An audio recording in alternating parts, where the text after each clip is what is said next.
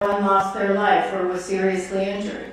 But within weeks, there was a lot of focus on human error, on the actions of a team of Boeing manufacturing personnel in Renton. In the final investigation report, we cited Dr. James' reason. Within a robust system, the introduction of a single error is almost never the only cause of an accident. Rather, several barriers of defense must fail for the error to lead to an accident. In other words, there was a long chain of events that led to the door plug departing the aircraft, just as there is for every accident we investigate.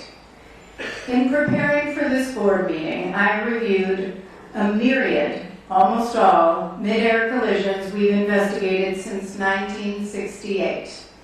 When a North Central Airlines Flight 261, a Convair 580, collided with a Cessna 150 near General Mitchell Airport in Milwaukee, Wisconsin. That was one of 38 mid-air collisions we investigated in 1968. A year later, we investigated the mid-air collision of Allegheny Airlines Flight 853 and a small Piper Cherokee outside Shelbyville, Indiana, killing 83 people. Within months, the board held a hearing on mid-air collisions in general and issued 14 recommendations aimed at preventing them from reoccurring, including our first recommendation to expeditiously develop and implement a collision avoidance system in all civil aircraft. Fast forward 50 years to 2019. I was the board member on scene for a mid-air collision between a de Havilland DHC-2 Beaver airplane and a de Havilland DHC-3 Otter airplane. About 8 miles northeast of Ketchikan, Alaska, 6 people died, 10 were seriously injured. Mr. Banning and Dr. Bramble were also on scene. We didn't conclude that the cause was pilot error, that one pilot hit the other's plane. Rather, we concluded that the inherent limitations of the see and avoid concept were the concern. The similarities between the mid-air collisions we investigated 50 years ago in 1969, in Ketchikan in 2019, and in DCA, near DCA in 2025 are chilling.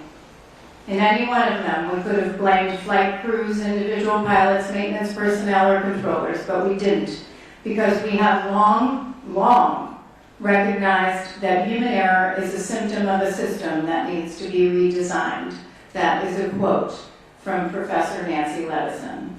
When Spaceship Two broke up during a test flight in 2014, our probable cause didn't cite human error, but scaled composites' failure to consider and protect against the possibility that a single human error could result in a catastrophic hazard. And in 2022, when an Amtrak train derailed after hitting a dump truck that was blocking a grade crossing in Mendon, Missouri, we didn't blame the driver. We found the design of the crossing was significantly flawed. It reduced drivers' ability to see approaching trains and made stopping difficult for heavy trucks. That enabled Governor Parsons to address not only the safety of that grade crossing, but make improvements to 49 others across Missouri, saving countless lives. Steve Wallace, the former director of the FAA Office of Accident Investigations, was interviewed in 2023 to mark the 20th anniversary of the Space Shuttle Columbia disaster. After the Columbia disintegrated upon re-entry to Earth, killing all 7 astronauts on board, the NTSB was heavily involved in the investigation. In fact, one of our leading aerospace engineers who actually did the structural work for this investigation did the work on Columbia with NASA. Steve was a member of the Columbia Accident Investigation Board. In the interview, he cites a lesson he learned from our investigators. Quote, NTS people have a saying that when you find the human error, that's not the end of the investigation, that's the beginning of the investigation. What is the true root cause? The root cause is the thing that you have to change so it doesn't happen again. Commercial aviation embraced the same shift in root cause analysis, and the results were powerful. In fact, they challenged the NTSB to do better when we only focused on human error back in the 1970s and before that. And as a result, flying became safer. Before this tragedy occurred on January 29, 2025, the U.S. aviation system was experiencing a record level of safety. That is the power of taking a systems approach, which is based not on speculation, but on decades of research, evidence, and our own investigations where the lessons learned turned into lives saved. As aviation safety evolved, so did the systems and so did the risks. I'll repeat, within a robust system, the introduction of a single error is almost never the only cause of an accident. Rather, several barriers of defense must fail for the error to lead to an accident. We are here today to discuss those failures. Today, you will hear how deep underlying systemic failures, system flaws aligned to create the conditions that led to this devastating tragedy. From design of our airspace around DCA to the limitations of see and avoid, which we've been warning about for over 5 decades, to failures of entire organizations to evaluate and act on readily available data, heed repeated recommendations, and foster robust safety cultures, to name a few. Months ago, I received a letter from someone sitting in this audience today whose fiance was aboard 5342.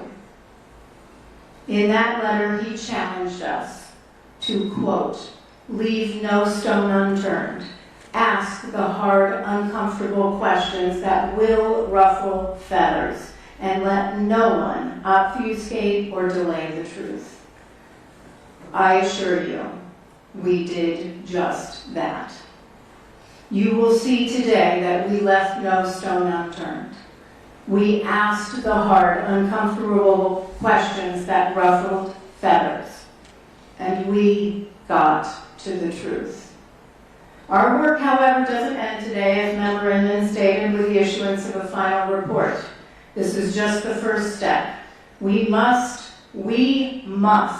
it is our duty to relentlessly, vigorously pursue safety change, which means we must do everything in our power, even ruffle feathers, to get our recommendations implemented, or this will happen again.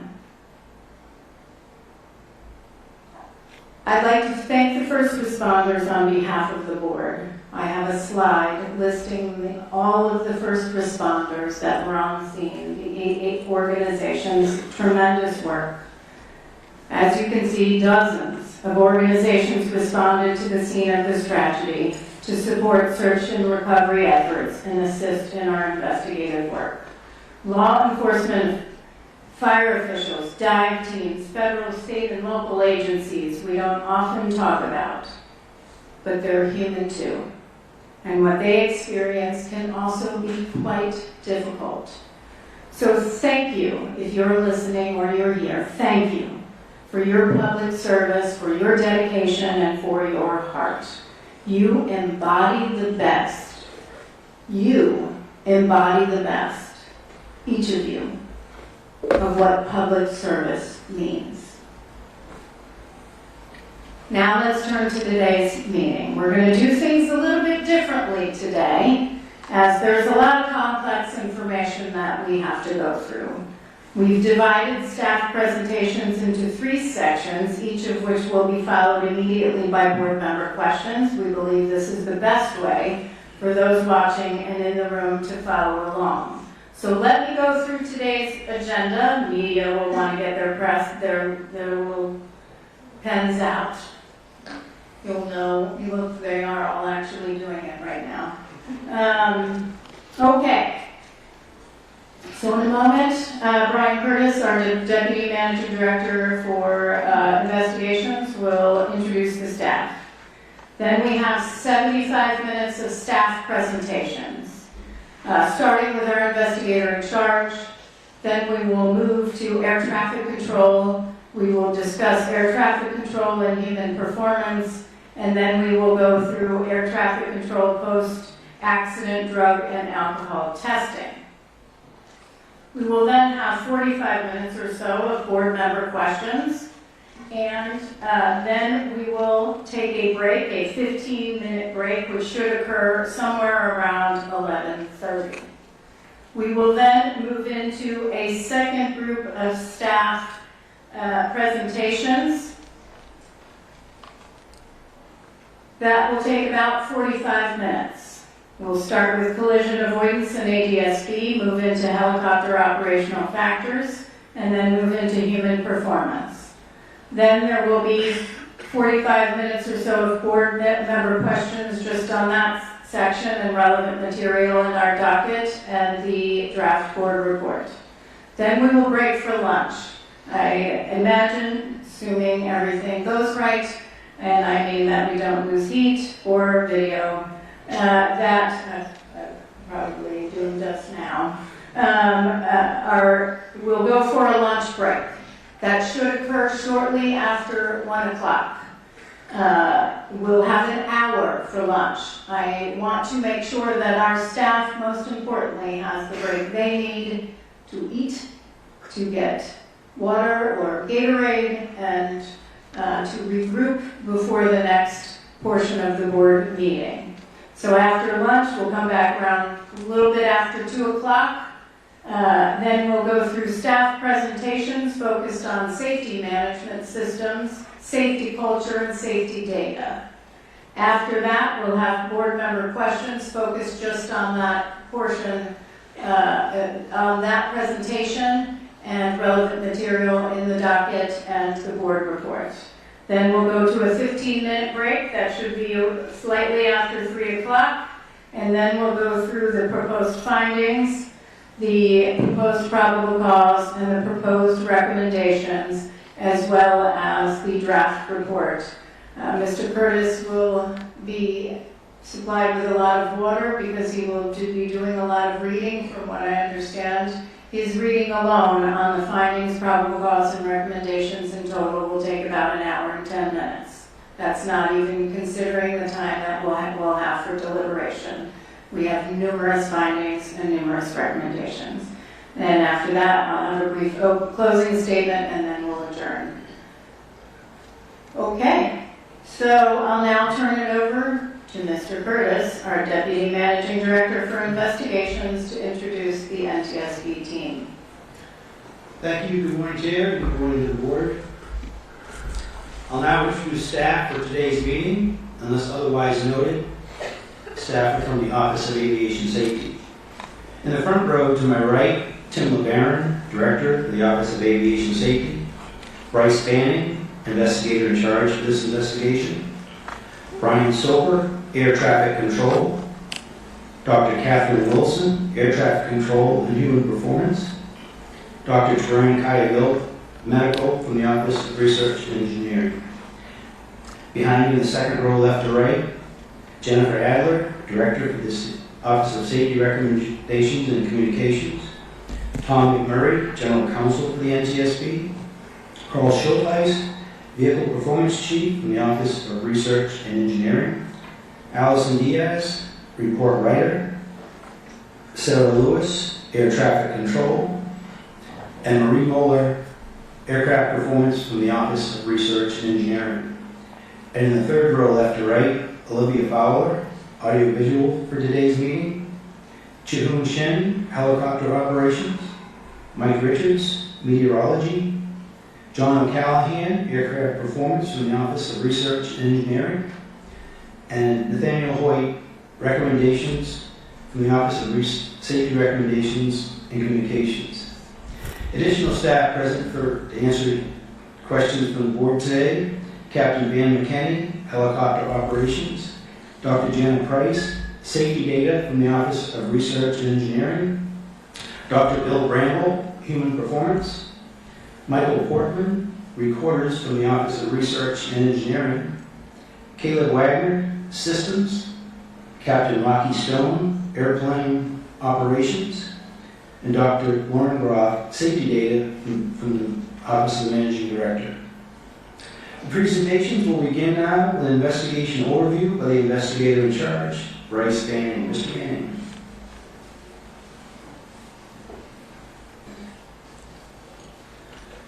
Good morning, Chairwoman Hamady, Member Graham, and Member Inman.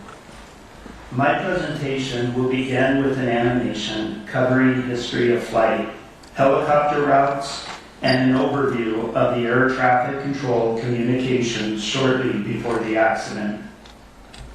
Then I will discuss the visibility study and play a second animation which will depict simulated views from the cockpits of each of the accident aircraft.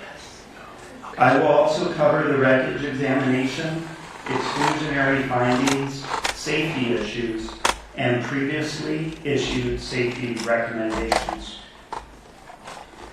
Air traffic control audio is included in these animations. Cockpit voice recorder audio from both airplane and helicopter are not included in these animations, but their transcript will be shown. We realize that some attendees and remote viewers may find these animations difficult to view and hear. We will pause before starting the animations to allow those currently in the boardroom to leave for the duration of the animation or turn away from your screens if viewing remotely. We will inform you when the animations are finished playing. We will begin the first animation now and will pause for those who would like to leave the room or turn away from their screens. The animation will play for approximately 12 minutes. We will be dimming the lights in the boardroom so that people can see the animation better.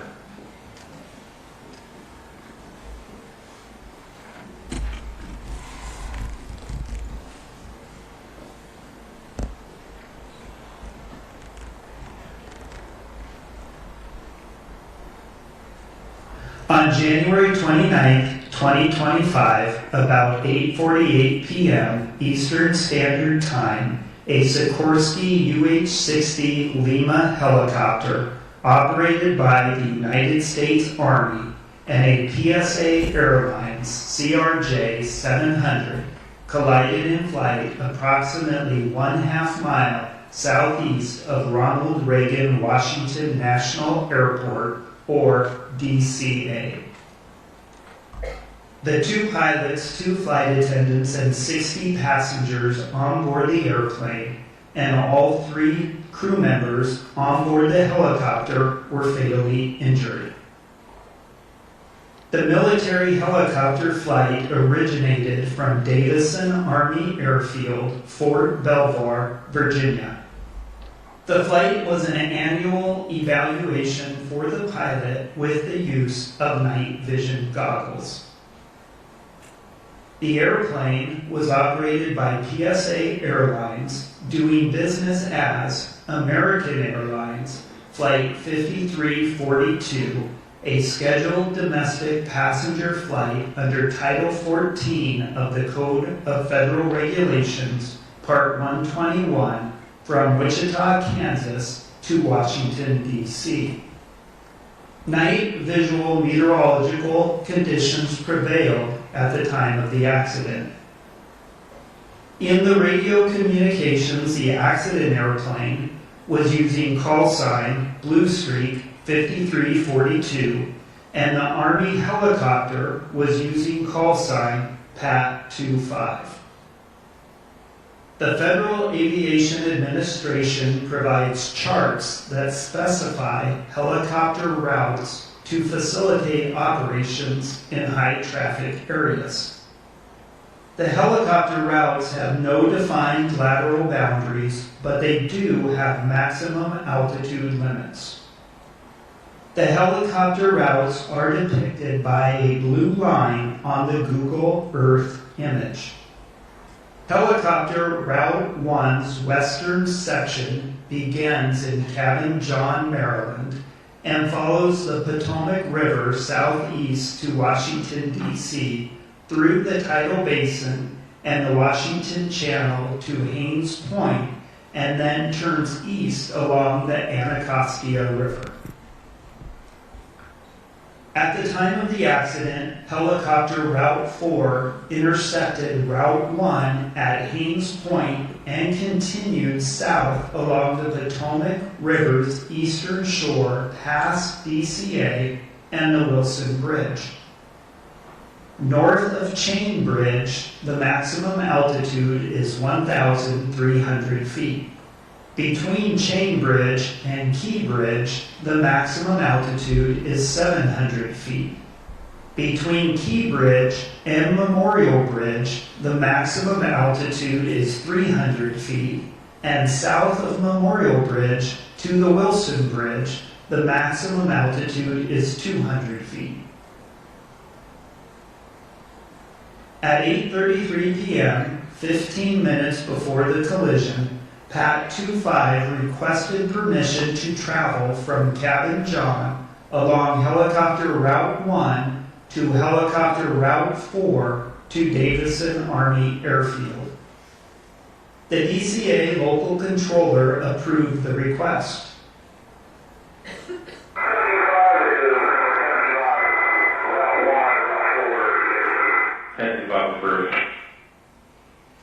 There was no communication between Pat 25 and the DCA local controller for 12 minutes.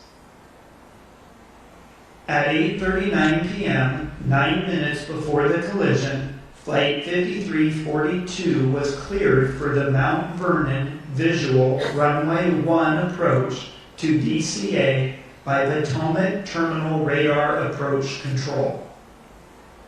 Select in-cockpit communications between the instructor and the pilot in PAT 25, primarily about altitude, will be shown on a black background in the animation. At 8:43 p.m., 5 minutes before the collision, Flight 5342 was handed off to the DCA Tower Local Controller. The local controller asked the crew of Flight 5342 if they could switch their approach from runway 1 to runway 33. Bushie 5342, Washington Tower 1 star 3201725. You take runway 33. The crew accepted the change and they were cleared to land on runway 33. This magnified satellite photograph shows the locations of runway 1 and runway 33 at DCA. Yeah, we can see runway 33. Bushie 5342, Wilson Bridge, change start runway 33, runway 33, please land.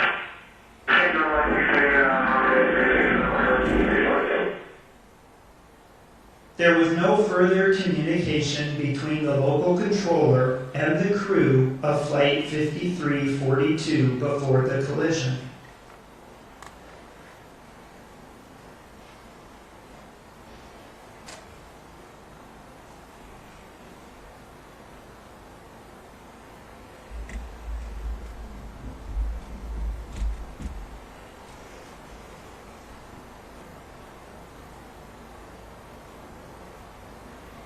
This animation shows aircraft in the vicinity of DCA for the 3 minutes before the collision.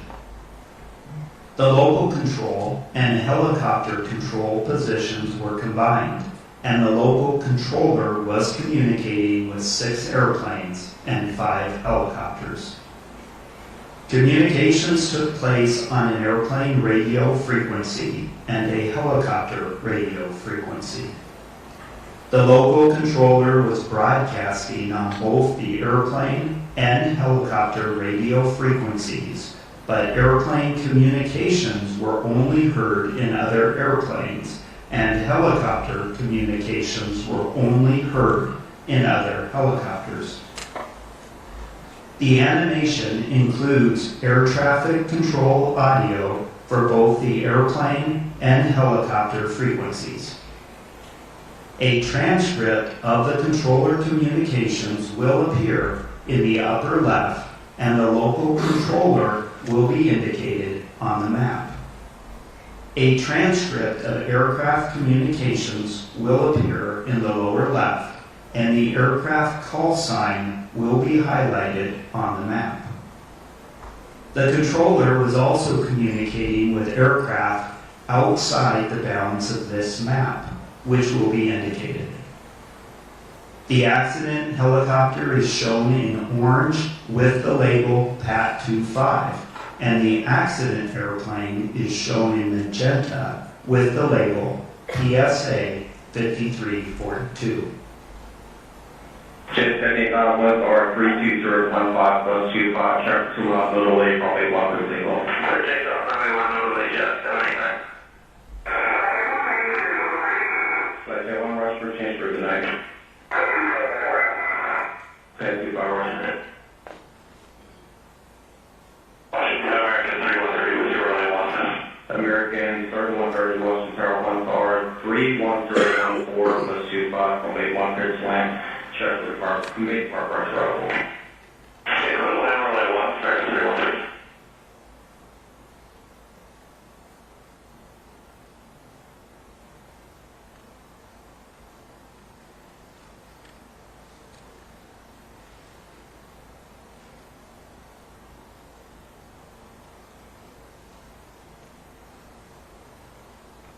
Yeah, 79, contact on March 2 day. American 7130, close bomb. Okay, 25, check just off the Wilson Bridge to Sierra Shade at 1,020 feet, start runway 33. Just over room. American 1630, start runway 1 off Wood, check throughout the runway 33, just shut 1 to the bump home. Left right, runway 1, 1630.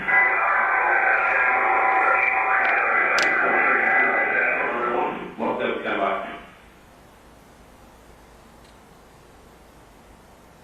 307. Keep rolling out to November ground force in the day. Whatever. 307.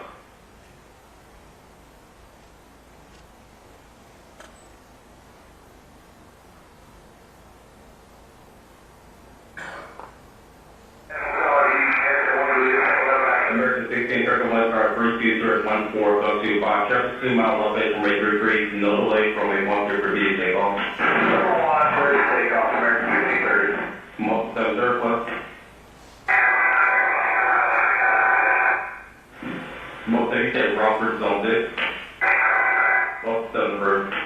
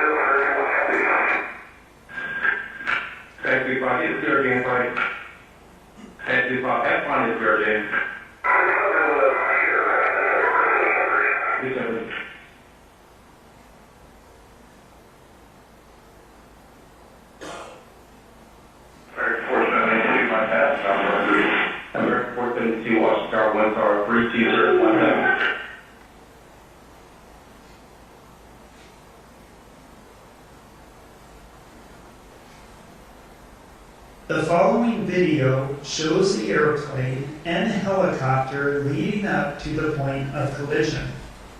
The video was recorded by a camera located near the approach end of runway 33 at DCA, oriented to the south.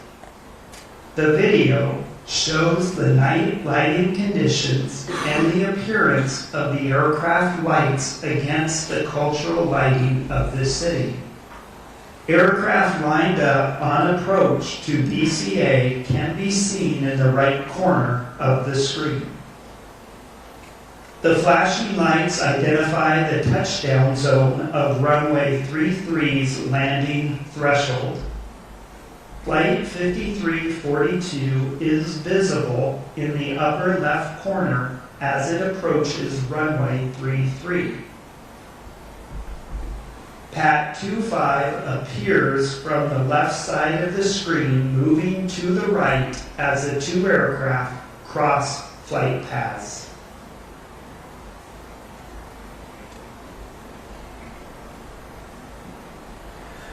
The animation is done playing.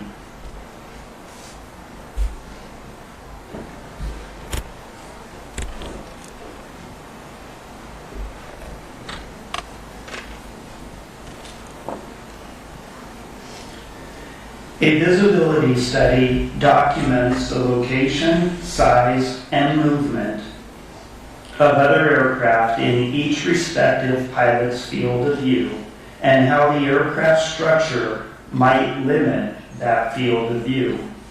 Human performance investigators can determine how conspicuous each aircraft would be to the flight crew and how that impacts their see and avoid tasks.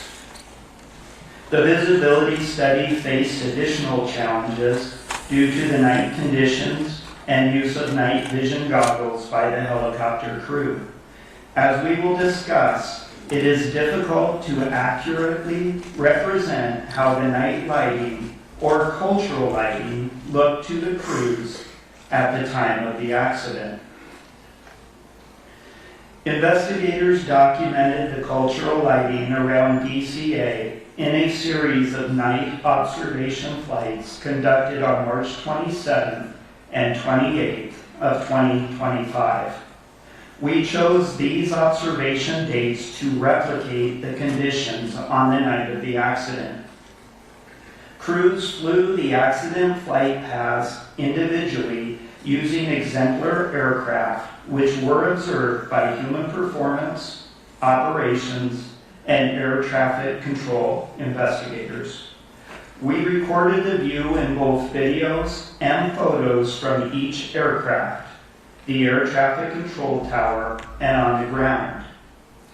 This documentation was used to determine which available flight simulator program best represented the cultural lighting at the time of the accident and informed the human performance analysis. Shown is a video frame recorded from the cockpit of the CRJ night observation flight when turning onto final for runway 33.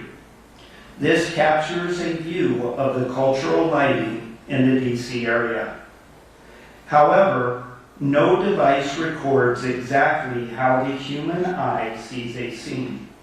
These types of images from various recording devices and the impressions of the human performance, operations, and air traffic control investigators from the night observation flights were used together to inform the analysis of the difficulty of the see and avoid task. The visibility study recreates the view from the cockpit and includes what the airplane structure would obscure. The photo on the left is of a CRJ 700 cockpit and labels the four cockpit windows: left window, left windshield, right windshield, and right window, and indicates the location of the captain, who was the pilot flying, and the first officer, who was the pilot monitoring. The image on the right shows the field of view of the captain looking forward through the left windshield. The light gray mask indicates how the structure of the airplane would have obscured some of the view. The night imagery is from Microsoft Flight Simulator 2024, and the simulated view shown is from 35 seconds before the collision. The location of Pat 25 is circled, but it is difficult to detect and identify against the cultural lighting of Washington, D.C. The left photo shows the helicopter cockpit and labels the left window, left windshield, center windshield, right windshield, and right window, and indicates the location of the pilot, who was the pilot flying, and the instructor pilot, who was the pilot monitoring. The image on the right shows a view of the instructor pilot in the right seat looking forward. In addition to the aircraft structure, the image on the right includes a mask of the night vision goggle view looking straight ahead. While the NVGs are binocular, the brain merges the image into a single circular view. In this image, the NVG view is shown as white phosphor, but the animation will show a green phosphor display. Both types of NVGs were available to the crew. This image is from 19 seconds before the collision, and the location of the CRJ is circled. While the location, size, and movement of each aircraft in a pilot's field of view is accurate, there are important limitations to the visibility study, including: first, the accuracy of the cultural lighting. You will see in the animation that some landmarks are unrealistically bright. Additionally, not all of the aircraft south of the Wilson Bridge were visible in the simulation. Secondly, the accuracy of the external lighting on each aircraft, which affects how visible it is against the cultural lighting. The CRJ 700 model for Microsoft Flight Simulator 2024 did not have functional external lighting, so a model of the Boeing 737 was used instead. The differences in the appearance of these airplanes at night is insignificant until just before the collision. Lastly, the accuracy of the night vision goggle view. The goggles are shown stationary, and the pilot's head does not move or scan. The imagery also does not include additional light sources that night vision goggles would show more brightly, such as stars. We will begin the second animation now, and will pause for those who would like to leave the room or turn away from their screens. The animation will play for approximately 8 minutes. We will be dimming the lights in the boardroom so that people can see the animation better.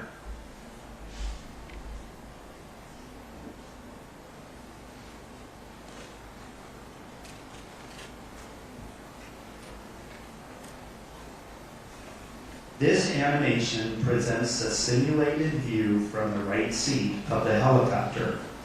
A dark gray structural mask generated from a three-dimensional laser scan of an exemplar aircraft is overlaid on the scene. A light gray mask depicts the mounting structure of the night vision goggles, positioned for the instructor pilot looking straight ahead. The green tint mimics a green phosphor visual effect, but the actual behavior of the night vision goggles has not been simulated. Crew communications transcribed from the cockpit voice recorder are shown as text at lower left. Audio recordings of air traffic control communications on the helicopter frequency are synchronized with the animation, with corresponding transcript text displayed in the center. Radio interference blocked some transmissions from the local controller and other helicopters. Transmissions that were blocked are indicated by striking through words in the transcript. A moving map depicting the locations of Pat 25 and Flight 5342 and synchronized with the view from the cockpit will be shown at lower right. It's 78,000 or 32015 +25, sharp 2 out, notably from a 1 good takeoff.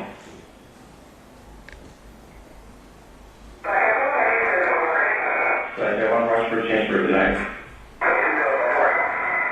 And 2 power rush.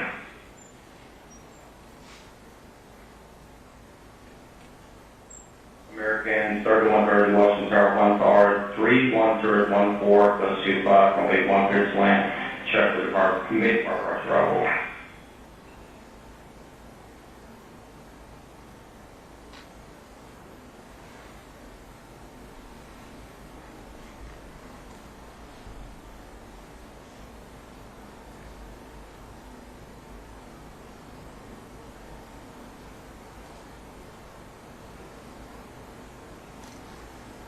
Yeah, 79 contact on our shooting. American 713 close bomb. 1025, traffic just off the Wilson Bridge to TRC at 1,200 feet, start runway 33. This is Everest Group. American 1630, tower runway 1 off Wood, traffic throughout start runway 33, this shut 1 bomb.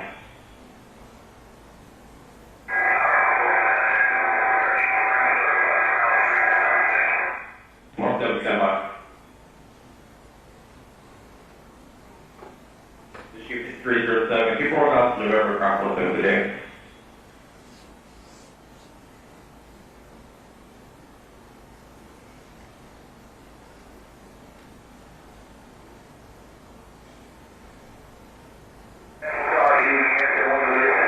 American 1631, star 32, turn 14, up to 5, traffic 2 mile elevation, rate 33, no delay from a 1 for view takeoff. 7 surplus. Most of you said Rockford Zone 6. Most 7 bird.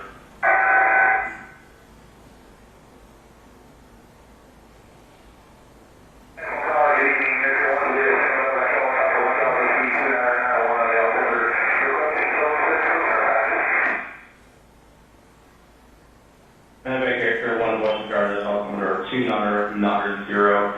Approved Ross class progress, thanks for one share Fairfax.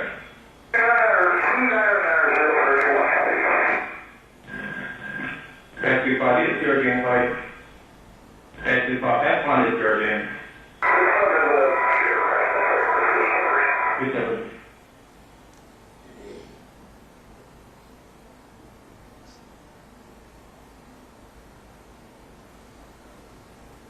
American 472 Washington Star 1 star 3217.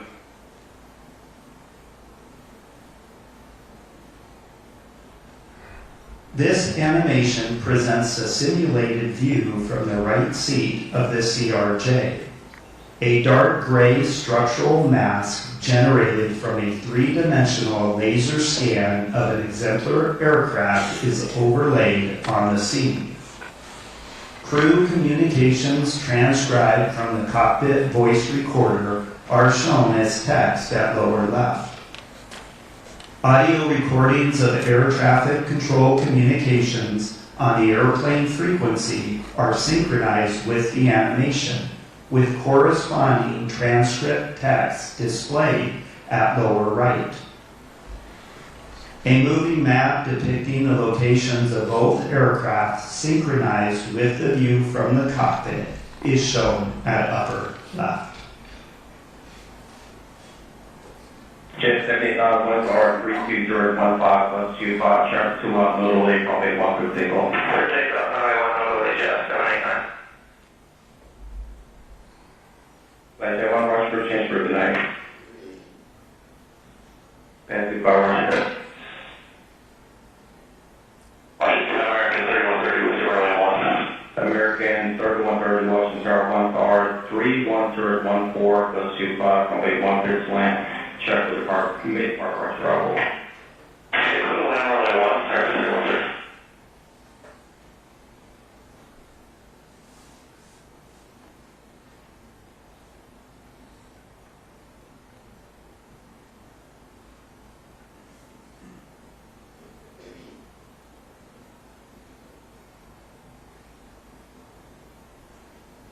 Yeah, 79 contact on our shooting. American 713 close bomb. 1025, traffic just off the Wilson Bridge to TRC at 1,200 feet, start runway 33. This is Everest Group. American 1630, tower runway 1 off Wood, traffic throughout start runway 33, this shut 1 bomb. Left right, runway 1, American 1630. 472 by Castle, runway 1. Mark 7 stand by.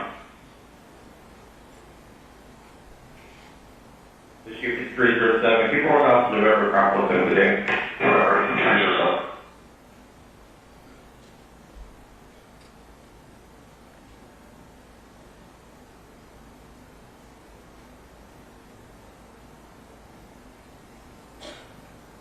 American 16, 31 star 32 14, go to 5, traffic 2 mile elevation, rate 33, no delay from a monster for you to take off. Number 1, clear to take off, American 16, 30.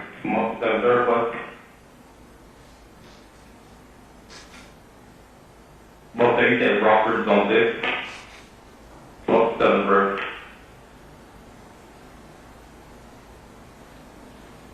American 4782, residue 1.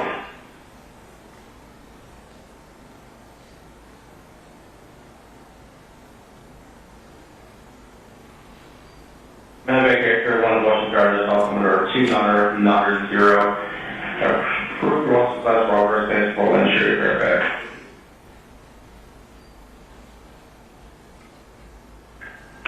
Taxi 5 is Georgian flight. Taxi 5 F1 is Georgian. Mr.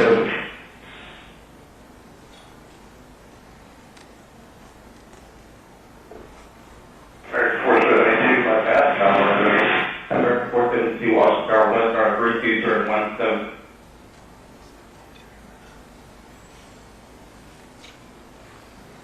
The animation is done playing.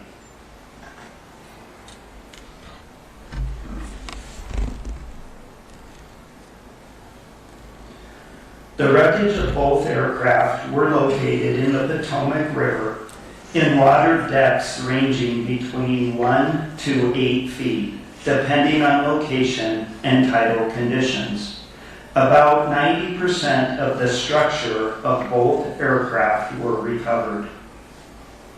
Examination of the recovered wreckage indicated that the helicopter's main rotor contacted the underside of the airplane's left wing, resulting in the outboard section of the wing separating in flight. Video evidence showed both aircraft rapidly descending and impacting the water after the collision. The NTSB's investigation's comprehensive review of the accident circumstances determined that the following did not contribute to the cause of the accident. The pilots of Flight 5342 were certificated and qualified in accordance with federal regulations. The pilots of Flight 5342 were medically qualified for duty, and available evidence does not indicate that they were impaired by effects of medical conditions or substances at the time of the accident. Review of the pilot's time since waking and sleep opportunities in the days before the accident indicated that the pilots had adequate rest opportunities.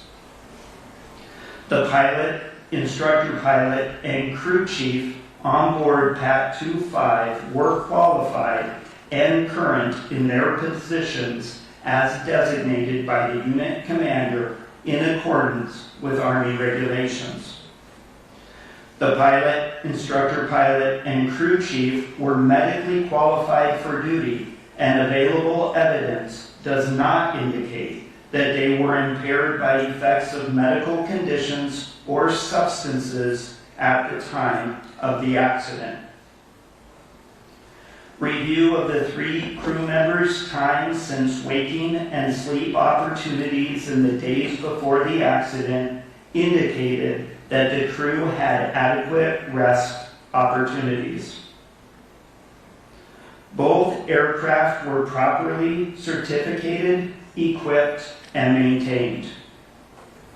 The operations supervisor and 4 controllers who were working in the DCA Air Traffic Control Tower cab at the time of the accident were certificated and current in accordance with federal regulations.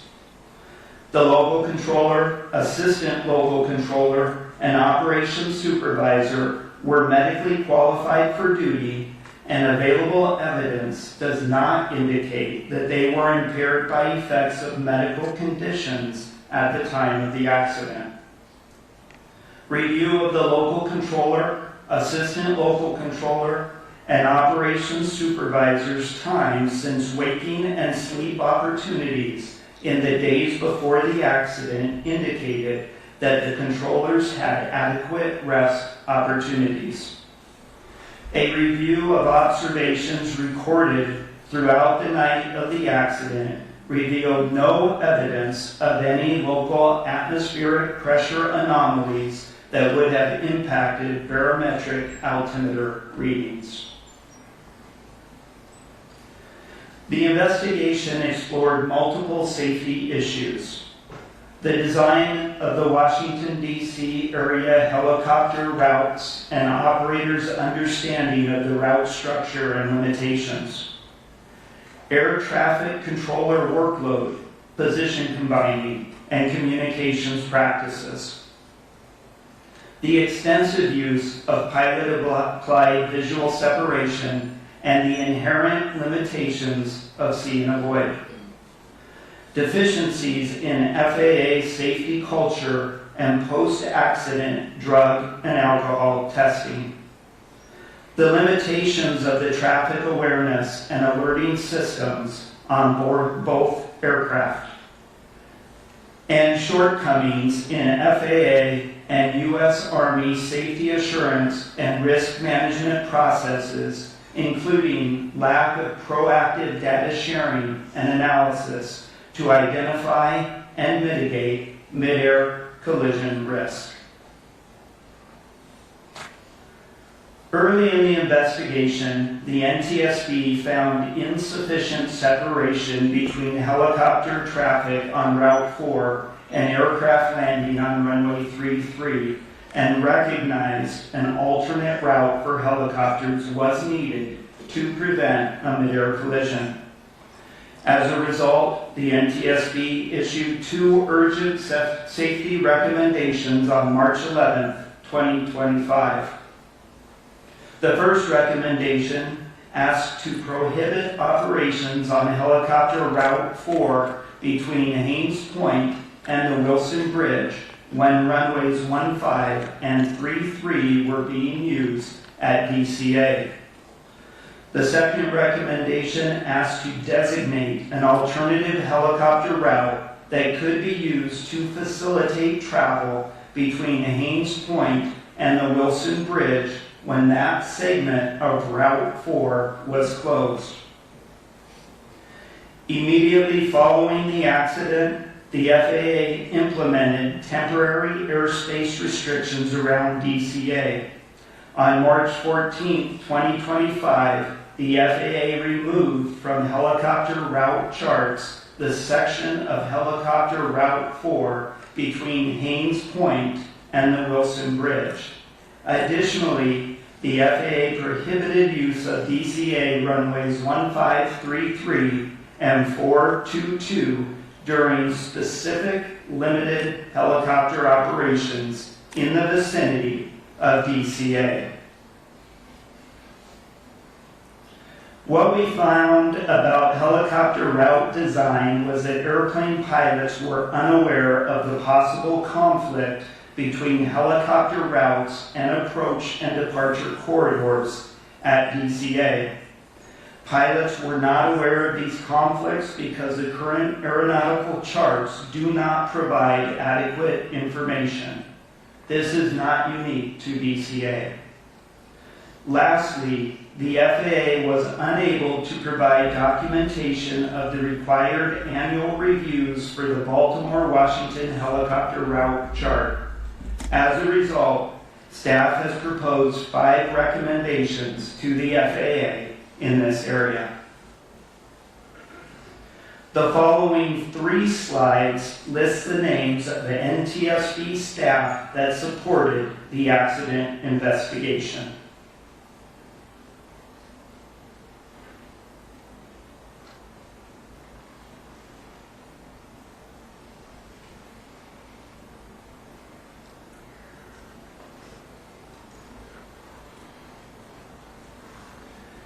NTSB invited qualified parties to participate in our investigation. The next 2 slides list out the parties.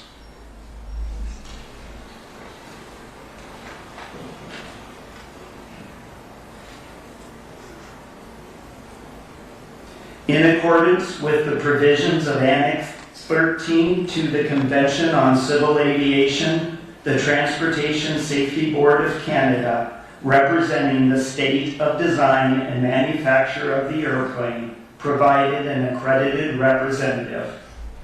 Technical advisors from Transport Canada and MHIRJ Aviation participated in the investigation. Staff will be giving presentations on the following topics: air traffic control, human performance as it relates to air traffic control, and the FAA's post-accident drug and alcohol testing of air traffic controllers. A discussion will follow these presentations. Then presentations will be provided for automatic dependent surveillance broadcast, or ADSB, and collision avoidance systems, helicopter operations, and human performance as it relates to both aircraft. A discussion will follow these presentations. Lastly, we will have a presentation on safety data and safety management systems, followed by discussion rounds. Chairwoman Hamidi, this concludes my presentation. Mr. Soper will now discuss air traffic control. Good morning. My presentation will discuss the airspace surrounding DCA, helicopter Route 4, formation and activities of the DCA ATC Tower Helicopter Working Group, the DCA Tower Facility Level Classification, traffic management challenges at DCA, combining of local and helicopter control positions, use of visual separation, traffic advisories, ATC safety alerts, and positive control. The airspace surrounding DCA is uniquely complex, being a Class B airspace that includes the Washington, D.C. Special Flight Rules Area, or SFRA, Flight Restricted Zone, or FREEZE, as well as prohibited areas. The tower's delegated airspace at DCA is also more expansive than that seen at similar airports, covering more than 520 square miles and containing extensive helicopter operating areas and routes charted on the Baltimore-Washington helicopter route chart. Helicopter Route 4 was established in 1986 in the first edition of the Baltimore-Washington helicopter route chart, and had changed very little since that time. Helicopter Route 4 was one of several chartered routes designed for the transition of helicopters through the DCA Class B airspace. The Route 4 design had always posed a proximal conflict to the runway 33 approach corridor and runway 15 departure corridor, but it would continue to be used through the years. The routes were never procedurally separated, meaning there were no written procedures in place to ensure that when applied, aircraft would be automatically separated by a required minimum. While we learned from the FAA during the investigative hearing that these routes were never constructed to provide or ensure separation, we also learned that there was a lack of clear and consistent understanding and varied interpretations across user groups. The DCA ATC Tower Helicopter Working Group was formed as a direct result of a significant near-mid-air collision in 2013 between a helicopter and an airplane in the very same location of this accident. The working group was composed of ATC personnel from DCA Tower only, with local helicopter operators being invited as necessary to address identified safety concerns as they arose. The working group proposed several recommendations to the FAA, including one to remove or relocate Route 4 in order to deconflict with the runway 33 approach corridor and runway 15 departure corridor, as well as the addition of hotspots to aeronautical charting to bring awareness to pilots about the increased risk potential when operating in these areas of the proximity events. The FAA chose not to act on the working group's recommendation to remove or relocate Route 4. Additionally, the FAA rejected the working group's recommendation to add hotspots to helicopter route charts. In 2018, due to a change in the method in computing facility-level traffic counts, DCA Tower was downgraded from a Level 10 to a Level 9 facility. The FAA declined to provide detailed criteria or the metrics used to establish DCA's facility level, but information available suggested that total traffic count was the driving factor in determining facility levels in general. Staff feel that there was an inadequate consideration given to airspace, airport, and operations complexity in the downgrading of DCA's tower facility level, and negatively impacted facility health as they experienced an inability to retain or recruit the experience level needed in control staff. In addition, no consideration appeared to be given to the high cost of living in the DC area, with a 15% difference in pay between levels 9 and 10, the biggest salary gap between any two air traffic control facility levels.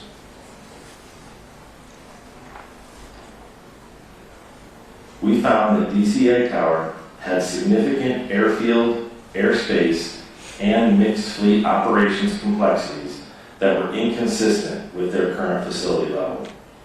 We also found that aside from the traffic count alone, FAA provided no evidence that operational complexities or cost of living were considered in their criteria for establishing air traffic control facility levels.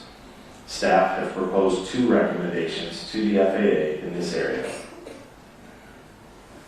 According to public records, as of 2023, and reportedly still accurate today, DCA had the busiest single runway in the national airspace system. Total operations exceeding those documented at airports including Chicago O'Hare, Los Angeles, Dallas-Fort Worth, and LaGuardia. DCA was a capacity-constrained airport, and their traffic flow was largely managed through airport arrival rates, miles and trail spacing, and slot controls.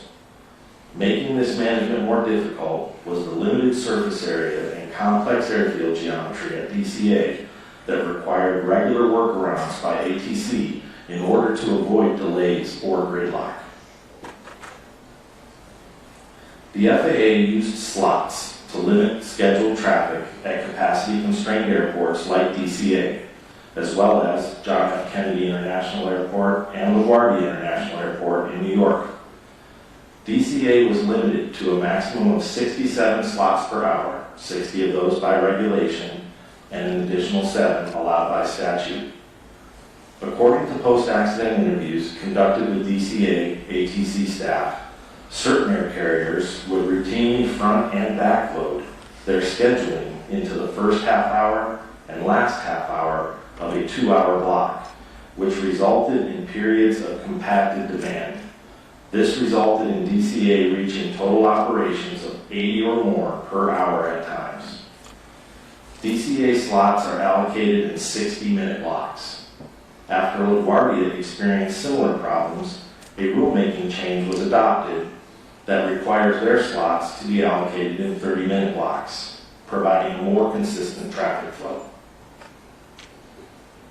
Time-based flow management, or TBFM, was a system whose core function was to provide the ability to schedule aircraft within a stream of traffic to reach a defined constraint point at specified times, creating a time-ordered sequence of traffic. Though reportedly equipment had been installed and the capability was there for several years, the FAA had not activated the system for DCA. Additionally, American Airlines testified at the investigative hearing that TBFM was used at several of their other hub airports and that it smoothed out the volume of traffic while also providing more accurate miles and trail. we found that DCA Tower routinely received less than the required miles and trail spacing from the Potomac TRACON, requiring controllers to build spacing to accommodate departures using various methods. A common mitigation strategy was to periodically offload arrivals to runway 33 as they were doing on the night of the accident. This involved requesting crews that were on approach to land on runway 1 to change their landing runway and circle to land on runway 33 instead. We found that DCA would benefit from established rulemaking similar to that used by LaGuardia, requiring allocation of traffic in 30-minute blocks rather than 60-minute blocks. We also found that time-based flow management would provide DCA Tower with a consistent flow of traffic, more accurate spacing, and greater predictability. We recently learned that phase 1 of this went operational in October of 2025, with full implementation planned to be completed by March 2026. Staff have proposed 3 recommendations to the FAA in this area. Combining of the control positions is commonplace in air traffic control, and in facilities like DCA Tower, detailed policy guidance is required to reduce the risk by preventing the combining of positions under the wrong circumstances. The policy at DCA regarding staffing of the helicopter control position had changed several times over the years, becoming less restrictive each time. During prescribed hours, the policy went from helicopter control must be open in 2016 and only authorized to be combined with air traffic manager or support manager approval, to 2023 becoming helicopter control must normally be decombined, meaning staffed separately. Then in 2024, it became helicopter control should normally be decombined, and it authorized the positions to be combined at the supervisor or controller in charge level's discretion. The softening in this policy from helicopter control must be open to helicopter control should normally be decombined, with no requirement of a corresponding log entry or rationale, opened the policy up for varied interpretation. On the day of the accident, the helicopter position had been open or staffed separately for less than 1.5 hours the entire day, and had been combined with local control for more than 5 hours leading up to the time of the accident. There was no requirement to log the combining of helicopter and control positions, nor any position combination at DCA Tower. Staff have proposed 1 recommendation to the FAA in this area. We will now show an animation and will pause for those who would like to leave the room or turn away from their screens. The animation will play for approximately 3 minutes. We will be dimming the lights in the boardroom so that people can see the animation better.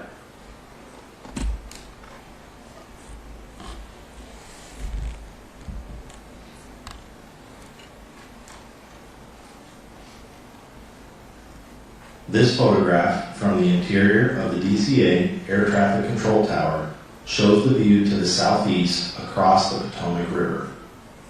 Traffic displays can be seen overhead. The traffic displays can be moved to suit the needs of the staff in the tower. This animation presents a simulated view from the tower. The point of view was based on the local controller's recollection of his position.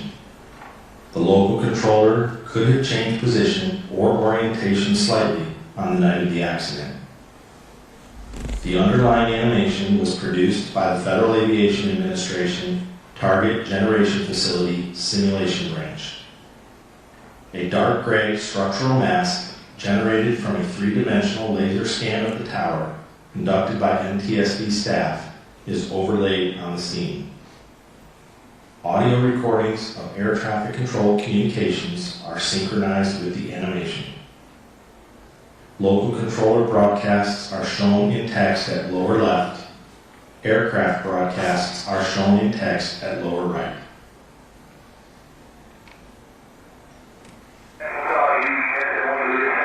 American 16, Circle 1 Star 32, 125, traffic 2 miles elevation from 833, no delay from a 13 for view takeoff. Takeoff, American 63rd. 73rd, please.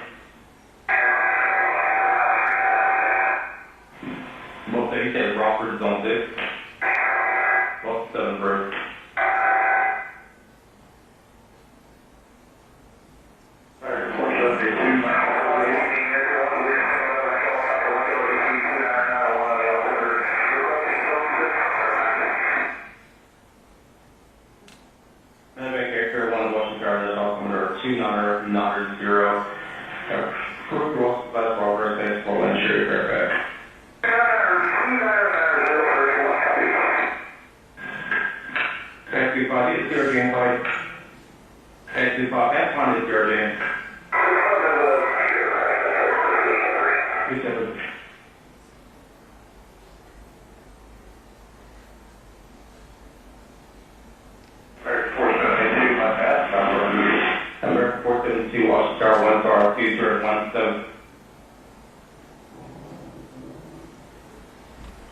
The animation has completed playing.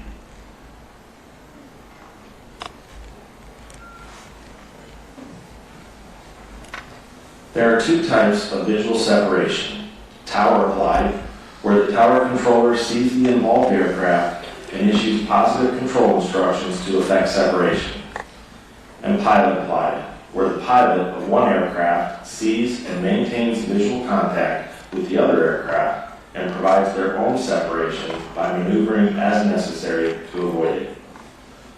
Visual separation was heavily relied upon and was the primary means of separating helicopter and fixed-wing traffic in the DCA area when weather conditions permitted.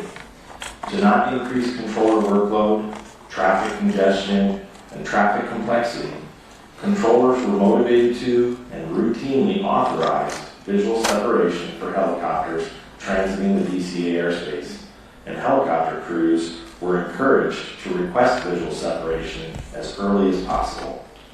According to facility records, DCA Tower had a documented history of controllers lacking in the understanding of basic fundamentals in pilot-applied visual separation, as well as a history of the misapplication of pilot-applied visual separation.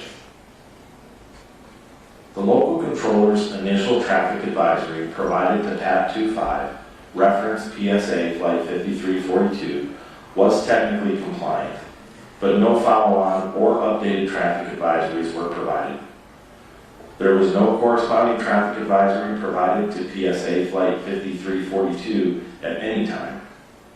The conflict alert first activated between PAT 25 and Flight 5342 26 seconds before the collision, while they were still about 1.6 miles apart and on converging courses. Considering the proximity of both aircraft and their continually converging courses, according to the radar replay of the event, targets were such that merging target procedures should have been provided, which would have included traffic advisories to both aircraft. The local controller stated they were concerned about both the close proximity of PAT 25 to PSA Flight 5342 and their converging courses. This, coupled with the conflict alert that was active at the time, the controller should have issued a safety alert, which would have included updated traffic advisory information and an alternate course of action if feasible. Neither were done in this case. Had a safety alert been issued, it would have increased the situational awareness of both crews and alerted them of their closing proximity to one another. Additionally, a timely safety alert may have allowed action to be taken by one or both crews to avert the collision. Positive control is defined by the FAA as the separation of all air traffic within designated airspace by air traffic control. And other FAA guidance included elements of positive control as taking command of control situations and not acting in a hesitant or unsure manner, and that a controller exercising positive control observes present and considers forecasted traffic to predict task overload, and takes appropriate action to prevent or lessen the situation. Positive control was not exercised at all times on the night of the accident. Had the local controller exercised appropriate positive control with timely safety alert on the evening of the accident, one or both flight crews may have been able to take action in time to divert the collision. Thank you. Dr. Wilson will now continue with her presentation. Good morning. I will discuss DCA air traffic control tower use of visual separation on the night of the accident, the concept of situation awareness, combining the local control and helicopter control positions, recognition of impending collision and expectation-driven process, the conflict alert system, radio communications when the local control and helicopter control positions are combined, time on position limitations, threat and error management, and risk management. Given the proximity of helicopter routes and zones to the approach and departure corridors for fixed-wing traffic, applying pilot-applied visual separation reduced controller workload and airspace congestion and complexity. As such, DCA ATC tower controllers were motivated to provide a traffic advisory and authorize visual separation for helicopters transiting DC airspace as early as possible. The local controller's expectation that Pad 25 crew had Flight 5342 in sight was not necessarily valid. As a result, there was potential for the local controller to overestimate the level of traffic awareness the Pad 25 crew had and to underestimate the level of information and assistance they might subsequently require to ensure collision avoidance. Situation awareness forms a basis for decision-making. Situation awareness is not only what the controller is perceiving in the current air traffic situation, but how they interpret that information and use it to project the future state of traffic moving in their airspace. Controllers must maintain awareness of each aircraft they are managing to include, for example, location, altitude, and airspeed, and anticipate where the aircraft will be in the seconds and minutes to follow.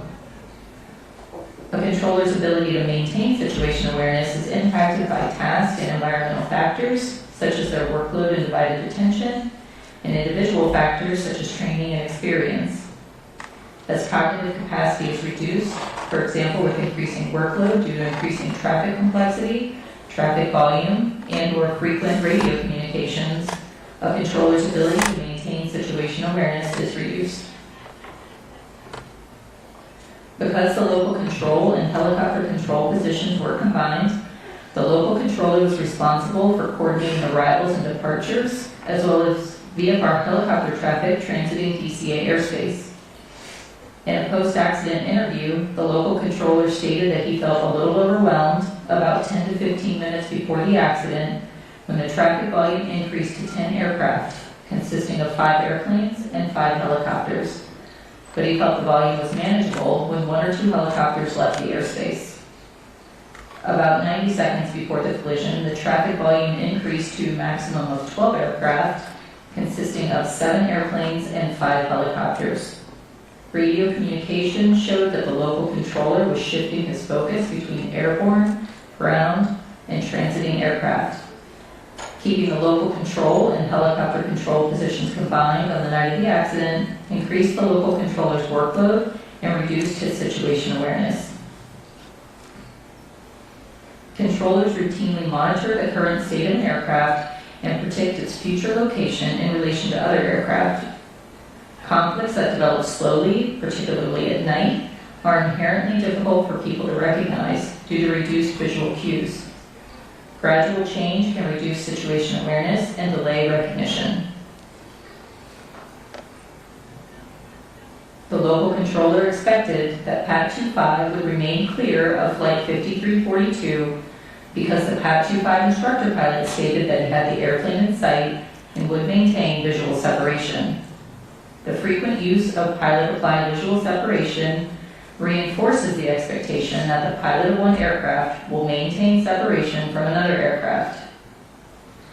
Because it is repeatedly worked as expected, it can be more difficult for a controller to notice deviations, especially when workload is high, like on the night of the accident.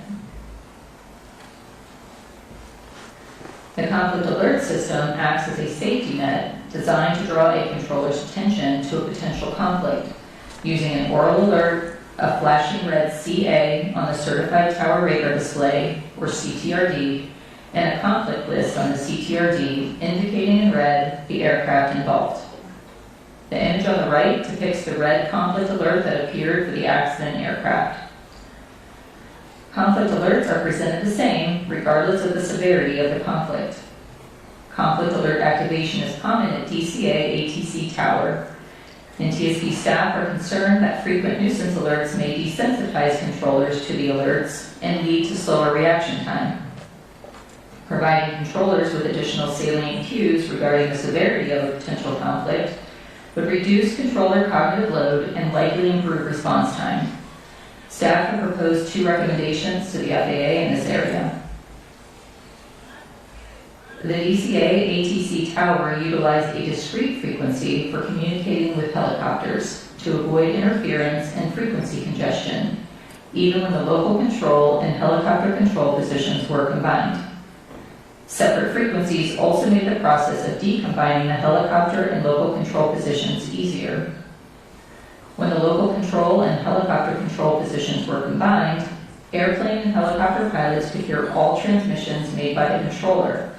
However, transmissions made by helicopters were not audible to airplanes, and transmissions made from airplanes were not audible to helicopters.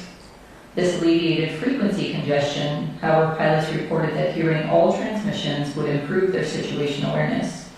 Staff have proposed 1 recommendation to the FAA in this area. The operations supervisor had been working on a control position for over 4 hours at the time of the accident and had been working on the operations supervisor position specifically for the 2 hours before the accident. Given his extended time on position, it is likely that the operations supervisor was experiencing reduced alertness at the time of the accident, which decreased his ability to effectively assess operational risks. The collective bargaining agreement between the National Air Traffic Controllers Association, or NACA, and the FAA require relief opportunities for all operational staff. However, the agreement does not cover supervisory personnel, and there are no mandatory relief periods for supervisors. Staff have proposed 1 recommendation to the FAA in this area.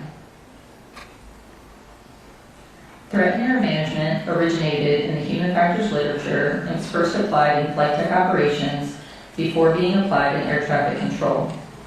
Threat and error management, or TEM, is a process for identifying safety risks in the environment, analyzing those risks, and minimizing or mitigating those risks. In November 2016, the NTSB issued Safety Recommendation A-16-51, asking the FAA to provide initial and recurrent training for air traffic controllers on controller judgment, vigilance, and/or safety awareness, with specific reference to 2 mid-air collisions that occurred in 2015.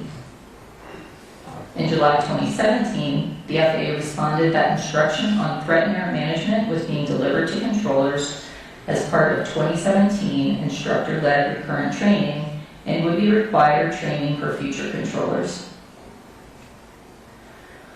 A review of training records for controllers involved in the accident did not indicate that they received TEM training in 2017, nor were controllers familiar with the term threat and error management during post-accident interviews. TEM training can strengthen situational awareness, promote team communication, emphasize effective scanning habits, help in recognizing patterns and developing adverse events, and enhance decision-making under stress. TEM training would also benefit controllers performing supervisory duties, who are responsible for overseeing facility operations and making operational decisions, such as when to combine or decombine control positions. Staff have proposed 1 recommendation to the FAA in this area.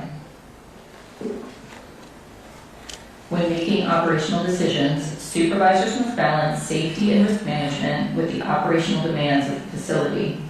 The DCA ATC Tower Standard Operating Procedures did not provide guidance or make a tool available to support supervisors in identifying risks, analyzing the impact of risks, prioritizing risks based on the likelihood and impact, or developing strategies to reduce or eliminate risks. A real-time risk assessment or decision-making tool would have likely benefited the operations supervisor in identifying and mitigating the operational risk factors that were present on the night of the accident. Staff have proposed one recommendation to the FAA in this area. Thank you. Dr. Cahill will now continue with his presentation. Good morning. I will discuss post-accident drug and alcohol testing requirements for FAA employee air traffic controllers. I also will discuss the post-accident drug and alcohol testing of the local controller, assistant local controller, and operations supervisor involved in this accident. FAA employee air traffic controllers are subject to federal workplace drug and alcohol testing requirements for Department of Transportation employees. These requirements are established by DOT order and are distinct from the drug and alcohol testing regulations that apply to DOT-regulated employers such as airlines. By DOT order, post-accident or post-incident drug and alcohol testing is required after an accident or incident that involves any of the following: a fatality, substantial damage to aircraft, vehicles, or property, required medical treatment away from the accident site, or other unsafe practices as defined by orders or regulations. Controllers are identified as being subject to required testing when their performance provides reason to believe that it may have contributed, or when their performance cannot be completely discounted as a contributing factor. By DOT order, required post-accident drug and alcohol testing must be conducted as soon as possible following an accident. Whenever possible, required post-accident drug testing must be completed within 4 hours of the accident, and required post-accident alcohol testing must be completed within 2 hours. The DOT order allows for drug testing up to 5 days after the accident, and alcohol testing up to 8 hours after the accident. The controllers in this accident underwent workplace post-accident urine drug testing about 18 to 20 hours after the accident. This testing did not find any evidence of prohibited substance use. Post-accident alcohol testing, although required, was not performed. This investigation determined that the FAA Air Traffic Organization made the drug and alcohol testing determination almost 3.5 hours after the accident. The decision was made to test for drugs only because the controllers already had been released from the facility about 15 minutes earlier. Drug testing was scheduled for the afternoon of the day after the accident. Staff found that the ATO's drug and alcohol testing determination was not sufficiently timely to meet DOT's required testing timeframes. Additionally, the ATO's decision to not conduct drug testing as soon as possible and to not conduct alcohol testing at all violated DOT requirements.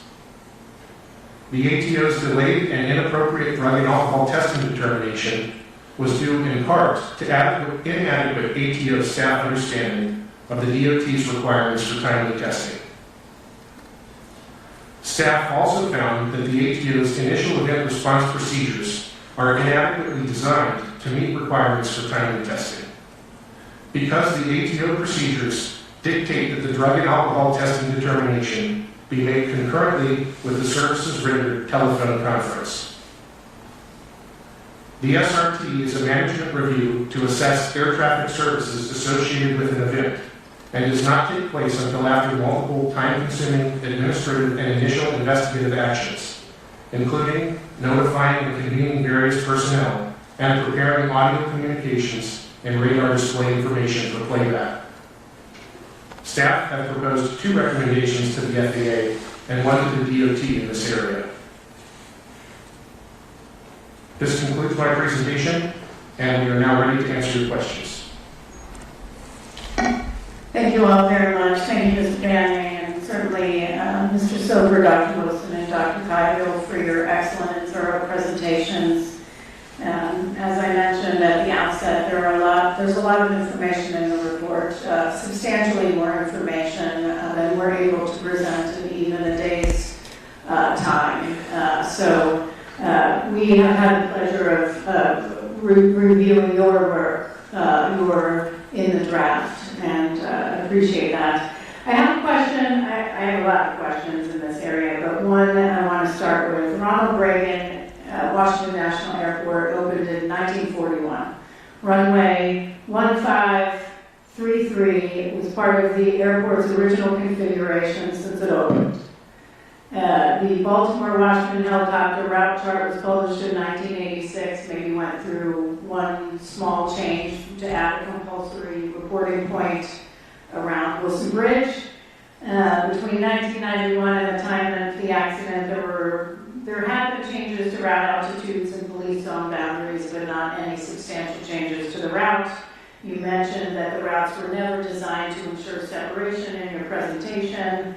Yet we know over time, concerns were raised repeatedly, went unheard, squashed, however you want to put it, stuck in red tape and bureaucracy of a very large organization, somehow didn't make it up. Repeated recommendations over the years, so much so that DC Tower took it upon themselves to create a helicopter working group because they had concerns. How is it that no one, absolutely no one, in the FAA did the work to figure out there was only 75 feet, at best, 75 feet of vertical separation between a helicopter on Route 4 and an airplane landing on runway 33? How is it nobody, until we did this investigation?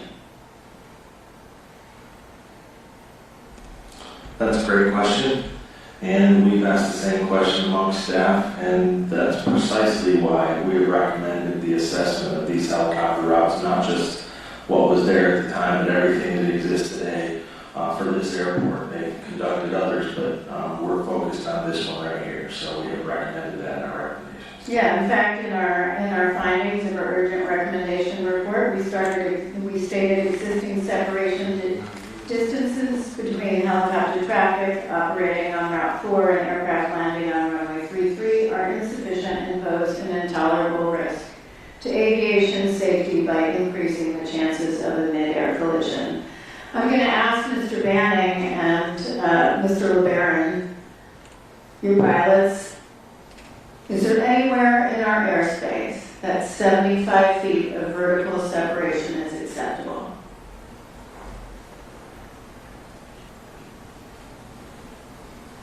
I'd say not to me. There's a lot of them. Yeah, not that I'm aware of. Absolutely not. Absolutely not. But it wasn't until Ms. Moeller and others mapped it out pain-free work that we figured it out. Years of nobody listening. Opportunities too. So I'm going to ask, FAA order states that terminal operations service area directors are responsible for conducting annual reviews of existing helicopter route charts to determine their accuracy and continued utility. Do we have any evidence that these annual reviews were conducted? No, we do not. We asked for that information, and they were unable to provide that nor identify the individual that you just named. Right. Since then, it has been changed to the air traffic manager responsible for those, but at the time of this event, it was that individual that you named, and we have no evidence of any of it. Do we even know who the terminal, so we have no idea who the terminal operations service area director is for the Baltimore-Washington helicopter route chart? That was the requirement, and the person responsible for conducting these annual reviews at that time. That's correct. We do not know. As of 2 days ago, the FAA responded in the same manner. They did not either. The FAA had no idea who a terminal, terminal operations service area director was. Who was responsible for conducting annual reviews, ensuring the safety of helicopters transiting the airspace around DCA. No idea who that was. Yeah. So we invited an individual to our hearing from the mapping office to our investigative hearing to discuss the route, to discuss annual reviews, and discuss any sort of proposal. Turns out, we learned after the hearing she wasn't the right person to invite. We should have invited this Terminal Operations Service Area Director that nobody at FAA could figure out who that was. Was FAA a party to this hearing?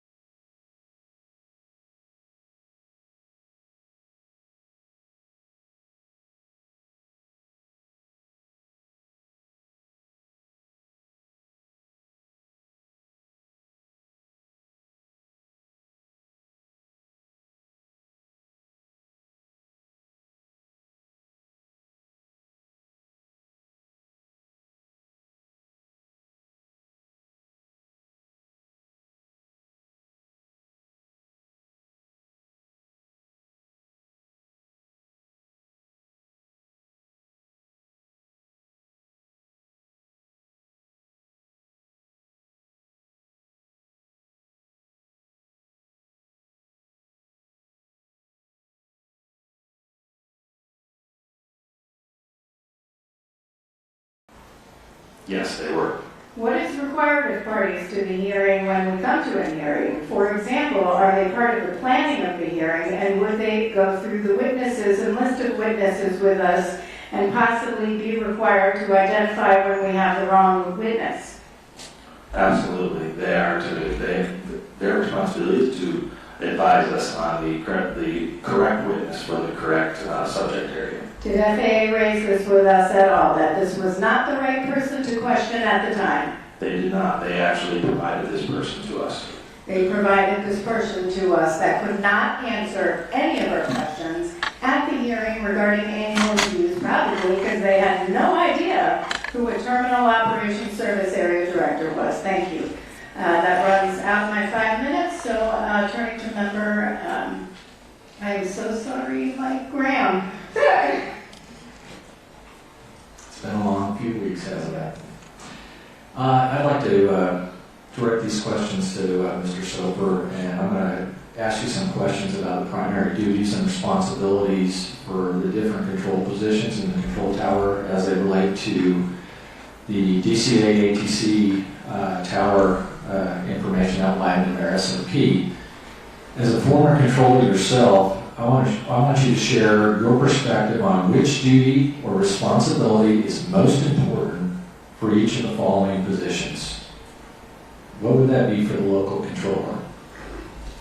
According to the DCA's SOP, Air Traffic Control Tower's SOP, the local controller must provide initial separation between successive departures and arrivals, and provide separation between arrivals and departures in those aircraft operating under their jurisdiction airspace. That's their primary duty. Yes. How about the helicopter controller?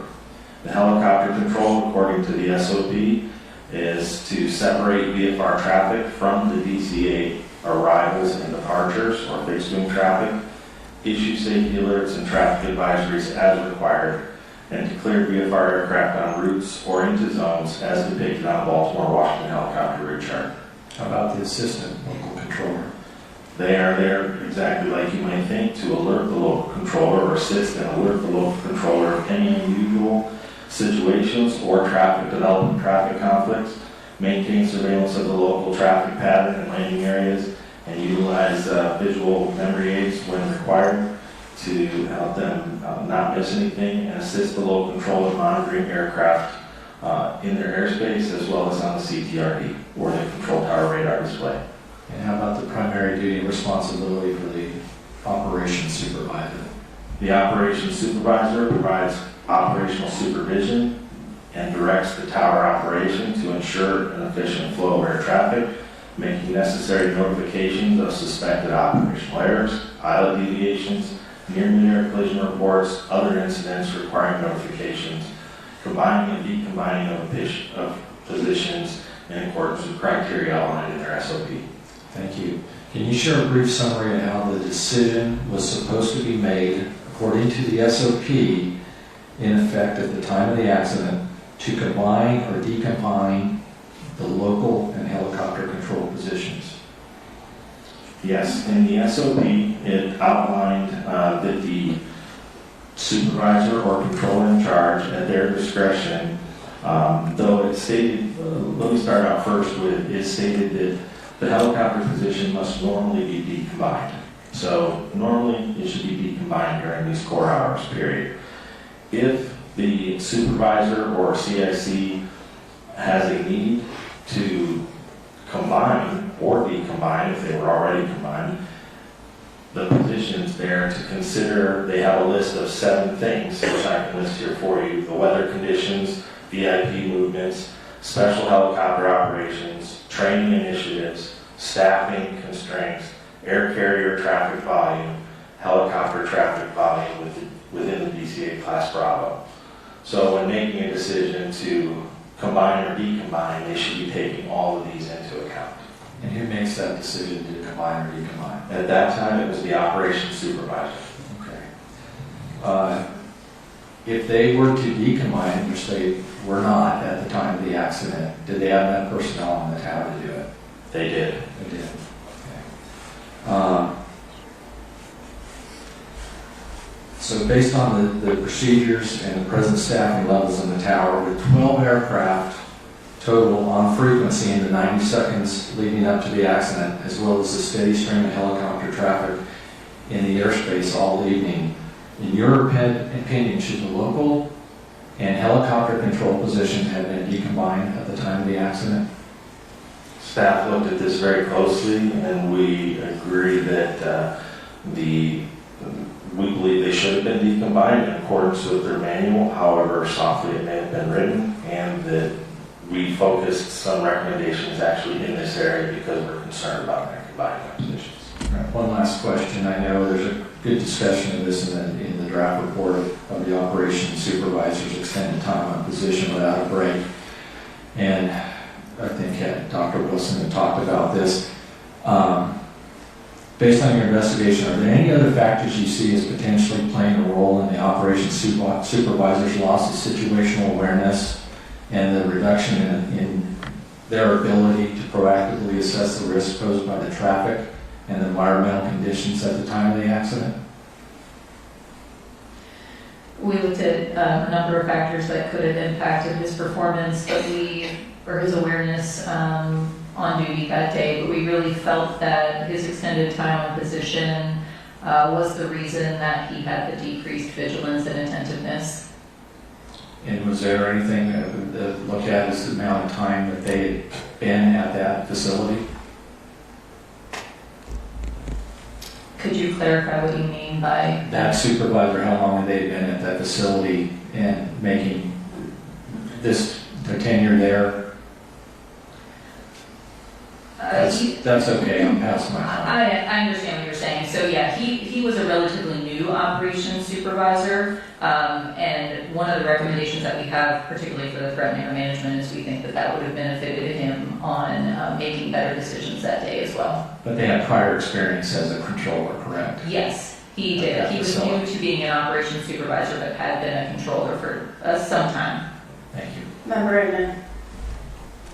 Ken, I'm going to follow up just a little bit on that, because you mentioned threat and error management. We made this recommendation in 2016 based on something we had seen, and the response we got was, yes, we're going to do it, and all new controllers are going to get it. We were promised that this was happening, right? We were. Did they do it? When we reviewed the training records for the controllers involved, we did not see that they received the integrated safety training workshop, which included threat and error management training. We did see that the operations supervisor did have a workshop of that same name several years, a couple of years before, and then a new hire who was working on position, not one of the controllers involved, he had a workshop in, I believe, 2023 with that same name. But that was the only evidence that we had of that workshop being provided to any of the controllers on duty. So you just mentioned 2 people, Yes. One, and there were 21 that were assigned to the tower? we only looked at the training records for the controllers that were involved the night of the accident. Okay. But obviously, what we were told that had happened and was occurring did not actually occur. We don't have evidence that it occurred. It's okay, I can say that. Thanks, Ken. It's kind of like congressional testimony. I'll get you there eventually. Dr. Cahill, you mentioned about alcohol and drug testing. I know we don't know or don't believe that it may have played a role in this, but it's obviously a violation, something we've looked at many times before. Is that correct? This is not the first time that we've seen it, and you're correct. We did not find any evidence that this was an issue in this accident, but we did address it as a safety issue in our recommendations. So you saw the investigative hearing, correct? Yes, sir. Nick Fuller testified at that point that they were aware of their shortcomings and they were going to make modifications and changes. Is that right? That's correct. Mr. Fuller testified that the FAA was working to revise the FAA's order for initial event response procedures, which are the orders that tie the drug and alcohol determination to the services written telephone conference. And do we know if they've done that yet? As of this date, they have not published that as a revised procedure, no, sir. Exactly. The answer to the question is no, because I was in Louisville, Kentucky when 15 people died and they didn't test then either. So they're not learning a lesson, obviously, nor what they're telling us seems to be factual all the time. It's okay, it's a rhetorical question. I want to go back to this, Mr. Soper. I asked or questioned this about putting this into the report, and I understand the staff's reservation because it's considered slang. But can you tell us what squeeze play is? It was mentioned in several of controller interviews and was discussed somewhat in the reports. Yes, so there is no definition, formal or informal, for squeeze play. It is sort of a slang term, but controllers understand it for those times when you are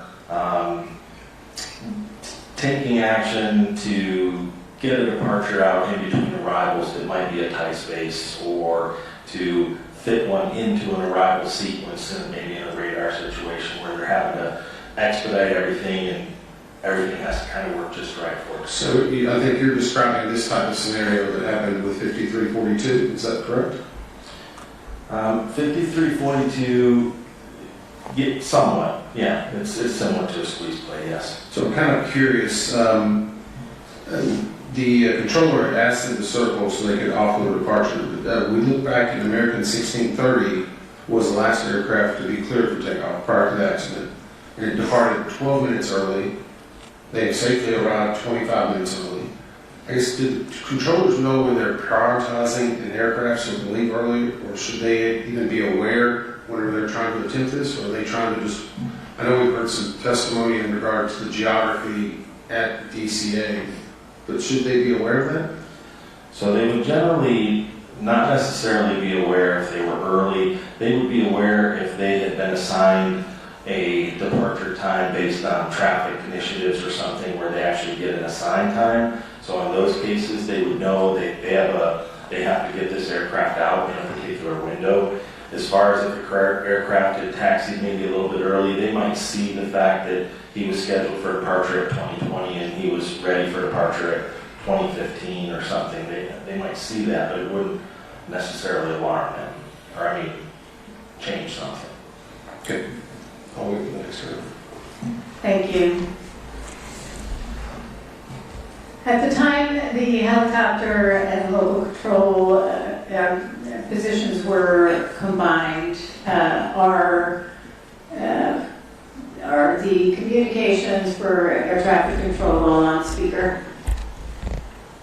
For local control, yes, they are. At this tower, they keep local control communications on speaker all the time. So the operations supervisor could hear what was being stated? He should have been able to. Okay. Potomac, my understanding is that at some point the operations supervisor received a phone call from Potomac Tracon requesting a reduction in miles and trail, correct? That is correct. And essentially what that means is to reduce spacing to allow for more arrivals. Correct. What does that do for the controllers? When you start decreasing below that miles and trail that was requested or that was in for the restriction, it makes it much more difficult to get departures out in between those arrivals. And when they accept that, is there any sort of criteria or look, or did the operations supervisor say to the local controller, hey, is this okay? How do you feel about this? Or it was just approved? We have no evidence that he asked anybody, and according to the recording, it was relatively quick. When he asked, he responded immediately that it was approved. That it was approved. So they would reduce spacing and get more arrivals, and increasing workload for the controllers. What was the assistant local controller doing at this time? At the time that they made the decision to... I'm sorry, at the time of the accident, time of the collision? So at the time of the accident, according to post-accident interviews, the assistant local controller was writing down information on helicopters. And what is the role of the assistant local controller? To assist the local controller in surveilling the airborne aircraft and monitoring the CTRD for conflicts and alerts. Monitoring and helping alert. Correct. Okay, thank you. How was the mix of, actually I'm going to read this from our report because I don't want to catch off guard because you don't have the full report right in front of you. But I do think it's worth noting that in our report we state DCA's capacity constraints. Since 1991, annual air carrier tower operations increased from 175,224 to a peak of 294,312 in 2024. Over the same period, tower operations attributable to air taxi and general aviation declined substantially. Air taxi operations peaked in 2007 at 118,228 operations, but fell to 1,594 operations in 2024. General aviation operations declined sharply after 2001 from 32,286 to fewer than 3,000 operations per year in every subsequent year. Air taxi, GA, meaning general aviation, and military operations accounted for 43.8% of all fixed-wing instrument flight rules operations in 2007, but only 1.3% by 2025. This change also altered the mix of traffic operating at DCA, with smaller airplanes increasingly replaced by larger air carrier category aircraft. Because larger and heavier airplanes have more restrictive performance margins on DCA's shorter runways, demand for runways 119, the airport's longest runway, increased. What did this change in the mix of traffic do did this increase workload for the tower and any sort of coordination demands for local and ground controllers? It certainly did. We've documented in the report that as we mentioned earlier, even in my presentation, they have the busiest single runway in the National Airspace System, and what you just explained is precisely why. And they were using runway 33 to offload some of that traffic in order to get more in and to deal with some spacing, including other measures like tromboning and other things which we could talk about later. But my point is, this did increase workload, and did anyone in FAA ever say, hey, maybe we should look at how things have changed at DCA? We have found no evidence of that and have made your recommendations directly to that. Yeah, well, I wonder if they actually looked at any other airspace or major airports in the U.S. with that memorandum. Thank you, Chair. I think these are for you, Mr. Soper. How often are airport arrival rates reviewed? According to FAA procedure, they should be reviewed annually every February. Okay. And what factors go into those reviews to determine if an arrival rate needs to be reduced? I'm going to look at my notes real quick. No problem.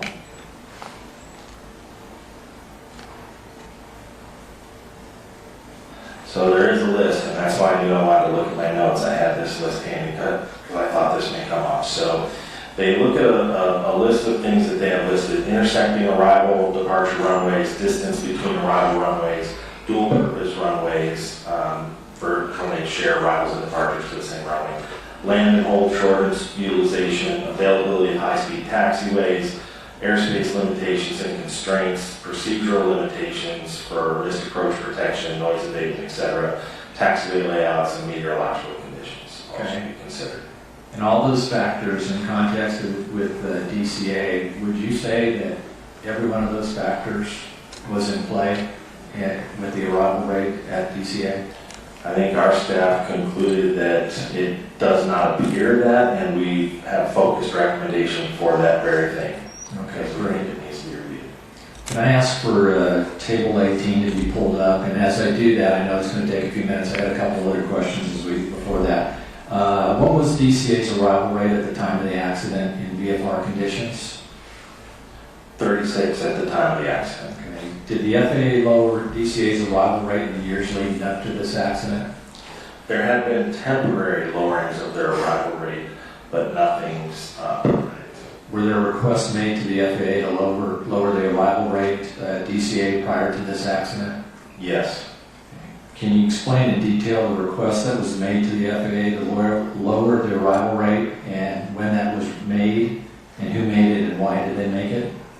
Yes, in May of 2023, actually, as we heard in our investigative hearing, and we spoke to this individual as well as part of our post-accident investigations, the air traffic manager from Potomac TRACON submitted a request to lower the arrival rate, specifically due to the fleet mix change that had occurred over the years and the fact that it didn't appear the arrival rate had been reviewed in quite some time, as well as the challenges they were having with miles and trail and being able to provide adequate miles and trail, and the limited constraints they have on the surface area there. It was getting difficult to be able to keep up. So they submitted a request to lower the arrival rate at that time. And how did the FAA respond? We were unable to locate the final, but ultimately they did nothing in response to that. What's the arrival rate today after the accident? It is 30 today. Okay, so they lowered it now, but they didn't in 2023 after the request. Correct. And it has fluctuated since the accident. You got table 18, please put that up there. You can see there. This is the percentage of flight offload per year to runway 33 when landing in the northbound configuration. Is that correct?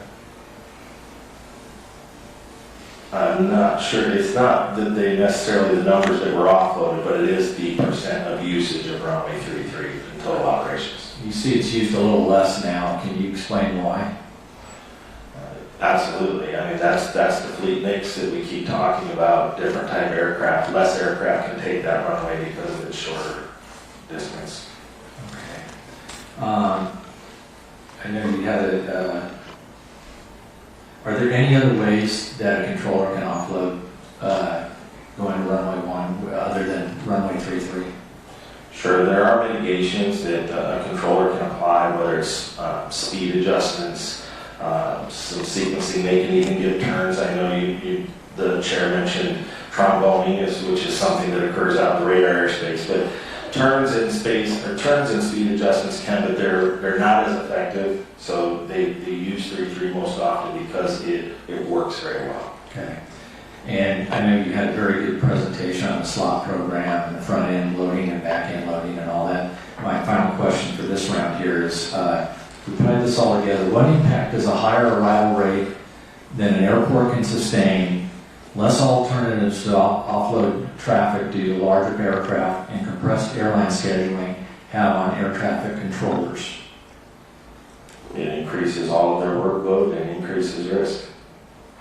And it also makes them have to do squeeze plays and make it work? A lot of mitigation activities. Okay. Thank you. Member Edmund. So, in that regard, we heard some testimony earlier that the local controllers say they were a little overwhelmed about 15 minutes before the actual crash. Then we also heard that 90 seconds before the volume had actually increased. How does a controller get out of that situation?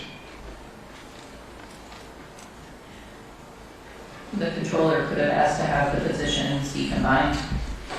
And I guess from a practical point of view, you got people that are in the tower working at that moment, and then you got people that are in a break room that are several floors below. Is that correct? Correct. So if I'm 90 seconds, my volume picks up, and I say I need help, how long is it going to take to get somebody up there to help them? It could take minutes. But he could also rely on the assistant local control and also the operations supervisor to act as extra set of eyes and to assist in any way that they could in terms of monitoring traffic until somebody could get up there for relief. But the assistant local controller was already supposed to be the other set of eyes, right? She was an extra set of eyes, yes. Had she known that the controller was overloaded and needed help, she also could have potentially stopped writing down helicopter information and also started monitoring traffic for him if he felt that there was an area that she needed to focus on. And in this case, the role of that supervisor is to be monitoring all of this. Is that correct?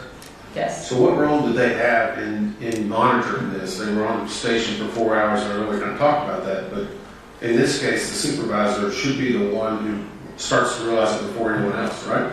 Yes, which is why we recommended the threat and error management training, which we believe would help with that, as well as a risk assessment tool that they can use in real time.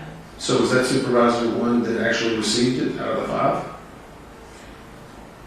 He received a workshop with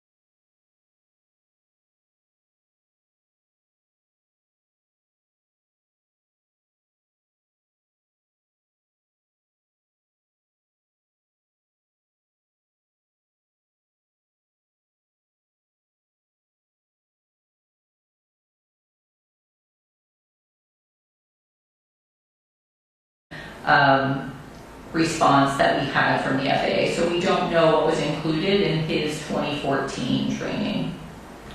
And so it sounds like he's been around for a long time. He was hired in 2011. Okay.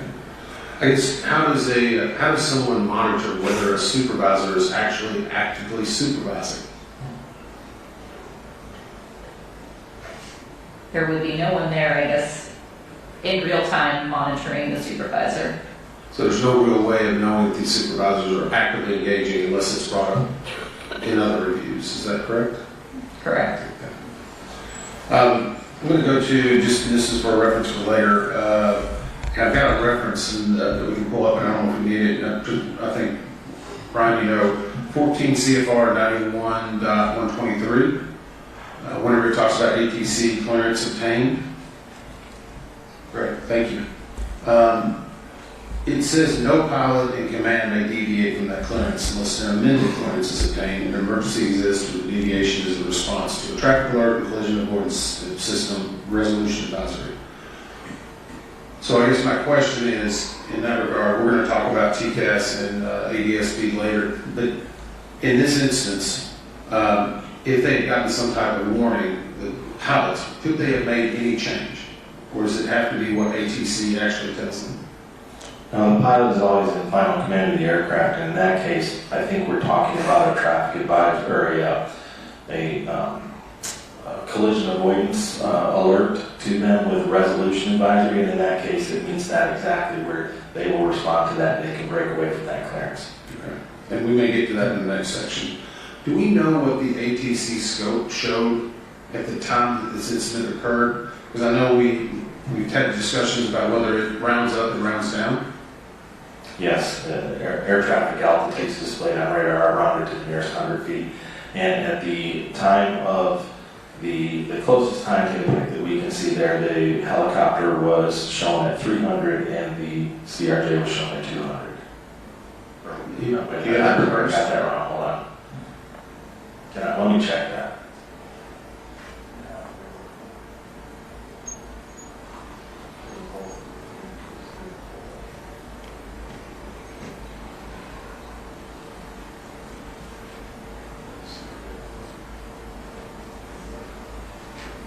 We can look and check on that, but essentially we believe the CRJ showed above the helicopter, but the helicopter climbed right just before impact. It showed a climb from 200 to 300. I do know that. Okay, so we can go on the next round. You can maybe answer that for me if that's okay. Yes. Okay, great.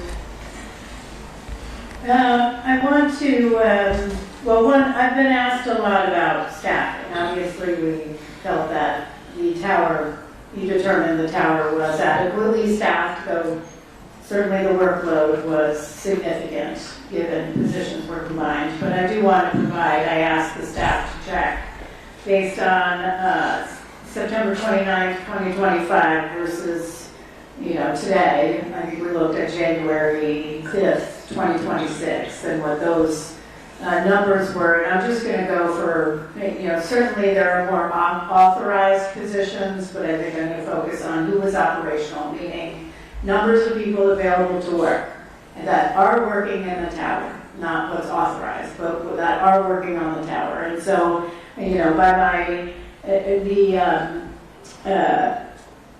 the draft report shows for certified professional controllers on January 29th, operational was 25. Today, 20. Traffic management coordinators, they had 2, today 0. Operational. Operations supervisors, 4 on that date, today. Want to win a share of $10,000? Submit your kindness video to Ganjing World and you could see your story shine on Times Square. The Kindness Video Awards are back. Last year, creators from over 50 countries shared 26,000 acts of kindness, proving Or as of January 5th, 3 operational. Operations managers, 1 on January 29th, 2025, Just a few weeks ago, 2. Support manager, 1 at that time, now 2. Air traffic manager, still at 1 temporary, was what existed on January 29, 2025. Today, still 1 temporary. Staff support specialists, although authorized to have 3, there are 0. So by my calculations, you actually have a lower number of personnel today that are operational in the tower than existed on January 29th.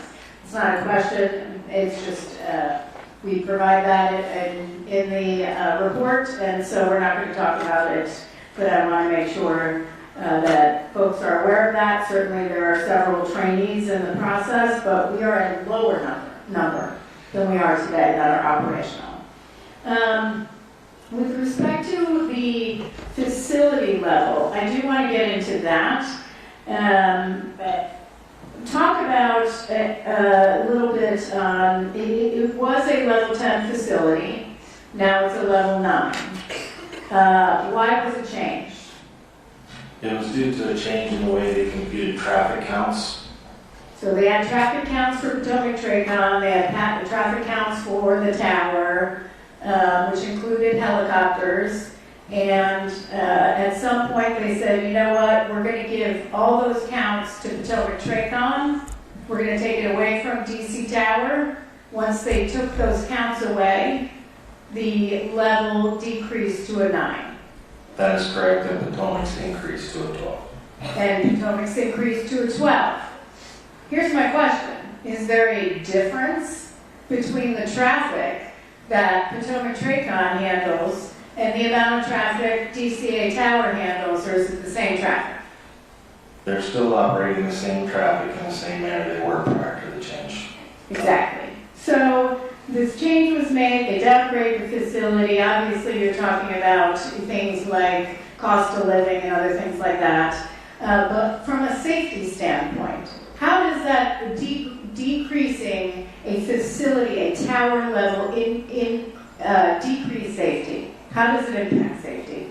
As we mentioned in the report, the biggest thing that happens there is they cannot attract the experience or get the talent into the facility that is needed to run a very complex air traffic control operation. This is the most complex airspace, one of the most, in the entire United States. And I'm not minimizing the experience of tower personnel at DCA Tower, but if you're going to attract personnel and have the most highly experienced personnel, you want a higher level facility. Why? Because they're paid by facility level. So the higher facility number, the more pay you get. In this case, everyone in the tower knows this tower is essentially treated as a training facility.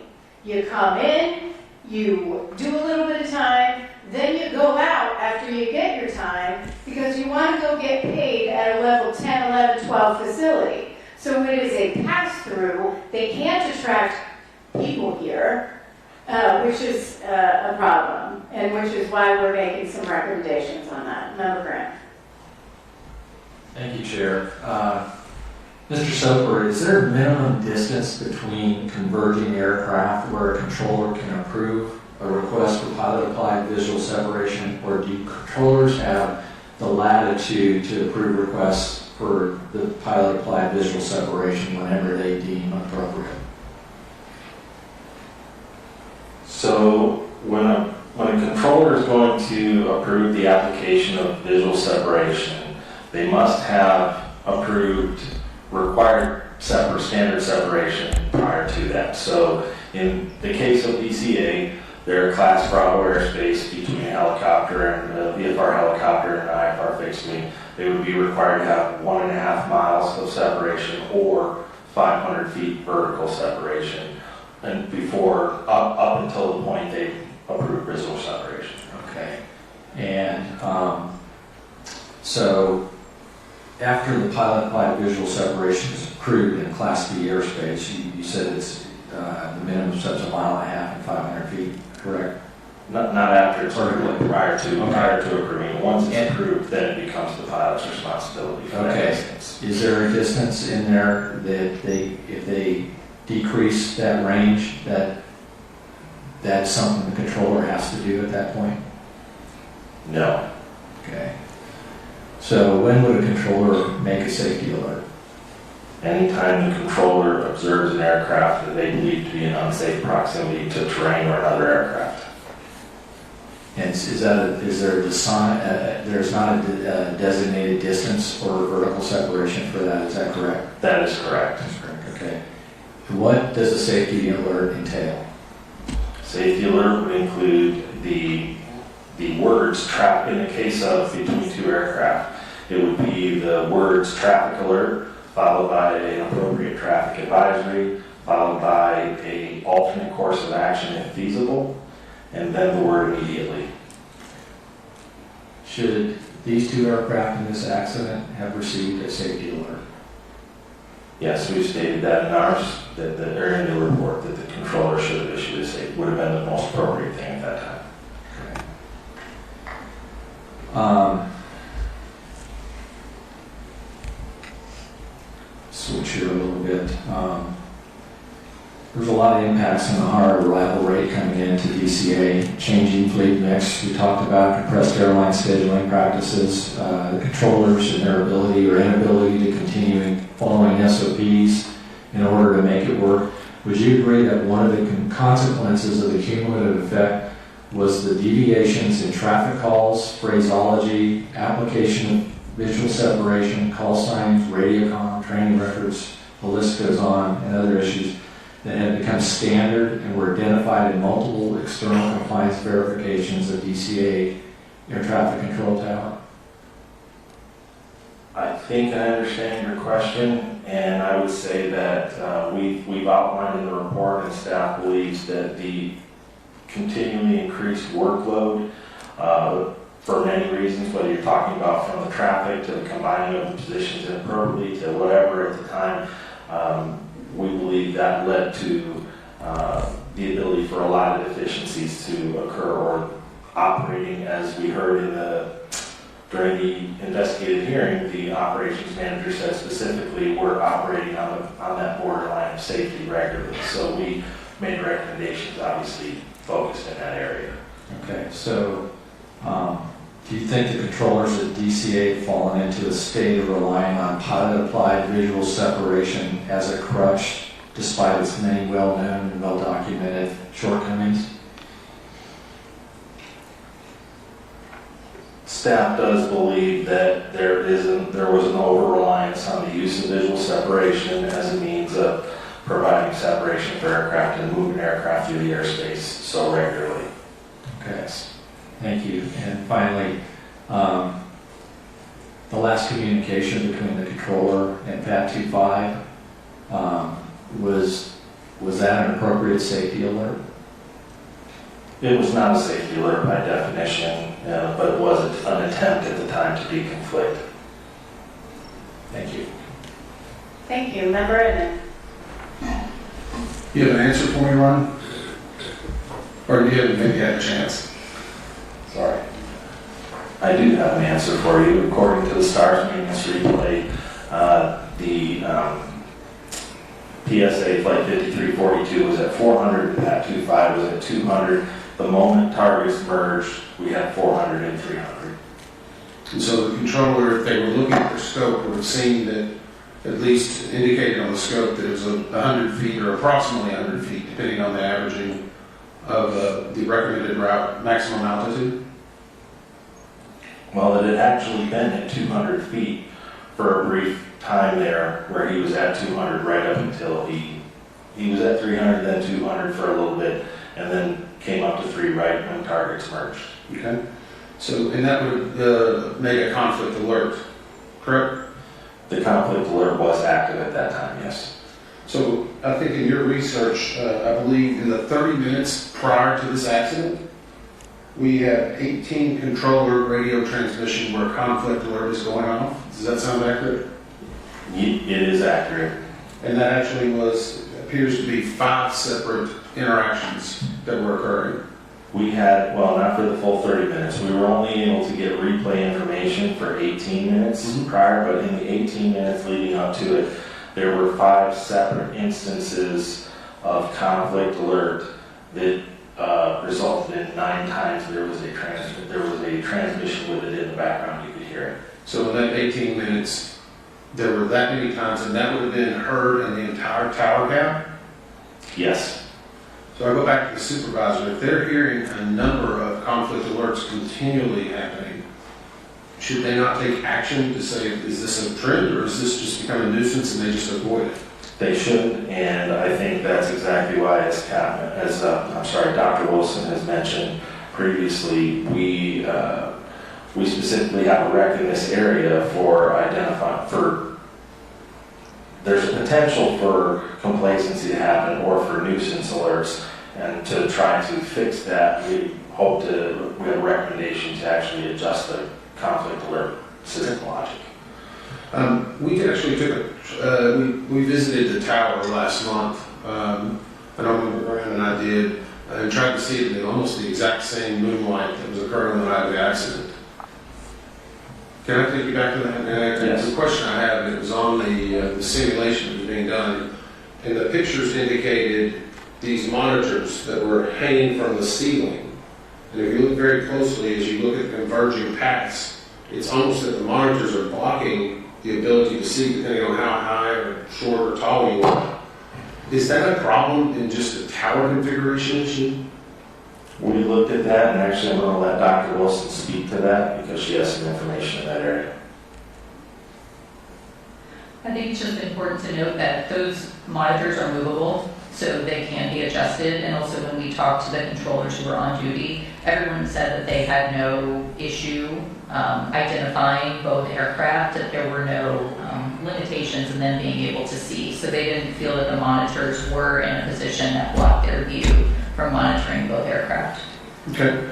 And during that tour, Brian, we talked about whether the morale and the staffing had increased, or at least the perception of the training for that tower, correct? Yes. During the discussion, did we hear anything about any other towers that might be having the same issues that DCA was having at the time of the crash? I don't recall specific ones, but I do remember maybe 1 or 2 people from the FAA just kind of socializing that there's several, there's facilities across the NAS experiencing staffing problems and training deficiencies and the ability to staff appropriately. Yeah, I think that's my concern, as we were talking about. They may be getting the time and attention and the training, but is there other places in the United States, are we going to sit here 5 years from now and say the data was there 5 years ago? Because we know now the data, the people were raising the concerns. People were saying this was dangerous 5, 10 years ago, and nobody was really listening. My concern is this somewhere else in the country, and do we know that they're getting the proper resources? Our hope, staff's hope, is the recommendations that we have in these specific areas will not just be focused on DCA, and the aircraft organization will organically look at that and say we need to look everywhere because it doesn't apply. How's their track record been in the past? Come on, Brian, this is your chance. Not great. Thank you. All right, thank you very much. I actually want to ask along the lines of where Member Inman was, because I do have this question about the operations supervisor. It was on speaker, all the conversations. All the communications going back and forth. He took a call to then reduce essentially miles of trail and improve that reduction by Potomac TRACON. And I want to point out, something in our report. In the 20 minutes before the accident, the total number of aircraft the local controller was handling fluctuated between 7 and 12. At about 10 to 15 minutes beforehand, he said he was feeling a little overwhelmed. The operations supervisor said it was totally fine, no problem. I was a little bit surprised by that. Even if you have procedures in place on decombining, you've got, how do you even capture to one person, he's fine, to that local controller who's busy, and maybe doesn't have 2 seconds to say, hey, let's deconflict, while the operations supervisor is listening to all of this. Everybody in the tower is hearing it. I mean, how is that not complacency? I mean, we talk about reduced alertness and vigilance, but I raised this earlier about, is it complacency? You just mentioned complacency, actually, Mr. Sober, in your answer to Member Inman. I do agree. I do believe, and I mean, I think that staff believes there was complacency occurring in that tower on some level. But again, not to keep going back to them, but that's actually the primary reason for our focused recommendation in the area of giving them the tools that they should need, the requirement to log when they combine positions. So there's some sort of accountability and tools available to the supervisor to be able to make better decisions and understand what their true responsibilities are while they're there, instead of just kind of, here you go, you got it. He had received very little supervisory training from what was documented from the FAA to prepare him for that job. And so we made recommendations there. We hope we'll improve that. Well, I think when we get to those findings and recommendations, I may have some more questions on that. You talked about, Member Graham had asked about what are essentially merging target procedures, where you do issue a safety alert. At what point, and Member Graham had asked about a communication, at first it was, do you have visual on that? Do you have visual on that CRJ? First of all, you can't distinguish between the CRJ 700 and anything else in the dark with night vision goggles at that point. But at 8:47 and 41.9 seconds, the communication of pass behind the CRJ was made. Yes. Okay, so 8:47:41, then the collision is 8:47:59, so we've got about 18 seconds in between. Is that when that safety alert, should that safety alert been issued instead of pass behind the CRJ?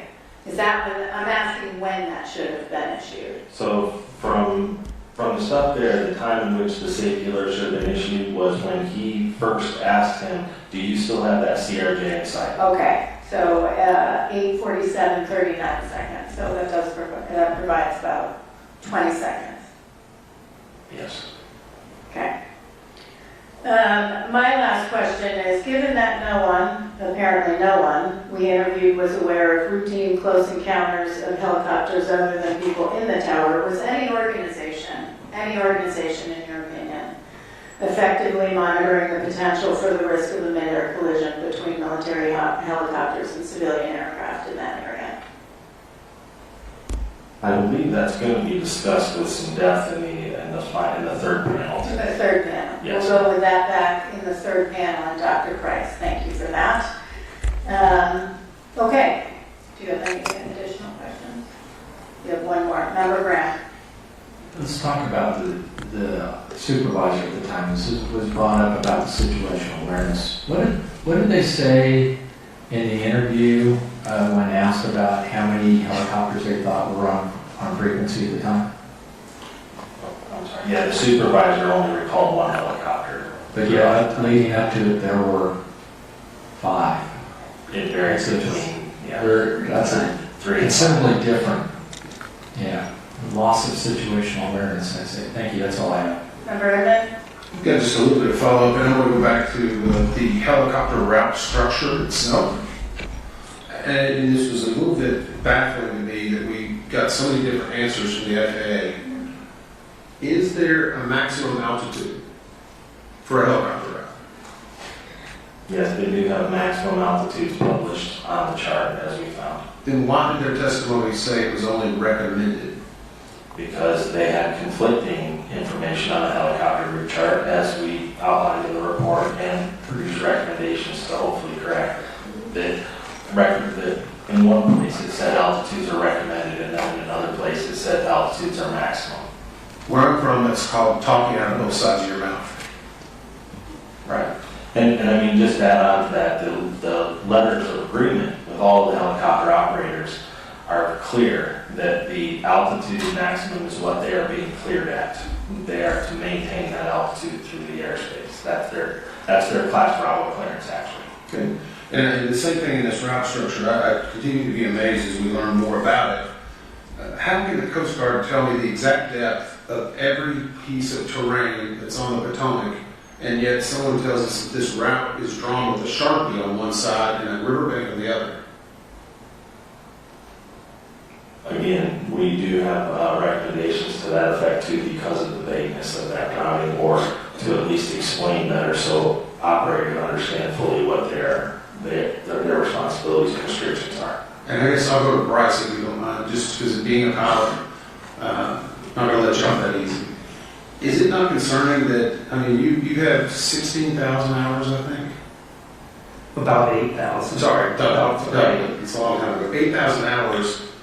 Is everything usually very precision in regard to not only landing, approach plates, everything is lined out with GPS, exactly where you have to be when you're on the bug, IFR? Is that not just a science that's defined? Yeah, in the instrument flying world, it is very regulated, and yes, and it was disturbing to see that these helicopter routes had no lateral boundaries, and the confusion on the charts with regard to altitudes. So it was set up for failure just by the administration of what they were telling the aviators. It was most certainly not clear, and there was a misunderstanding about what those routes also provided, which we'll, I think, discuss in more detail in another panel. Thank you. Just a few for me, Dr. Kyle. Why is it important? You know, obviously, we were not concerned about anybody having been impaired by alcohol. We didn't think that was the case here. But, you know, time and time again, they're not doing testing. It wasn't just the UPS crash in Kentucky, but it was Austin, Texas, any number of investigations that we've conducted where time and again they're not doing testing. Why is it important to do testing?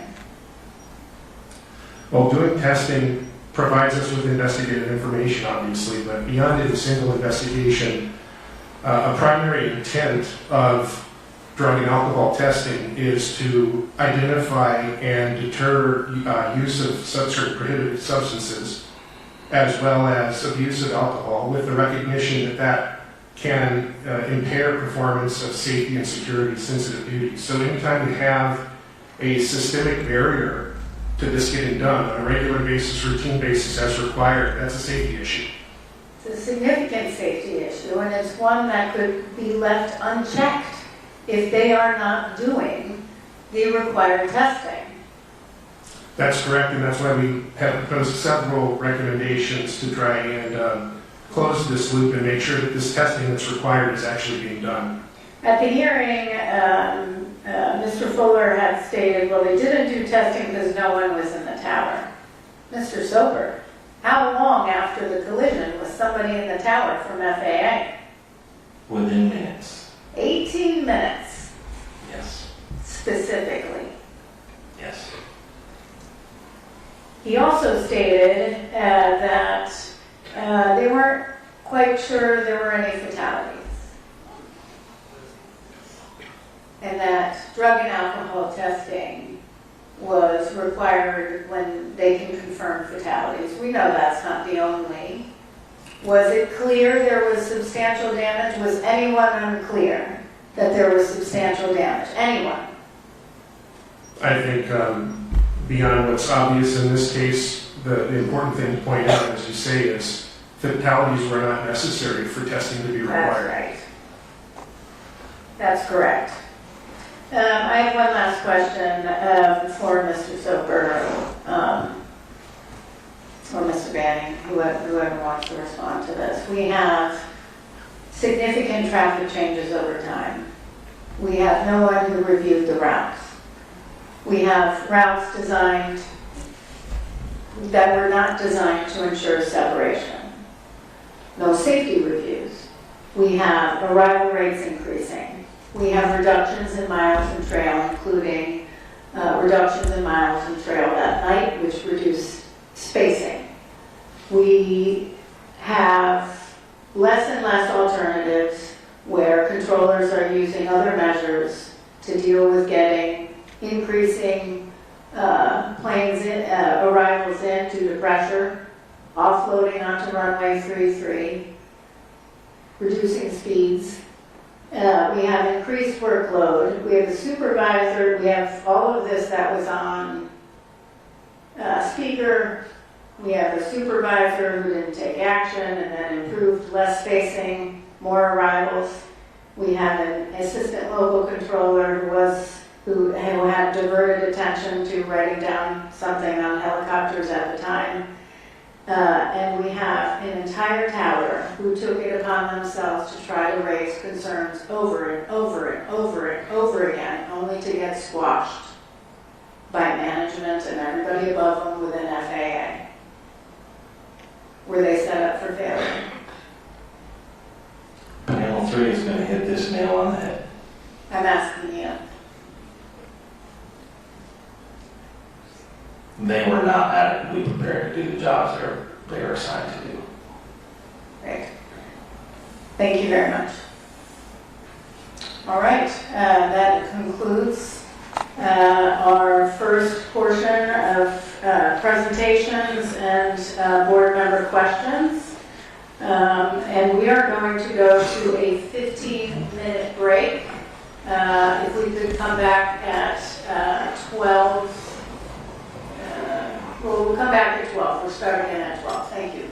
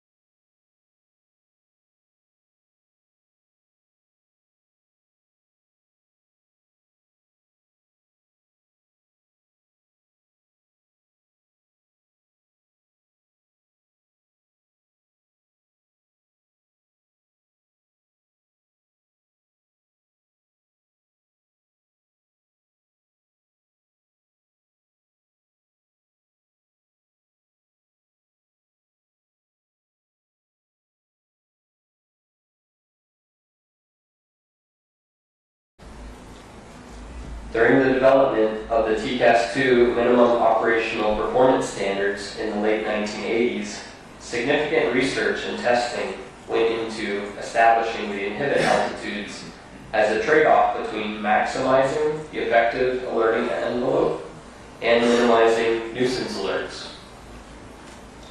This trade-off was made based on the technological limitations available at the time of TCAS-2 development. The accident airplane was below the RA inhibit altitude, resulting in no RA being issued to avoid the collision. ACAS-X was developed as the next evolution of TCAS-2. The goal was to create a system that improved existing collision avoidance alerting while reducing the number of nuisance alerts. There are several variants of ACAS-X, including ACAS-XA, designed for commercial airplanes, and ACAS-XR, which is designed for rotorcraft. Advances since the development of TCAS-2 standards allow ACAS-XA to provide improved alerting.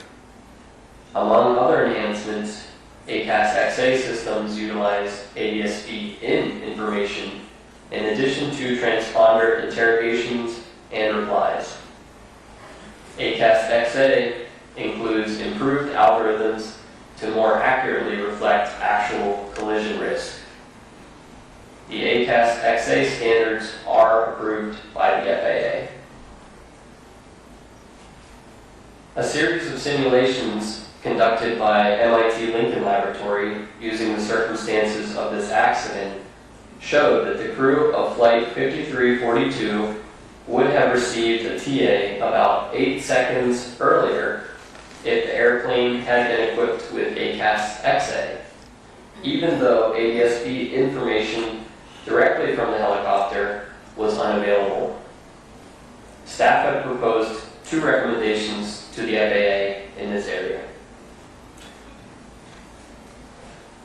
Although ACAS-XA can deliver earlier and more accurate alerts than TCAS-2, the current RA inhibit altitudes under ACAS-XA are the same as those of TCAS-2 and would have prevented ACAS-XA from issuing an RA under the accident circumstances.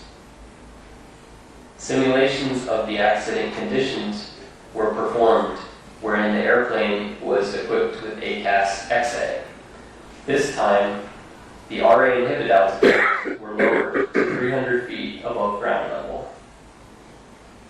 The results of the simulations indicated that the risk of a near mid-air collision was with lowered RAs was reduced by more than 90%. Staff have proposed 2 recommendations to the FAA in this area. Other traffic display systems, such as ADS-B in-displays, can show directional traffic symbols that indicate a target's direction of flight, increasing pilots' situation awareness and reducing the time pilots need to visually acquire traffic. As depicted on the screen as a blue diamond, pilots must monitor the display over time to determine in which direction the target is moving. Alternatively, as depicted on the screen as a blue arrowhead, systems with directional traffic symbols rotate the symbol to indicate the target's direction of flight. Most TCAS-1 and TCAS-2 systems display non-directional traffic symbols. Although ACAS-XA systems can display directional traffic symbols, they are not required for certification as the minimum operational performance standards are currently written. Staff have proposed 1 recommendation to the FAA in this area. Another feature that could reduce the time to visually acquire target aircraft is the detailed traffic callouts in the ADS-B Traffic Advisory System, or ATAS. ATAS generates verbal alerts indicating the clock position, relative altitude, range, and vertical tendency of proximate traffic. For example, traffic, 2 o'clock, high, 2 miles, descending. ACAS does not include detailed traffic callouts that could reduce pilots' time to acquire a target. Staff have proposed 1 recommendation to the FAA in this area. The accident helicopter was not equipped with TCAS or an integrated ADS-B in traffic display, nor was it required to be. ACAS-XR, the version of ACAS-X designed for rotorcraft, is still under development. Therefore, no ACAS-XR systems are commercially available. The simulations using the circumstances of this accident showed that, had the helicopter been equipped with ACAS-XR, the risk of a near mid-air collision would have been reduced by more than 50% without changing the airplane's TCAS-2 inhibit altitudes. Staff have proposed 1 recommendation to the FAA and 1 recommendation to RTCA in this area. This concludes my presentation. Now Captain McKinney will present.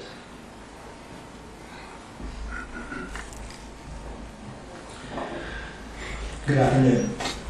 My presentation will discuss U.S. Army helicopter operations and specifically ADSB out policies, transponder issues, UH-60 Lima altimeter errors, and night vision goggle characteristics.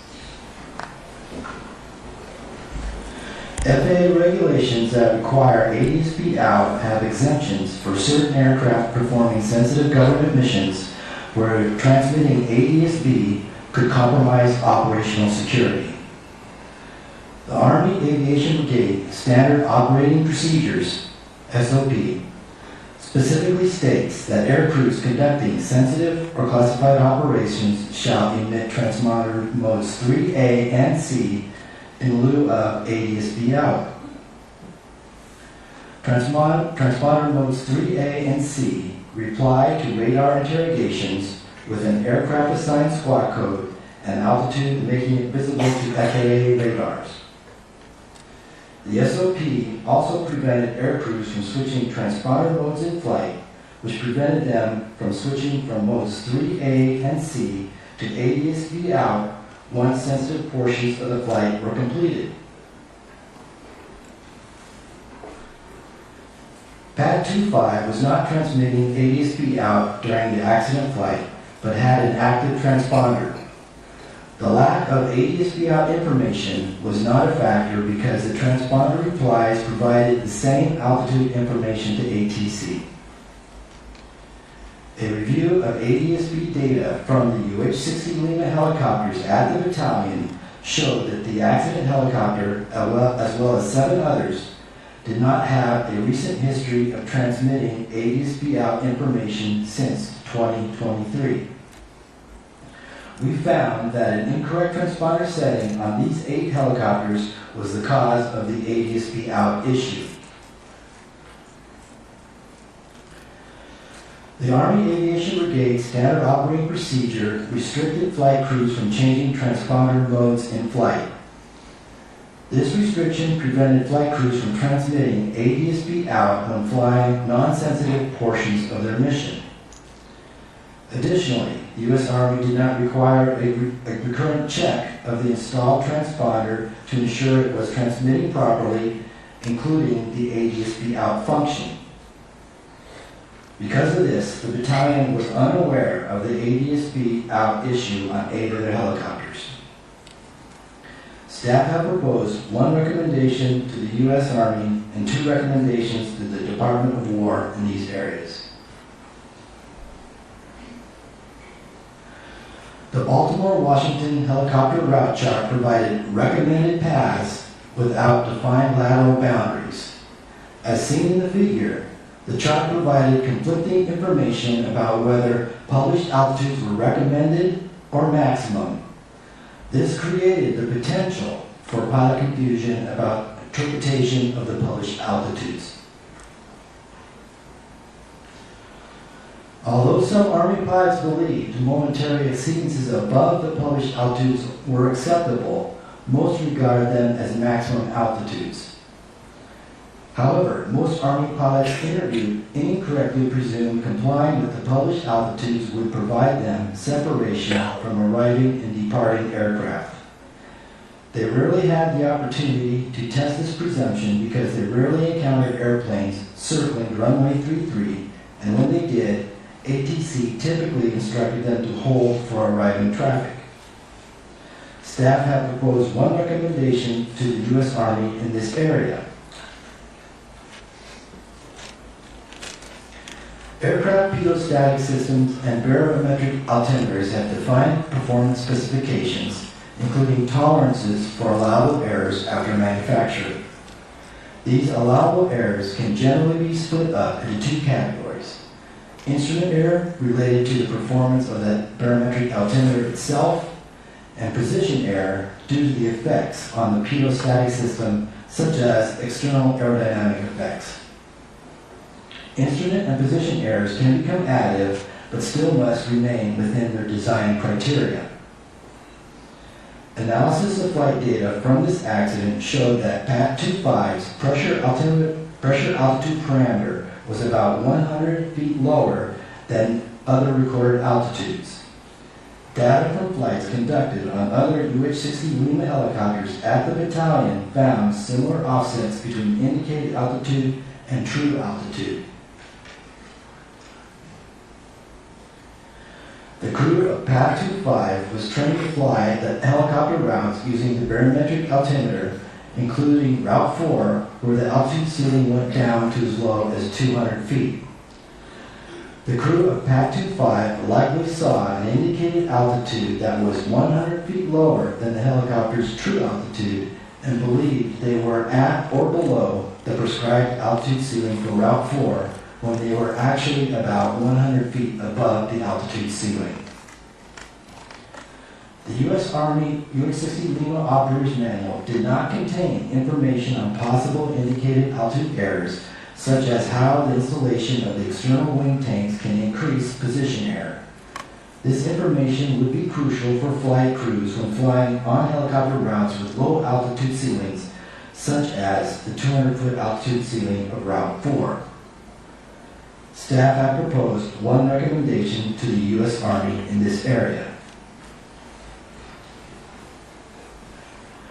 Night vision goggles, or NVGs, amplify low ambient light levels to provide enhanced vision at night.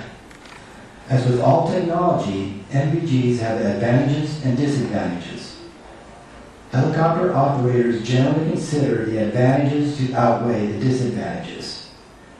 The advantages include improved nighttime visual acuity of low illuminated objects where normal night adjusted vision acuity is greatly reduced, along with the ability to identify objects, obstacles, and other aircraft at a distance.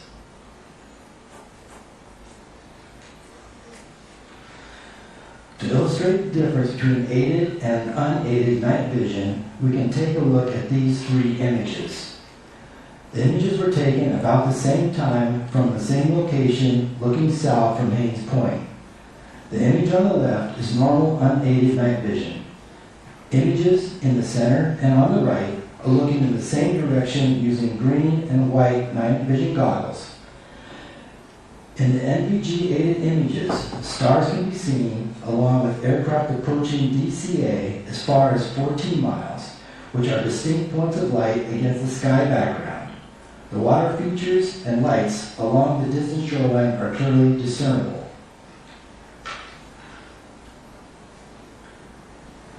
The disadvantages of NVGs include a field of view limited to 40 degrees, a monochromatic image, depth perception is degraded, both ground and airborne lights appear similar, light sources tend to have halos, and aircraft silhouettes are faint, making it difficult to determine type and size of aircraft.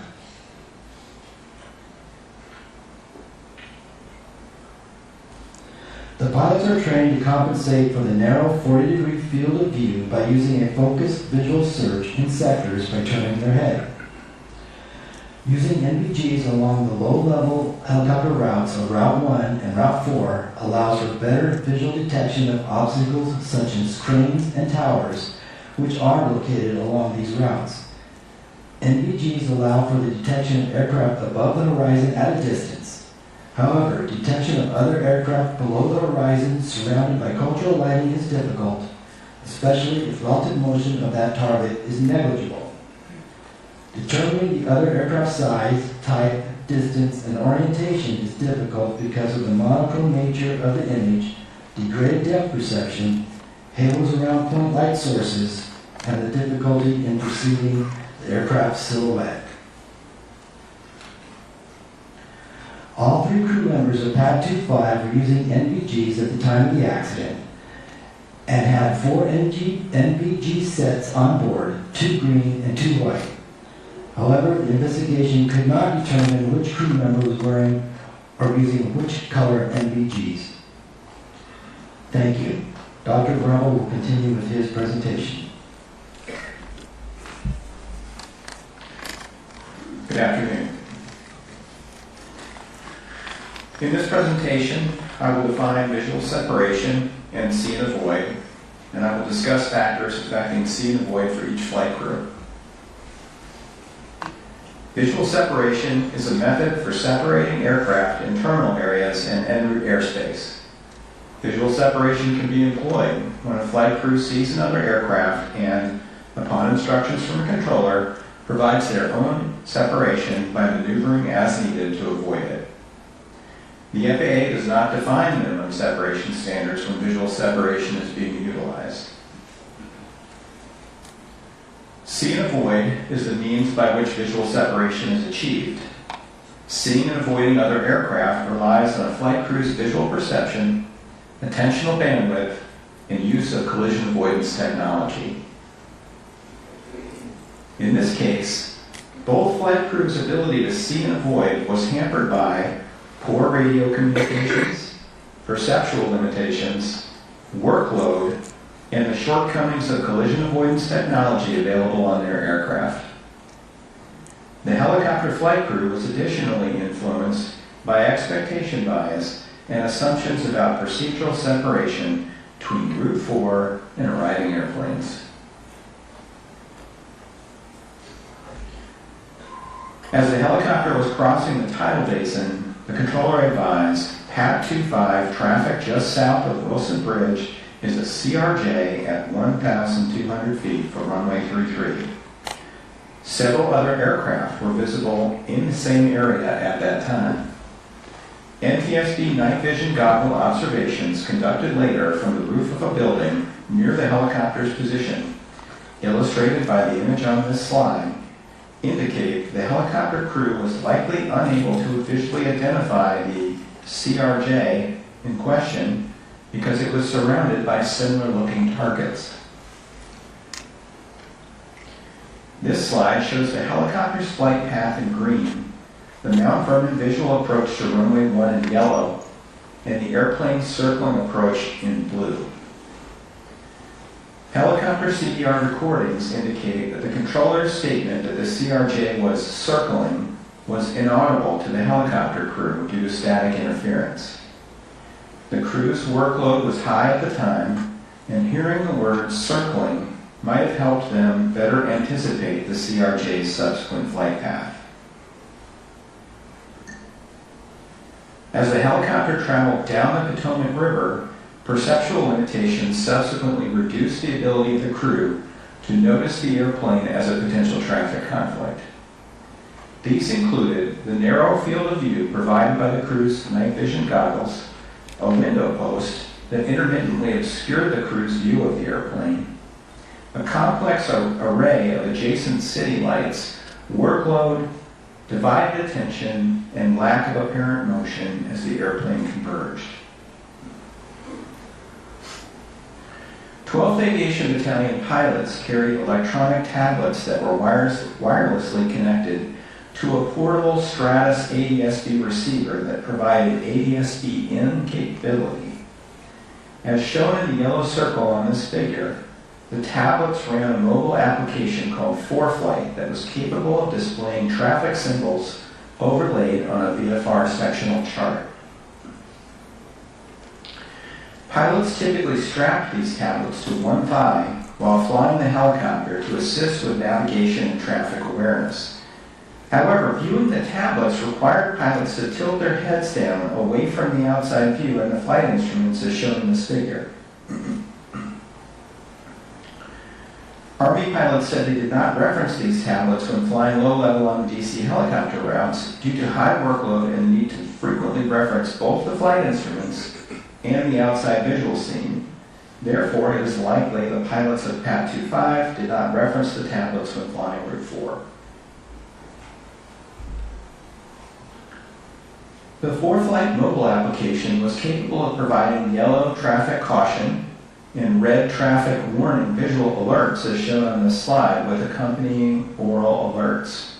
However, visual alerts would have gone unseen without visual inspection of the tablet, and oral alerts likely would have been inaudible due to cockpit noise and their lack of integration with the helicopter's intercom system. Further, it's unknown whether the tablets were turned on with the ForeFlight application open and configured for alerting at the time of the accident. An integrated collision avoidance system with audible oral alerting and a traffic display within the pilot's instrument scan could have drawn the pilot's attention to the developing conflict and assisted them in locating the conflicting airplane. Staff has proposed one recommendation to the FAA and one recommendation to the Department of War in this area.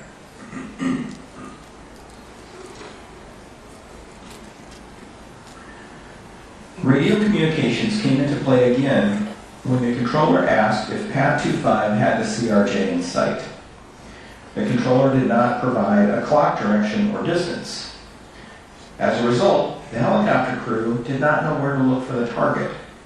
As shown in this figure, there were multiple other airplanes in view that could have been mistaken for the CRJ. The local controller directed the helicopter crew, Pad 25 passed behind the CRJ. However, the crew was unable to hear the words 25 passed behind the due to a partially blocked audio transmission. As a result, the message the helicopter crew received was Pad CRJ. The instructor pilot responded that the crew had an aircraft in sight and requested visual separation. The controller, unaware that his transmission had been partially blocked, approved the request. Hearing the instruction to pass behind the CRJ might have prompted the helicopter crew to ask a question of the controller or perform a broader visual search. Staff is concerned that blocked transmissions can lead to miscommunications and reduce flight crew and controller awareness of potential hazards. As a result, staff have proposed one recommendation to the FAA and two to the Department of War in this area. The helicopter crew's communications and actions leading up to the collision indicated that they lacked an accurate mental model of the CRJ's location and intended flight path. As a result, baseline expectations likely drove the instructor pilot's visual search. Only 5 to 7% of northbound arrivals typically landed on runway 33. Therefore, the pilots likely assumed the CRJ, referenced by the controller, was one of several airplanes approaching runway 1. The instructor pilot's comment, "kinda come left for me," reinforces the idea that he thought one of the airplanes approaching runway 1 was the airplane in question, because although deviating to the left would have increased the distance from those airplanes, it would not have alleviated the conflict with Flight 5342. Moreover, neither the helicopter pilot nor the instructor executed an avoidance maneuver or vocalized any concern prior to impact, indicating they were unaware of Flight 5342 approaching from the left. I will now discuss factors affecting the airplane crew's ability to see and avoid. The local controller never provided a traffic advisory about Pad 25 to the crew of 5342. The use of separate frequencies by airplanes and helicopters prevented the airplane flight crew from hearing the helicopter's radio transmissions. This likely reduced the crew's awareness of the helicopter's location and intentions and their ability to anticipate a potential conflict. FAA guidance on pilot response to TCAS traffic advisories, which had been adopted by PSA, stated that pilots should respond to a traffic advisory by attempting to establish visual contact with the intruder aircraft. Pilots were explicitly prohibited from maneuvering based solely on a traffic advisory. FAA guidance on response to TCAS resolution advisories, which had also been adopted by PSA, stated that the pilot flying should respond immediately to resolution advisory displays and maneuver as indicated, even if doing so conflicted with their air traffic control instructions, unless such action would compromise the safety of flight operations. When an aircraft is below resolution advisory inhibit altitudes, TCAS automatically switches to TA-only mode. PSA's Flight Operations Manual listed TCAS inhibit altitudes. However, when 5 PSA pilots were asked about the inhibit altitudes during investigative interviews, only one was able to correctly state the inhibit altitude that applied to the accident scenario.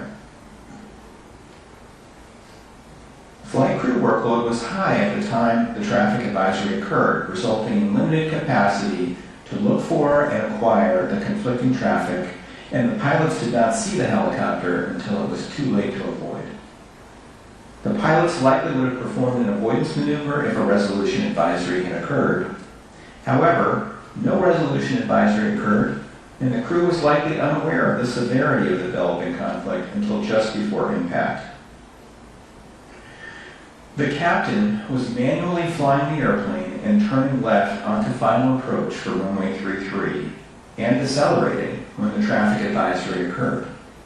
This required careful control of the airplane's lateral path, thrust, airspeed, and vertical path. Doing so required the captain to reference the flight instruments, as well as the runway 33 edge lights, and a precision approach path indicator, or PAPI, on the ground. The captain likely did not have the spare capacity to perform an extensive visual search for conflicting traffic at that time. As pilot monitoring, the first officer was also responsible for ensuring the approach remained stable. Doing this required him to reference the flight instruments, the runway 33 edge lights, and PAPI. In addition, the first officer was likely monitoring the airplane departing runway 1 to ensure it would not conflict with their landing on the intersecting runway. Thus, the first officer's capacity to search for potentially conflicting traffic was also constrained. The ability of the airplane flight crew to notice the approaching helicopter in the final seconds while engaged in these primary tasks was further degraded by the helicopter's low conspicuity, complex background of cultural lights, and by the helicopter's lack of apparent motion in the visual scene. This concludes my presentation. Staff is now ready to answer your questions. Thank you very much. We will now move to board member questions. We'll start with Member Grant. Thank you, Chair. I want to pick up with visual separation as it applies to the helicopter operator. It was clear from the interviews we did and the investigative hearing and other information uncovered during the course of this investigation that all helicopter operators in the DCA Class B airspace had come to expect that they would request visual separation from DCA tower almost immediately. Is that correct? Yes, it is. And that, I want to iterate this point. It wasn't just Army. It was all the civilian operators also, according to Mr. Gresser's witness statements in the hearing. That is correct. Was it also true that in an interview with the Army standardization instructor pilot post-accident, he stated that he and other pilots he knew would request visual separation from traffic that they had not yet visually acquired? Yes. Are pilots allowed to request visual separation from traffic they have not positively identified and acquired according to FAA regulations? No. No. Kind of amazed by that comment in the interview.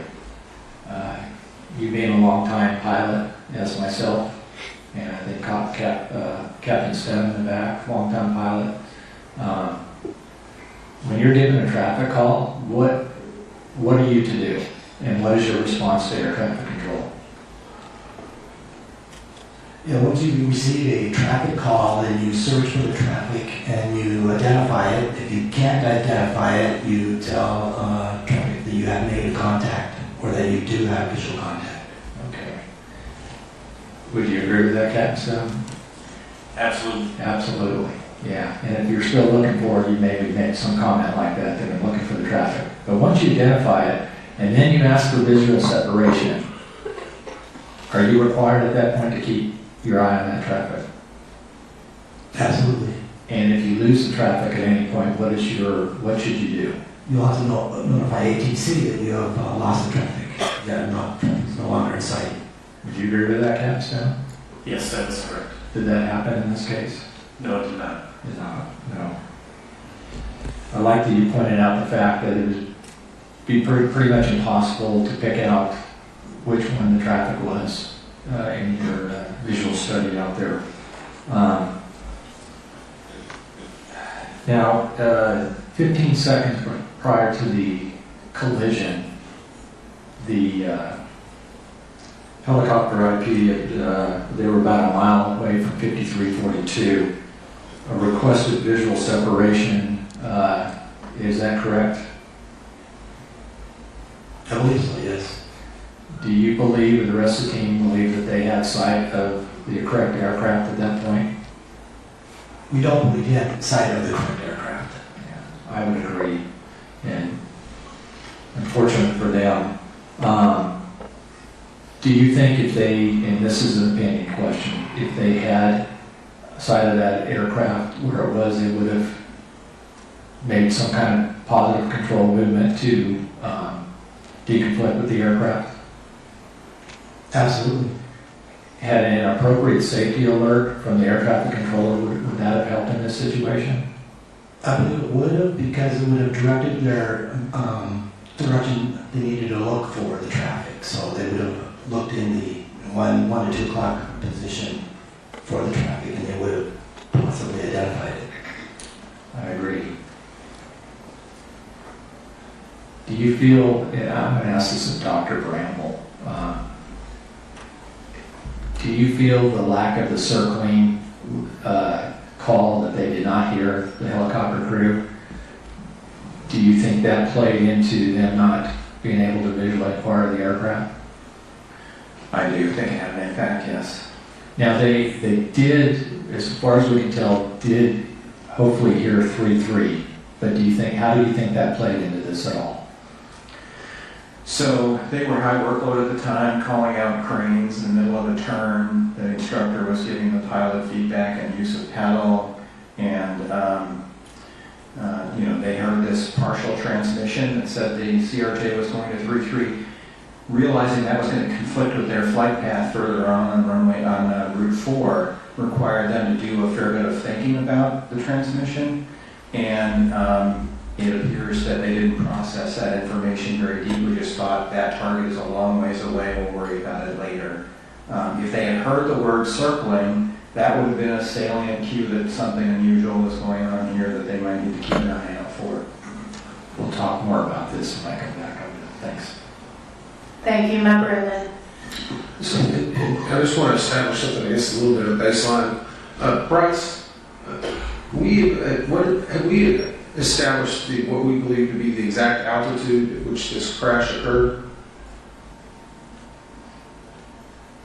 Yes, I think we have. I think we believe it came together at 278 feet. Is that correct, Ms. Ewell? Yes. Okay. I just wanted to try to get that. Captain McKinney, I want to go back to your presentation, your deck, and it was on page, I just want to clarify something. It was on page 25 that we stated PNT 25's pressure altitude was 100 feet lower than other reported altitude data. But then on the next slide, we say on page slide 26, we likely believe they were likely indicated altitude 100 feet lower than true. Do we have a difference between what we verified and what we know to be absolute? Between the absolute altitude and what the aircraft was at versus what we believe they thought they were at? I'm sorry, one slide says that it was 100 feet lower. The next slide says likely was 100 feet lower. It might just be a statement, but the FDR recorded pressure altitude, if you made the correction for the local barometric conditions, was 100 feet lower than the other altitudes. And we believe that that is likely what they saw on their itinerary. Okay. I'm just trying to get to that area because it's where we say likely and was, sometimes that can be a little bit different. So we indicated, at least in the airworthiness report, that flight testing by Sikorsky found that the installation of the external store systems would increase this position error, meaning that would change possibly what the altitude would be. Is that correct? Yes, when you install the wing tanks, it changes the pressure dynamics around the outside of the aircraft and can lower the recorded pressure altitude. So is there any way for a crew to mitigate that, or do they have to just take it into account and know that it's there? I would pass this to Mr. Shin. Shin? For the UH-60L, the crew would have to take that into account mentally in their mind. So is there anything in there, at least pre-flight or training or manuals, where they know they're going to have stores that they would pre-brief or at least indicate that or make it aware between the crew? That information was not in the UH-60L operator's manual. So they just kind of have to know? We don't believe they knew, since the Army did not have that published in the manual. Okay. And we have a recommendation in that area.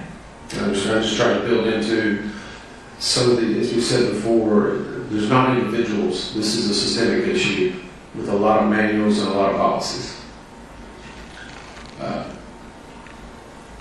How do they educate Army air crews on the position error whenever they will encounter with the CSS? Is that in their flight training? Is it passed down? Do we get any information of how flight crews would know this?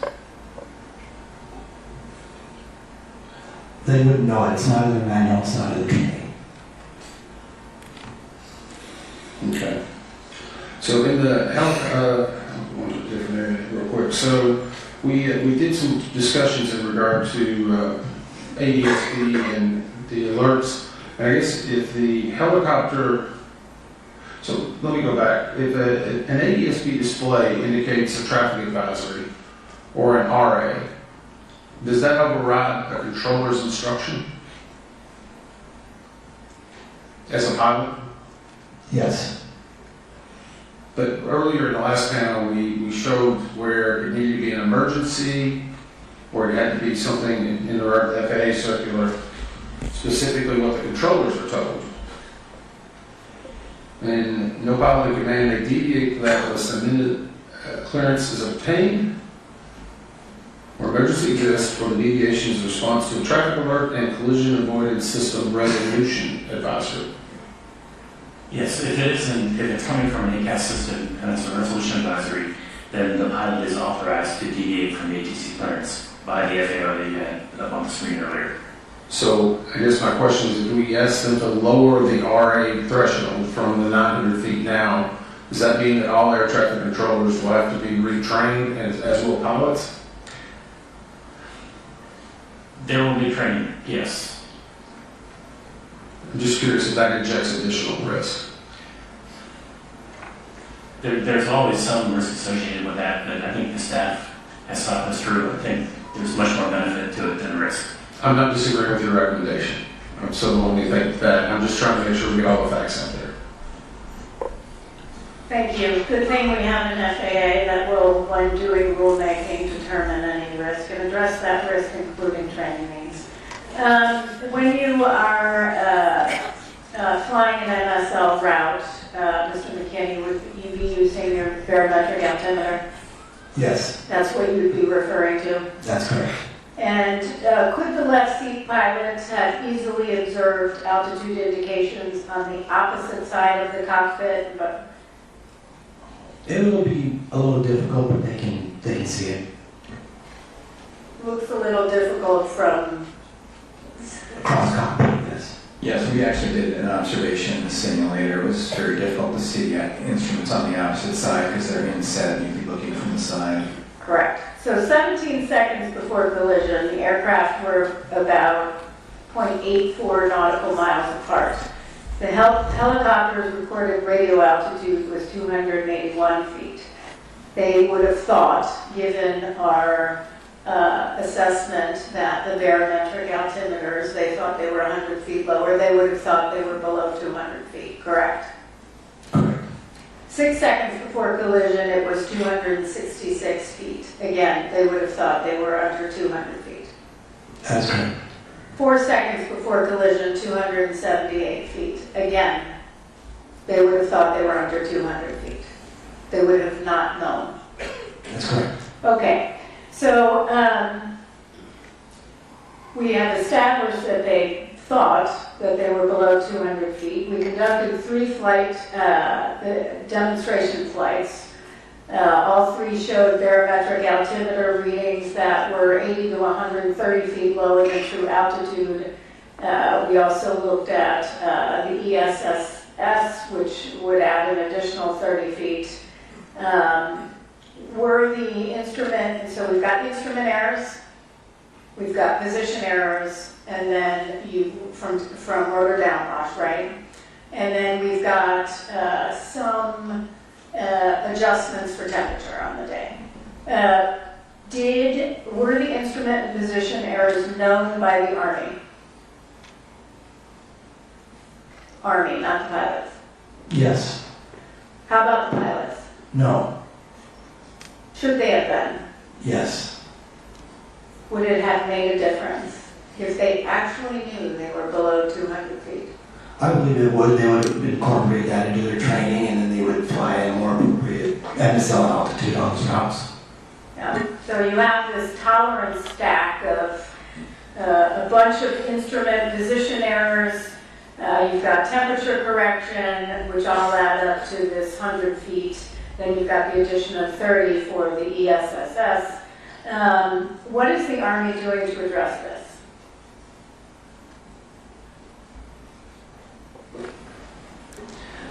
They're adding that information into their flight manual for the pilots. Are they going to not just have it in writing on a manual, but actually train their pilots accordingly on what to do there? I believe so, yes. Yeah, okay, so 100 feet difference may not make a difference in Afghanistan, but it certainly makes a difference when you're on helicopter Route 4 crossing civilian aircraft on approach to landing to runway 33, where there's only 75 feet of vertical separation. There's zero buffer, nothing. Yeah.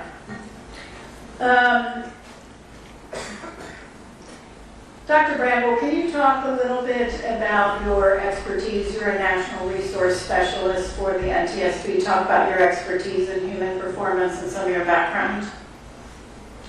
Sure. I have a PhD in human factors from an interdisciplinary program in psychology and industrial engineering, and I worked for a flight safety, a flight training and simulation company for a few years.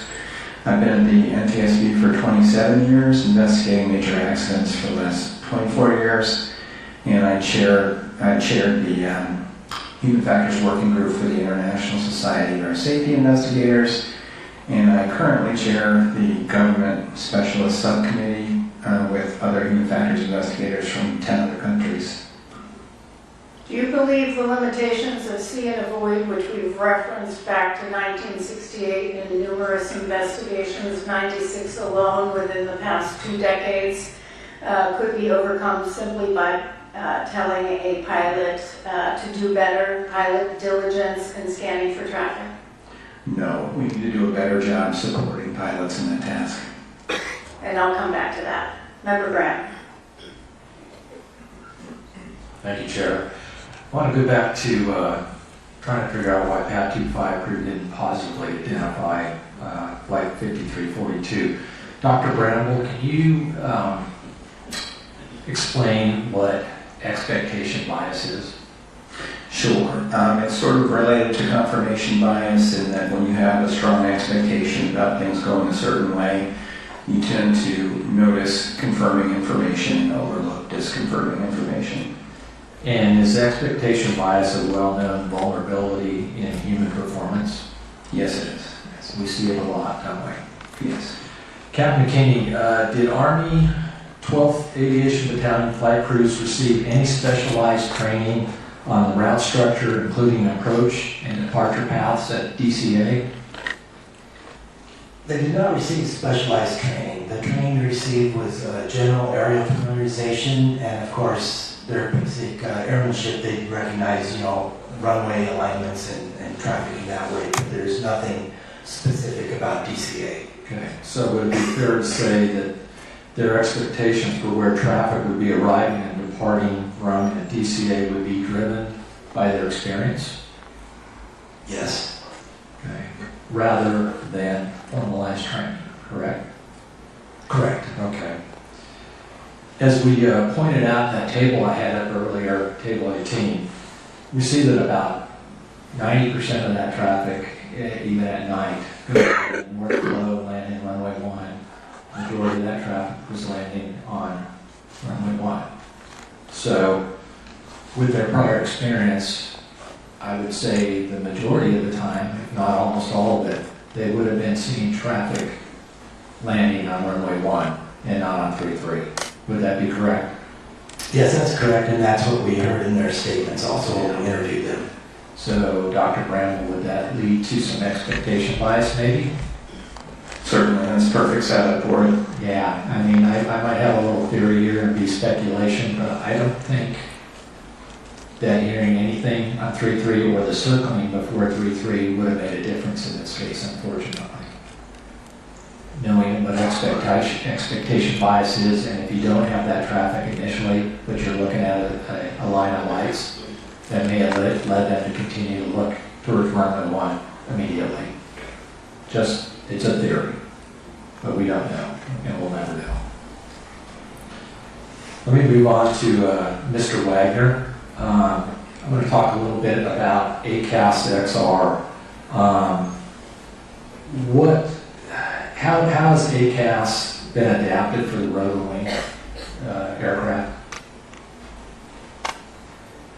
ACAS XR is different from previous iterations of ACAS in that instead of just offering vertical maneuvers to aircrew, it offers also horizontal maneuvers, and additionally, the committee that's writing the minimum operational performance standards is looking at having significantly lower inhibit altitudes for XR when compared to SA or XO. Okay. And you said it's not available at this point, correct? It's still in development, that's correct. What are minimum operating performance standards or MOPS?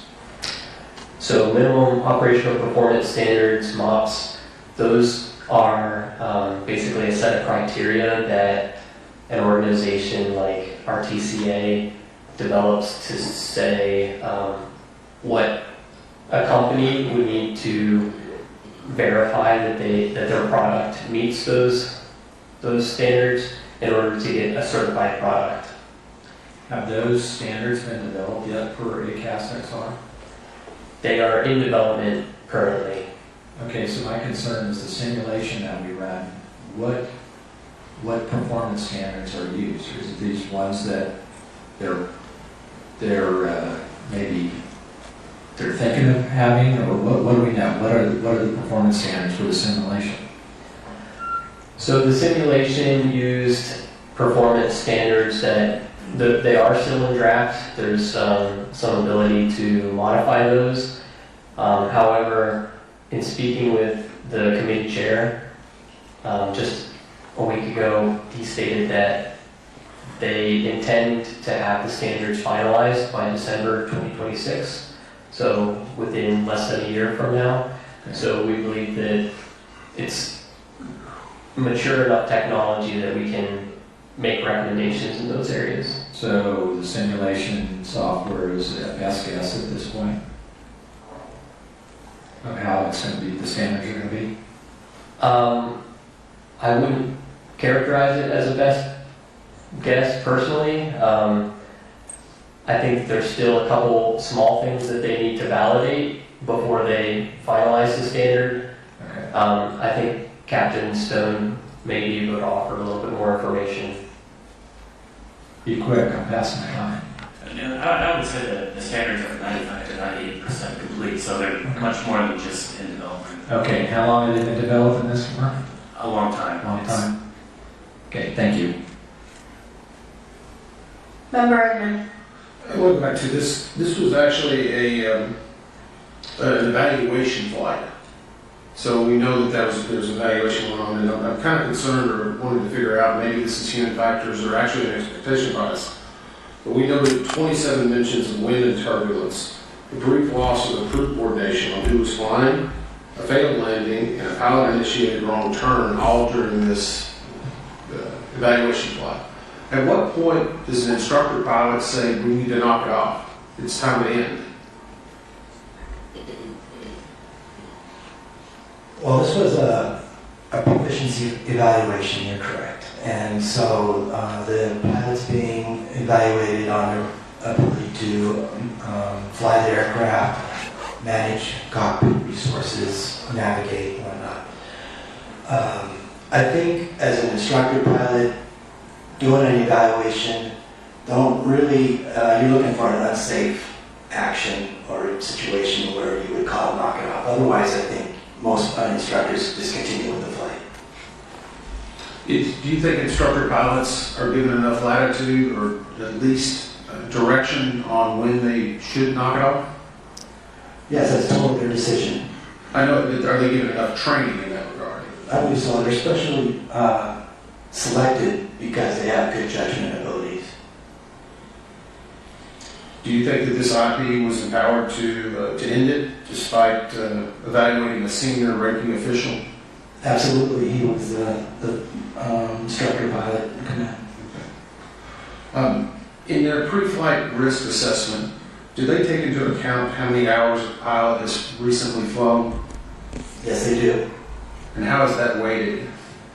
They use a risk assessment tool called an RCOP, and then it's that information is automatically integrated into the risk assessment tool, and a risk rating is generated. It's based on how many flight hours they have, the recency, and what modes of flight they've flown and whatnot. So it's automatically generated. And I think we've heard that all the crew members aboard both aircraft were qualified to perform their duties.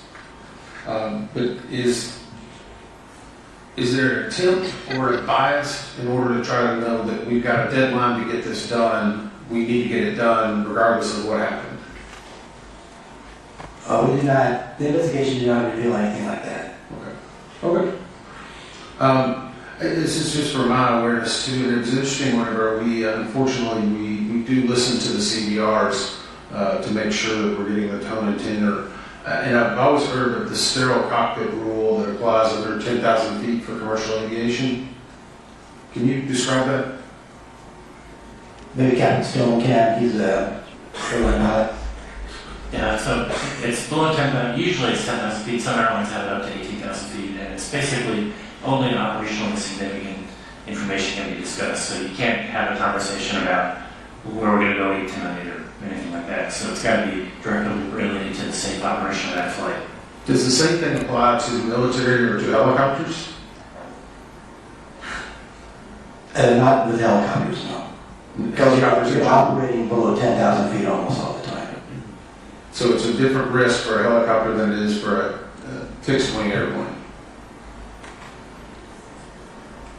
Different risk. They're treated differently, I should say. That's correct. Helicopter operations are typically low altitude. You're always not going to be communicating with your crew on the situation aircraft, looking for traffic, navigating and communicating with each other about what's going on. So yeah, that's always going on in a helicopter. Okay. And I know we talked a little bit earlier about the bias that these pilots have not been seeing aircraft arriving on 3-3 very often. Do we have a number of ATSEP reports on that? Did we find where this was specifically more defined at night? Do we have any data on that? I think that's something that we'll be covering in the next panel. Okay. Thank you. This may be for Mr. Hoyt. Hi, Nathan. Welcome to the discussion. All right. So I referenced in my opening statement a 1968 mid-air collision, and again in 69, which was the worst air disaster in Indiana and remains so. We just passed, not a few years ago, the 50th, the mark of the 50 years since that occurred. And I mentioned the board's significant work in 1968 and 69 to hold mid-air collision public hearings in general and issue a number of recommendations, including, again, after 1968, recommending the expeditious development of a collision avoidance system and implementation on all civil aircraft. Also of note, in July of 1969, was the NTSB's first ever recommendation on another collision avoidance technology, positive train control, to prevent train-to-train collisions and to prevent incursions. Is basically a train slamming right into a work zone and hitting people. We issued a recommendation on positive train control so numerous over the decades, over 50 years, that I could hardly count. It was many, many times, sometimes 6 times a year.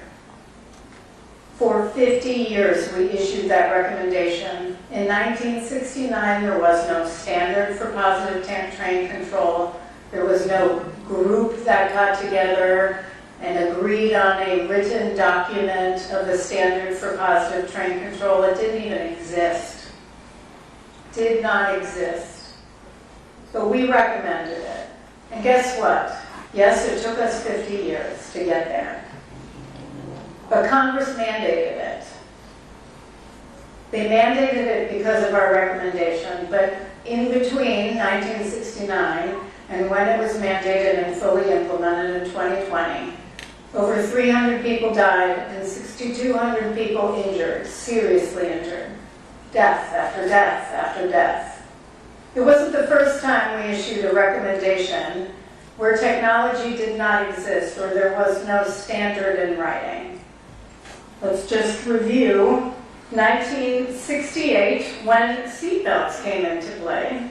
We issued our first seatbelt recommendation, now knowing 450,000 lives were saved. Think about the tremendous pushback on seatbelts at that time. Nobody wanted to wear a seatbelt or install them in a car.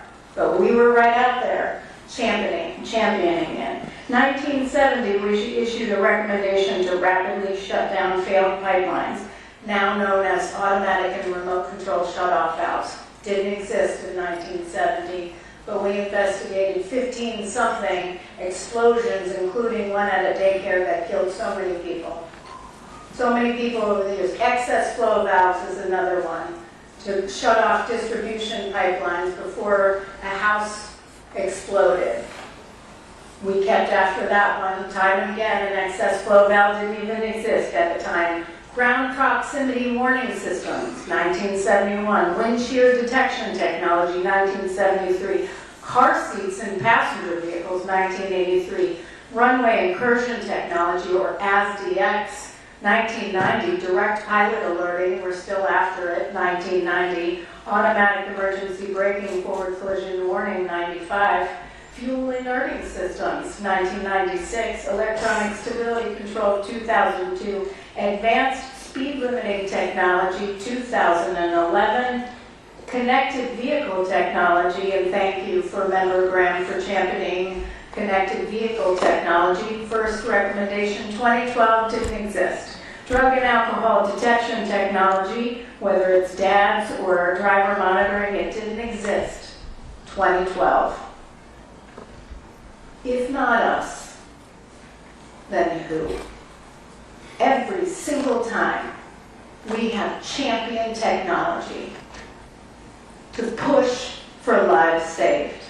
And when we issue a recommendation and FAA decides we can't do it this way, we need to find another one. Mr. Hoyt, is there an option for FAA to say, well, we can't do it this way, but we are going to do it this way? Yes, if a recipient has another alternative plan or solution for recommendation, they can propose it to us and we'll consider it. If we think it's appropriate, we can propose an acceptable alternative option. Thank you very much. Member Graham. Thank you, Chair. I want to talk about technology now, too. I've been a big proponent of technology to help as a backup system out there. TCAS was a big deal when it came out. It has matured over time to be a really good thing, and it has saved my rear end a few times over the years with a resolution advisory.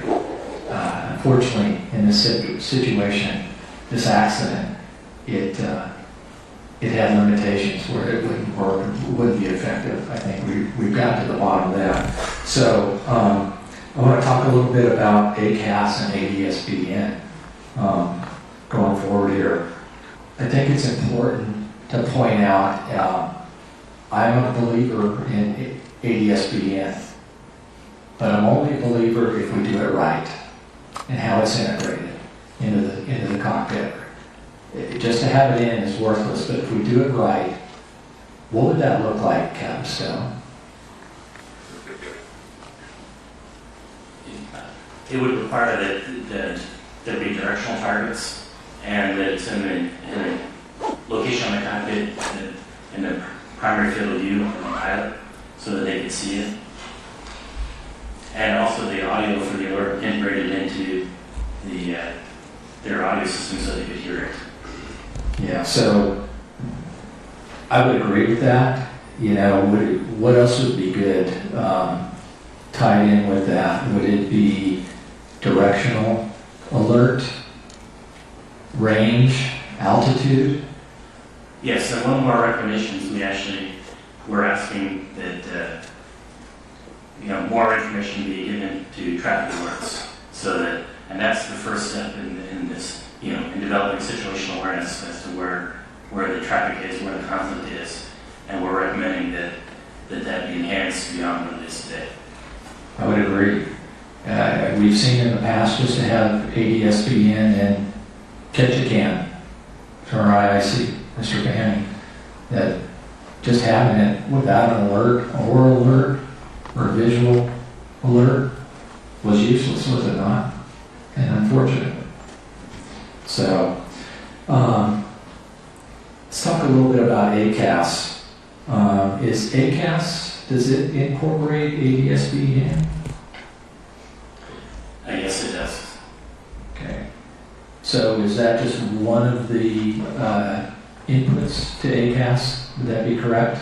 Yes, ACAS can function off of interrogation and reply just like TCAS does, but it has the ability to actually look at the geometry, which TCAS really doesn't look at geometry. So.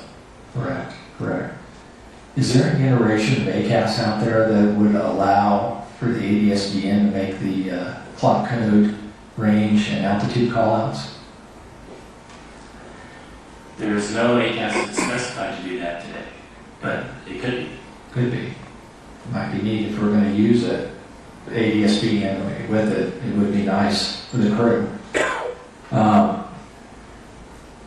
So these systems are great, but they're not the primary means of traffic deconfliction in most cases. Is that correct? That is correct. It's primarily aircraft control separation, and could be visuals, which could include visual separation. Correct. Yeah, and in this case, this unfortunately was an incorrect visual separation, I would say, on behalf of the tower and the aircrew in this case. And yet, if we had some of this technology in the future, maybe this accident doesn't happen. But it was a breakdown initially in the visual separation. I see my time's up. Thank you. Member Edmund. I appreciated you bringing up the PTC, and it actually resonates with me a lot. And I would go back to whenever I was the Chief of Staff of the Department of Transportation, 2020, we actually got that implemented.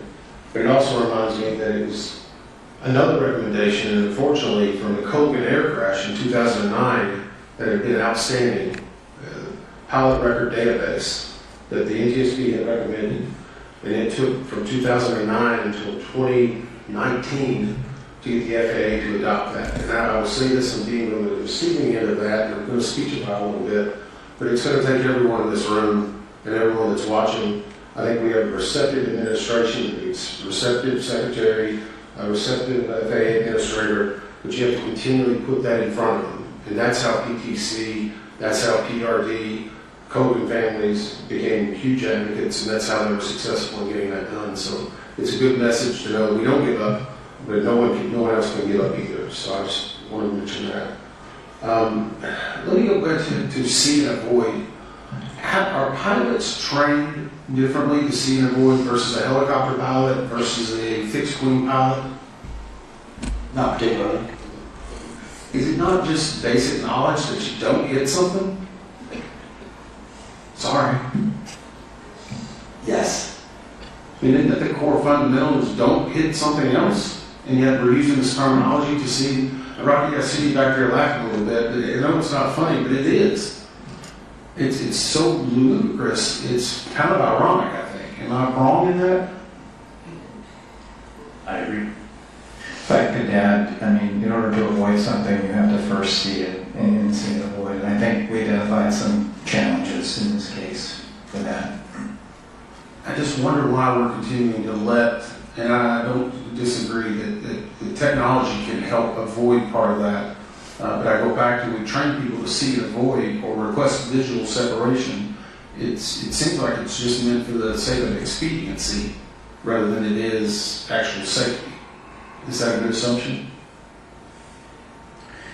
I think staff determined in this case that there was no reliance on it in order to ensure the efficient flow of traffic in the terminal area. So it's more about getting the planes efficiently where they need to be. We believe there was a drift in operating practices due to that pressure. Yeah. I think, shouldn't it be getting them there live versus efficiently? Yes. It's a little rhetorical, I know, I'm sorry. In regard to night vision goggles, is there ever a time whenever a helicopter crew would advise air traffic control or they would let them know that we're in a training, either in a training flight, a proficiency flight, or using night vision goggles? Right now, there's no requirement to do that. But we've identified increased risk, obviously, when helicopters are using night vision goggles and operating in a complex airspace. There's advantages and disadvantages in using night vision goggles, and all the helicopter operators in the National Capital Region use them and because they think it's advantageous. But it doesn't, you can say advantageous because they're able to better discern oncoming traffic, or because we've seen from our visualization it significantly reduces your field of view. Right, for helicopter operations, you're flying at low altitude, so you're not just looking for other traffic, you're looking for ground obstacles and other aircraft that are lower to the ground, other helicopters. So the night vision goggles are a big advantage in that environment. Dr. Brandon, did you have something to add? I was just going to say, yeah, operating without them would likely increase the risk for helicopter crews, but we have made other recommendations that would reduce the risk of collision in the area, such as relocating their route so they don't have to spot oncoming airliners and increasing the use of collision avoidance technology. Okay. I see how that's it. Thank you. Rocky, does American Airlines have ADS-B on 302 of their A321 aircraft? Yes, they do. That was cockpit display. And as a cockpit display in the pilot's primary field of view, yes. Yes, I flew jump seat and was able to watch it in operation. Tim, you're a pilot. Do you have ADS-B in? Yes, ma'am, I do. And you have a receiver that you bought, it was a Garmin, probably a couple $100, right? I think about 400, yes. And what does it provide you?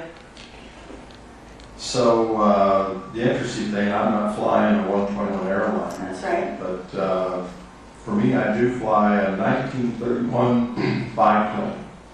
Okay, so this airplane has no electrical system whatsoever. I have to turn the propeller by hand to start it.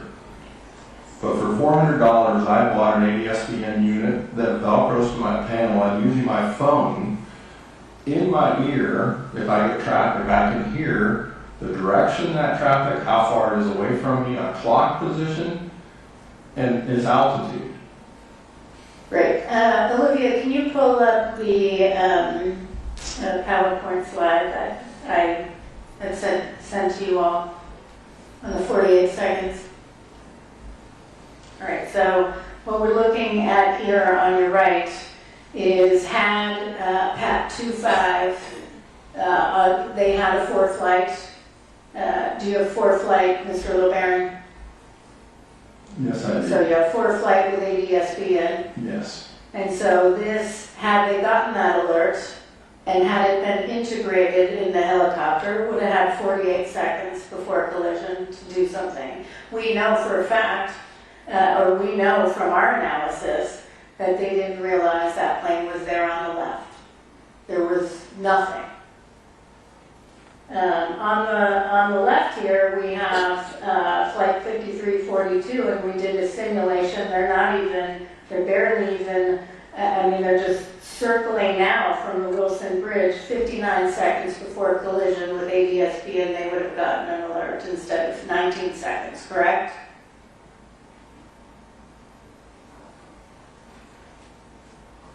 Anyone?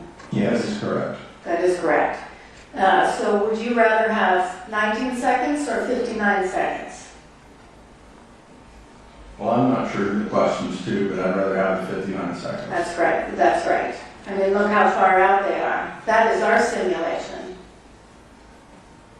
So let me tell you, with respect to ADSB, the NTSB has recommended ADSB out and in, supported airborne traffic advisory systems that include oral and visual alerting functions 17 times since 2006 on Part 121, Part 135, and general aviation aircraft. In 2008, the board took a position in response to an FAA notice of proposed rulemaking which required ADSB out. That the NTSB expressed concern that the FAA did not plan to require ADSB in capability. We stated the safety board believes that the benefits of ADSB technology warrant rapid adoption. We stated our concerns in that letter. We said to FAA at the time said they had not identified as a requirement for maintaining safety and efficiency of NAS operations. We told them we disagreed, said their assessment was incorrect, and that equipage of aircraft with ADSB incapability will provide an immediate and substantial contribution to safety, especially during operations in and around airports. We went on to say ADSB in provides a ready method of sending warning information to pilots, providing confirmation of clearances, on and on. It is a backup. Because why? Humans make errors. We know this. Why do you have technology? I mean, member Inman talked about, they implemented positive train control. Guess who wrote it in legislation? That'd be me. Why? Because of your work. Over and over and over again. And so we went on to continue recommending ADSB in. I wonder where we would be today if they actually did it when ADSB out was required. Where would we be today? Perhaps we wouldn't even be here. 59 seconds. 48 seconds. We might not have to be here. So my time is up, but I'm going to come back to this. Member Graham. Member Inman.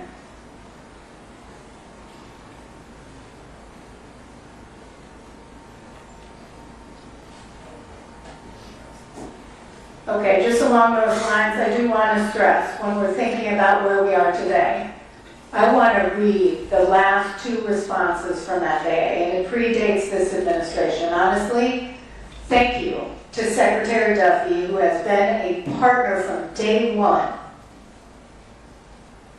Day one on this.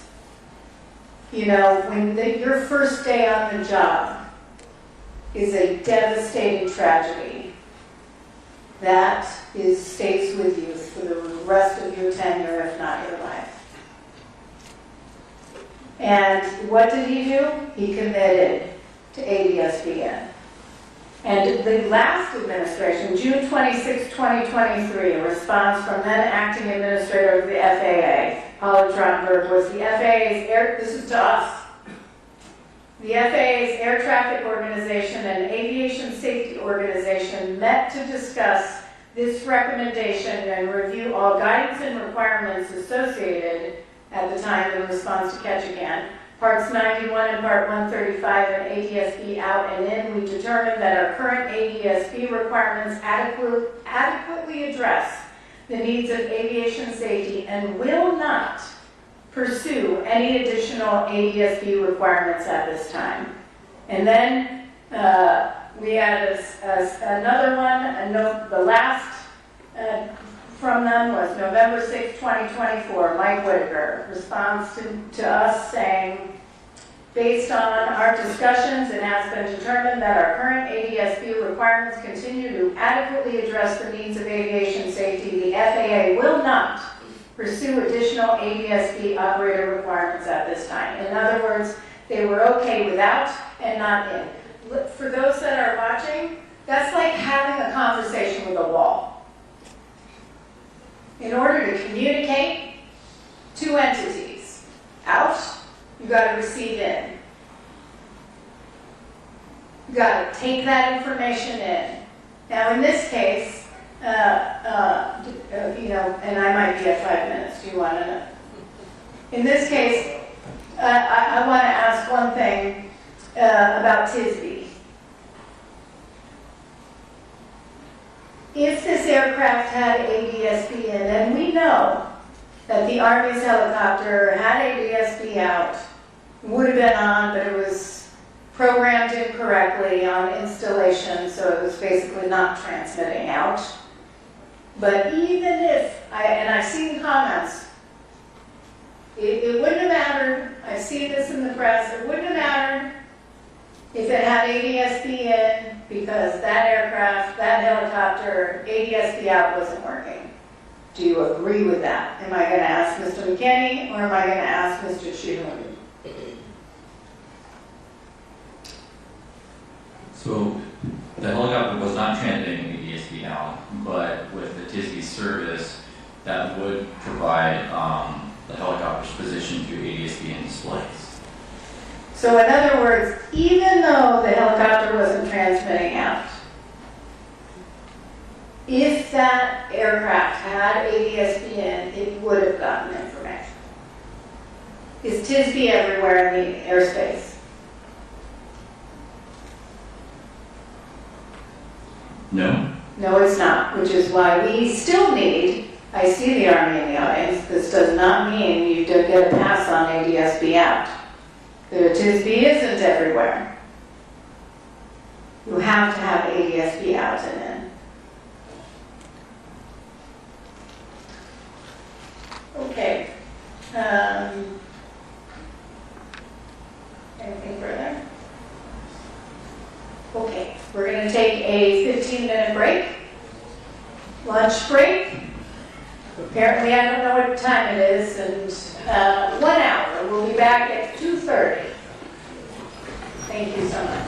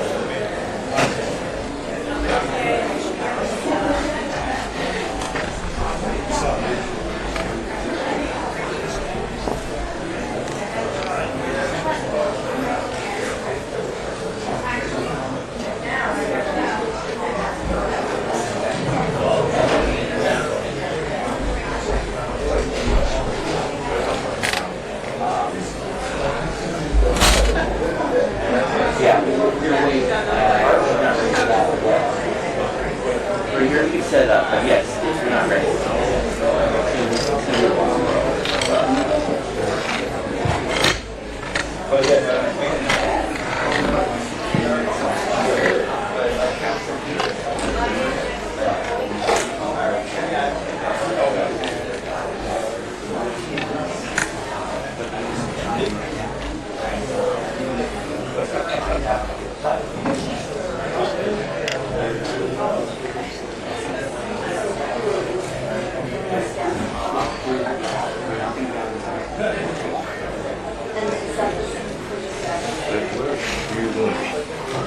Coming up here or she's staying there? Good question. Essentially, first we're going to do the one that's move up there, so I'm trying to figure it out. It's easier if she comes back here. I would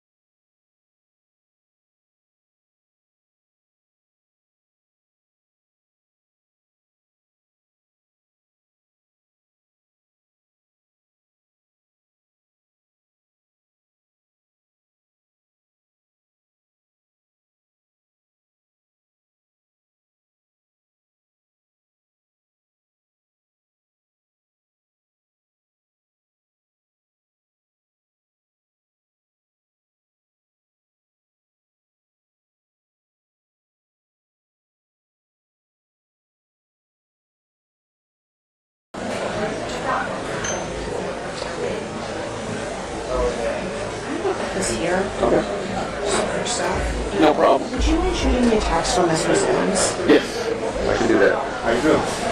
Good?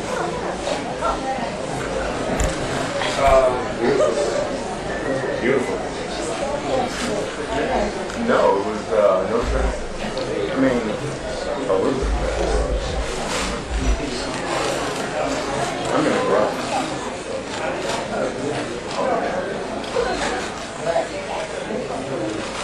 So Friday, I'm working from home, and then I was like, I don't feel like, after I was done working, I don't feel like that.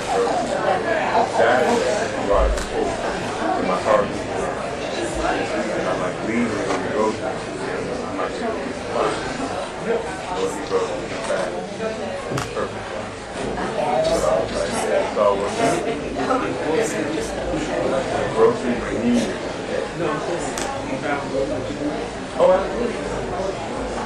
Did you find your car? Yes.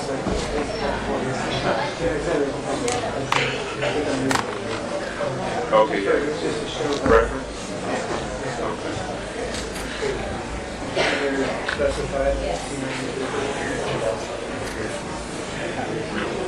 Yeah, she found that one of the So she didn't want that? She did want one. She did. Other than that, what did you shoot for the place? I'm really happy with the moment.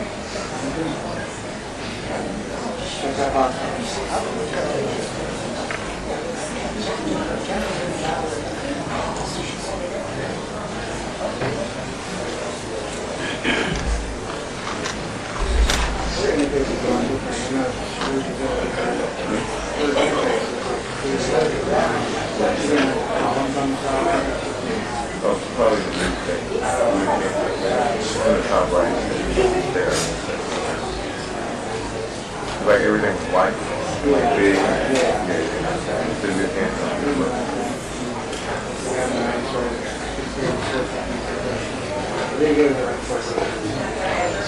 All right, welcome back.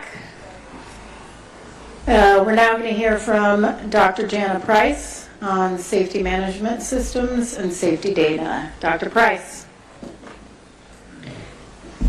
Thank you, and good afternoon, Chairwoman Hamidi, Member Graham, and Member Inman.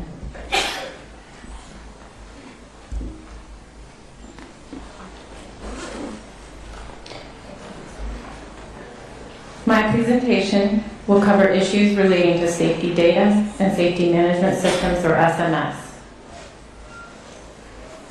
Specifically, I will describe data sources that could be used to measure mid-air collision risk. I will also discuss who had access to those data and how they were used before the accident. Finally, I will discuss SMS programs at PSA, the FAA Air Traffic Organization, or ATO, and the Army.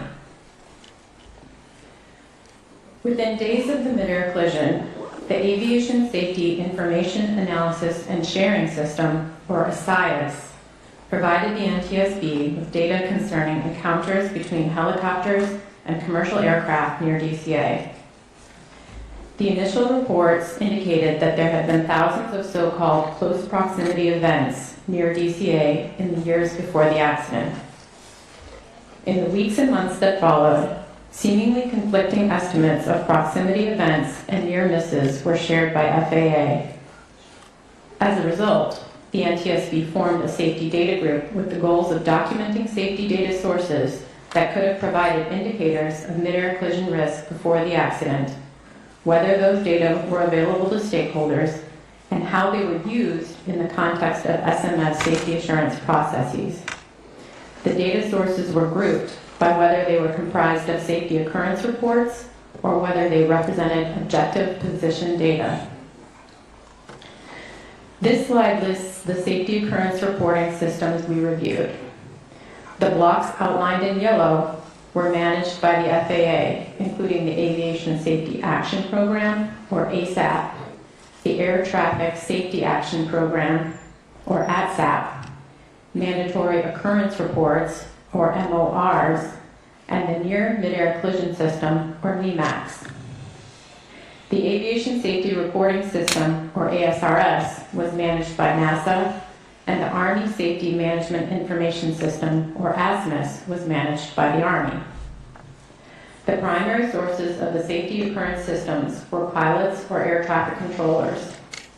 The systems varied in terms of whether reports were required or voluntary, and whether those who reported voluntarily were de-identified and protected from punishment.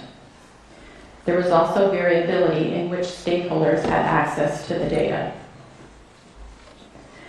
Our review of subjective safety occurrence reporting systems found that more than 18 reports per year on average of close calls between airplanes and helicopters near DCA in the 4 years before the accident.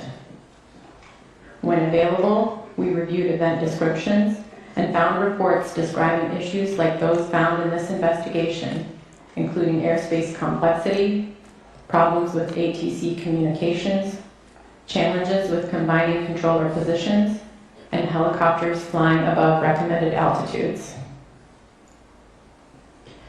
This slide provides an overview of the position data systems we reviewed. Again, the blocks outlined in yellow were managed by the FAA. The primary sources of data were from aircraft and from surveillance radar. The Flight Operations and Quality Assurance, or FOQA, and the ADSB systems provided information about TCAS resolution advisories and traffic advisories. Systems known as Aviation Risk Identification and Assessment, or ARIA, and Performance Data and Analysis Report System, or PDARS, provided objective information about aircraft proximities using radar and other surveillance data. Data accessibility varied by source, and although the FAA generally had access to all data sources. Our review showed evidence of numerous close encounters between airplanes and helicopters near DCA. For example, TCAS resolution advisory data captured by ground-based receivers identified about 15 events per month on average within 10 nautical miles of DCA. The ARIA system found that airplanes and helicopters came within 1 nautical mile laterally and 400 feet vertically, an average of 390 times per month. PDARS found an average of 65.6 instances per month in which airplanes and helicopters came within 1,000 feet separation, and 5.6 instances per month in which they came within 500 feet separation. This heat map shown on this slide comes from PDARS and shows encounters between arriving and departing airplanes and helicopters flying on routes 1 or 4 for the period January 2018 to February 2025. Additional analyses of radar data found that nearly half of all helicopters that transited Route 4 went above altitude limitations at least once along the route. However, we found that neither the FAA nor the Army identified these exceedances before the accident. In all, we found that multiple safety data sources, including occurrence reporting systems and objective position data, showed evidence of mid-air collision risk between airplanes and helicopters near DCA in the years before the accident, but existing systems did not recognize or mitigate the risk. We found that key stakeholders either did not have access to or were not making full use of the data. For example, some of the systems used to analyze radar data for close proximity encounters in this investigation had rarely been used for that purpose before the accident. We found that there was no standard definition to signify when aircraft are too close, which hindered the ability to track their incidents over time or to compare risk levels of different locations. Lastly, although helicopters regularly triggered TCAS resolution advisories for airplanes approaching DCA, we found that helicopter operators were largely unaware of their involvement in these events, and there was no standard mechanism to alert them after such events. Staff have proposed 2 recommendations to the FAA in this area. Next, excuse me. Next, I will discuss the safety management systems that were in place at the FAA, PSA, and the Army at the time of this accident. Multiple investigative groups coordinated to document and evaluate these systems. The United States is a member of the International Civil Aviation Organization, or ICAO, which sets standards for SMS. It calls for inclusion of 4 main components: safety policy, safety risk management, safety assurance, and safety promotion.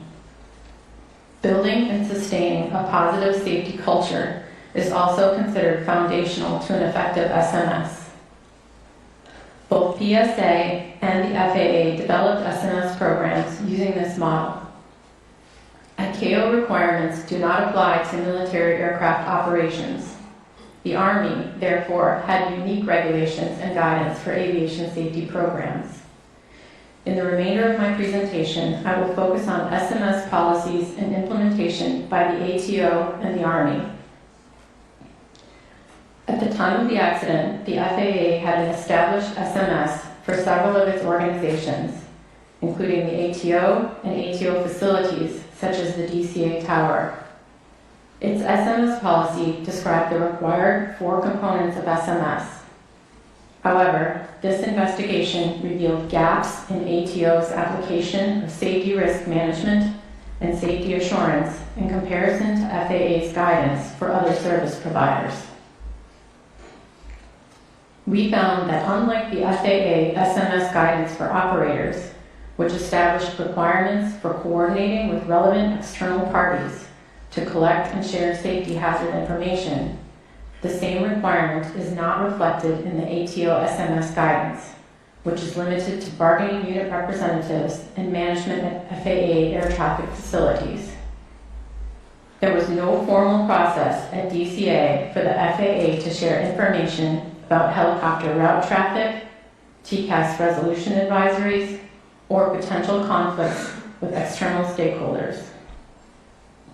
The formation of a helicopter working group was an example of an informal collaboration among multiple stakeholders designed to promote safety. However, as previously discussed, that group was not able to effect changes such as relocating helicopter Route 4 or adding hotspots to the route chart and spots with potential conflicts. We found that the ATO's application of its SMS did not recognize and mitigate the risk of a mid-air collision at DCA, nor did it effectively coordinate SMS activities with external stakeholders. As a result, staff have proposed 2 recommendations to the FAA in this area.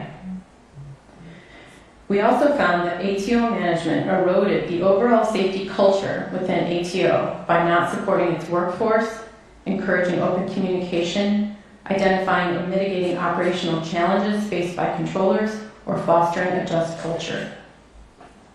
Interviews with ATO staff indicated that they feared retaliation for raising safety issues, and management often discouraged filing reports because it made the facility look bad.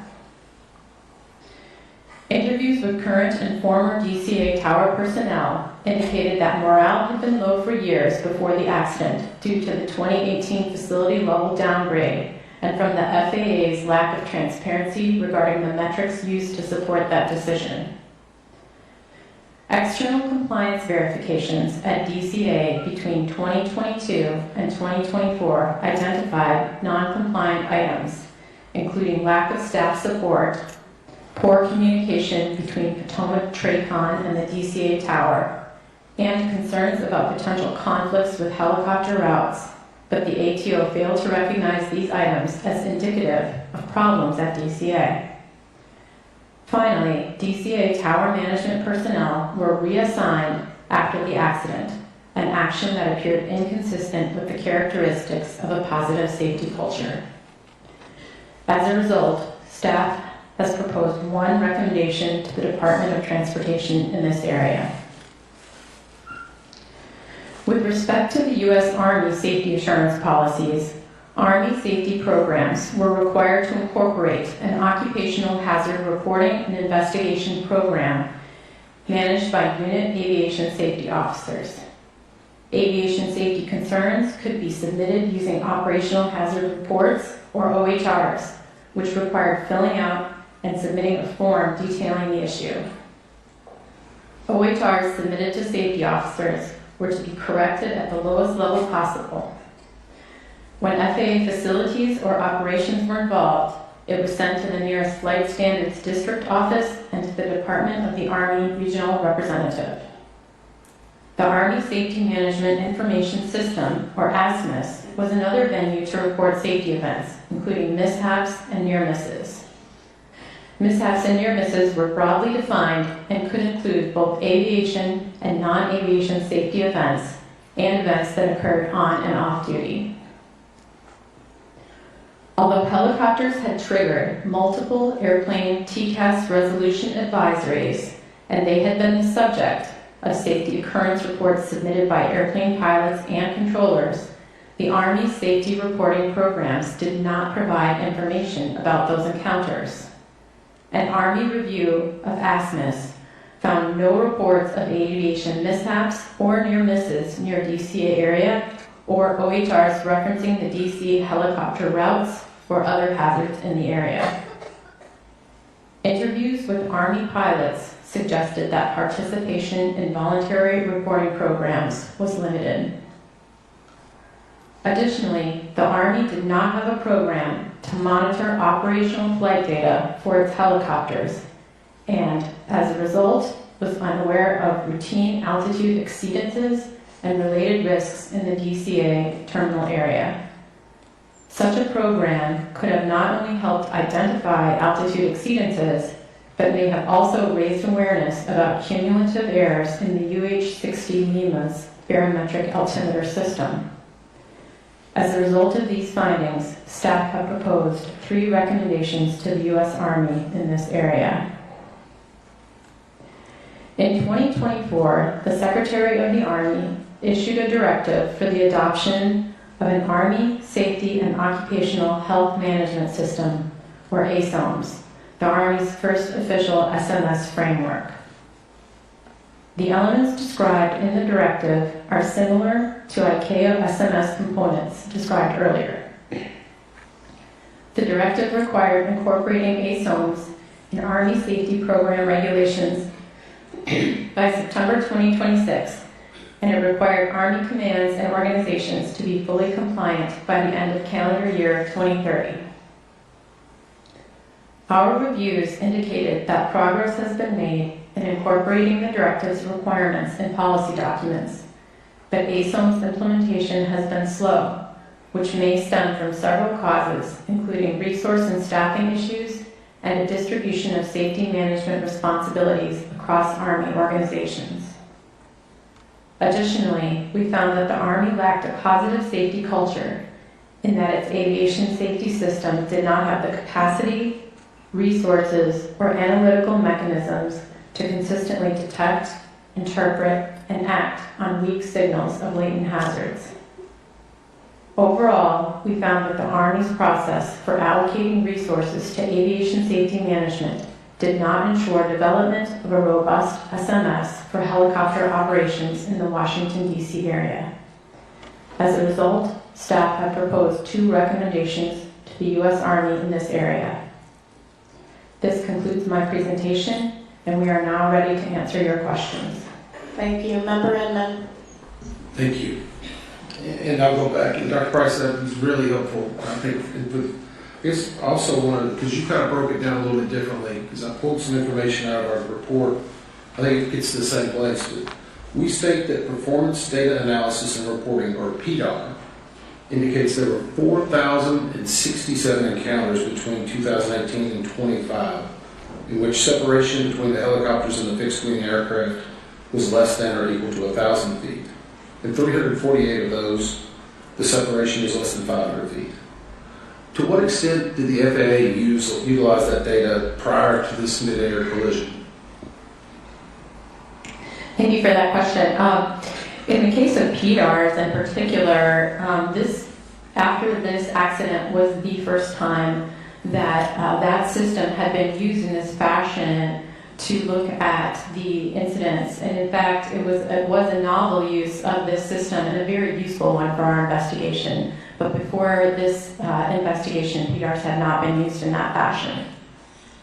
So I want to go back to the different ways that people can give information. So the way I read it, there's currently the Aviation Safety Action Program, or ASAP, the Air Traffic Safety Action Program, or ATSAP, the Mandatory Occurrence Reports, or MORS, the Near-Mid-Aggregate Collision Systems, NMACS, the Aviation Safety Reporting System, ASARS, and the Army Safety Management Information System.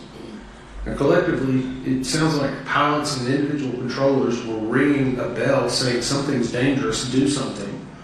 And I'm just curious, is the FAA, were they taking this information? Do they have the capacity? And will they take action on it? That's 3 questions in one. I'm sorry, Dr. Price. Well, certainly there were numerous different reporting systems that provided information about near misses and events that were happening at DCA before this accident. And the FAA did have access to all of those systems. Our investigation revealed that in general, the reviews of these systems were largely happening kind of on a case-by-case basis and weren't necessarily being looked at in an aggregate fashion. And when we do a look back, of course, we can see that there was a definitive pattern in these data, both with the road safety reporting data and with the position data that I mentioned. But as the FAA even noted in our public hearing, that was something that although they had opportunities to see, they did not detect and mitigate before this accident. Since that time, have they indicated that they are using this data correctly? Thank you for reminding me about that question. Since the accident, we do have evidence that the FAA has put some of these data to use.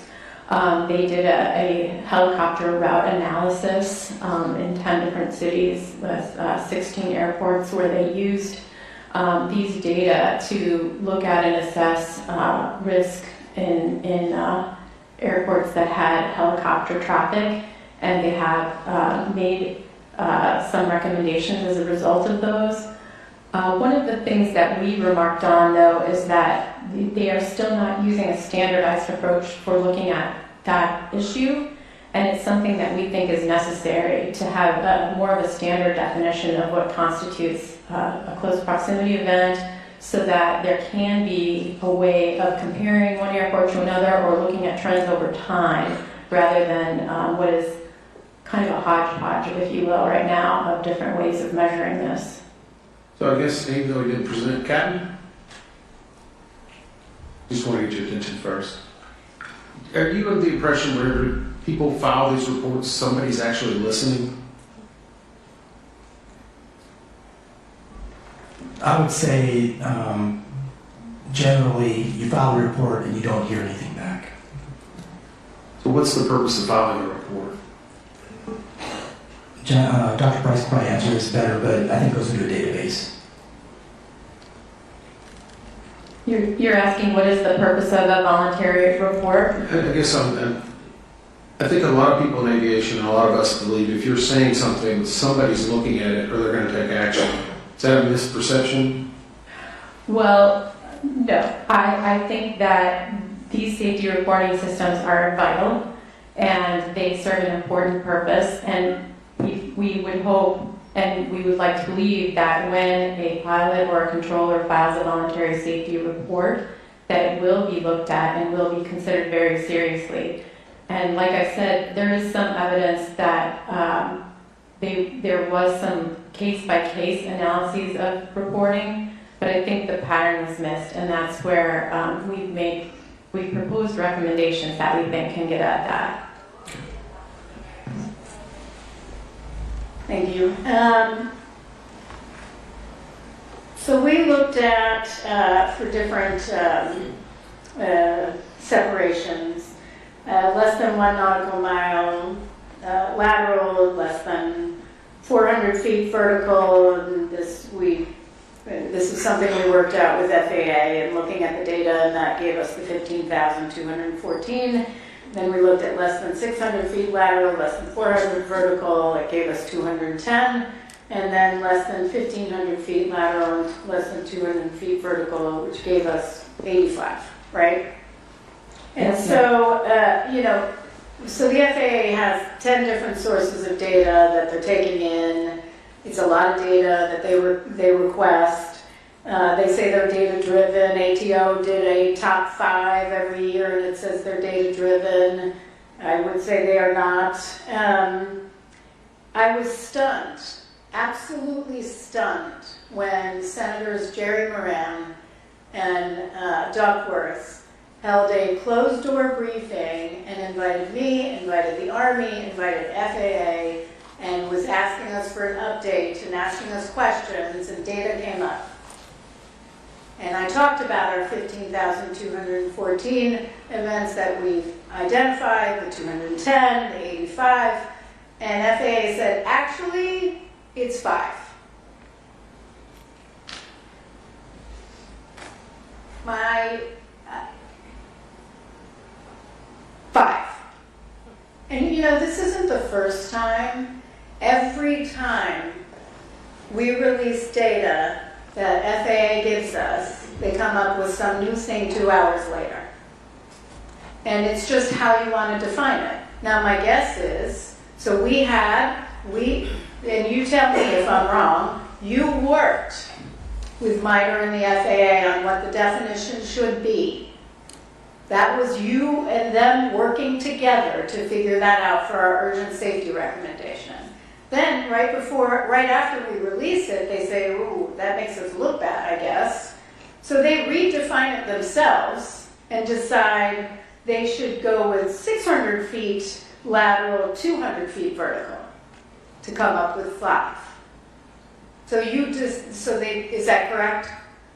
Well, Chairwoman Hamidi, I will be honest and say staff was never able to determine the source, the exact source of where that 5 near misses quote came from, in spite of requesting that explicitly. We have some ideas about what it could represent, but to be honest with you, we never got the clear response from FAA about the source of that 5 near misses quote. Yeah, so I have to tell you, and we're gonna get into this, but Dr. Price, right before our hearing, actually maybe 2 months before, a month and a half before the hearing, I got calls from staff saying, we need your help. I can't get information out of the FAA. We need data, we need help. Can you help us? I weighed in several times. We finally got a response. Then you, Dr. Price, my staff, and Mr. Lauren Roth, you all participated in a phone call with FAA. FAA, you said, this is the information we need. FAA said, okay, put it in writing and we'll get it to you. This is the agreement on what we'll provide. So you put it in writing, and the response was? In some cases, we were told that our requests were out of scope. Well, in this specific request, they basically told you no. In this specific request, we were given some information about near-midair collisions, but it didn't match the number 5, so that was the source of the confusion there. But there was a response from Matt Kaybeck that I have in writing that says, after they agreed to provide you information, that they responded and said no. I think I know what you're referring to, and that was an instance where we had gotten some data from the ASIS program, and we had additional follow-up questions about that. And then, as a result of that, we were told that we needed to request that data directly from the air traffic organization, and we followed up and did that. And we were told that the air traffic organization would not duplicate work that had already been done by ASIS. Even though part of the request was an additional parameter that you gave them? Yes, ma'am. That was not a duplicate? Correct. Yeah, thank you. Member Graham. Thank you, Chair. Well, I think many people would understand that the military has unique missions and demands that necessitate deviations from what might be standard or accepted in the commercial world. A proper comprehensive safety management system should not be one of those things. As well documented by our team in their presentation, neither the Army's Safety Management Information System nor their Safety and Occupational Health Management System, individually or combined, comprise an acceptable SMS. I have relentlessly beat the drum of SMS across multiple modes of transportation and organizations since I arrived here at the NTSB. And I truly believe that the military should be no different on this one.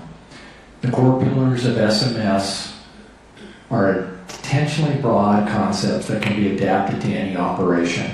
In particular, any operator regularly conducting flights in Class B or other congested airspace should have an SMS to properly manage their risk.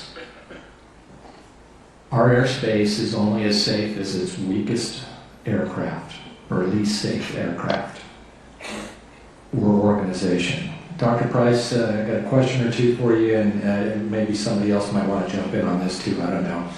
As you mentioned, the Army Safety and Occupational Health Management Systems included some elements of what's similar to an ICAO SMS components. While that is true, is it also true that this program is not a standalone for the Army Aviation Battalions? Member Graham, I'd like to ask if Dr. Bramble would address that question. Yes, you're correct. Aviation was just one application of many of their safety and occupational health management system. Okay. What other categories of potential hazards or other than aviation safety were included in this program?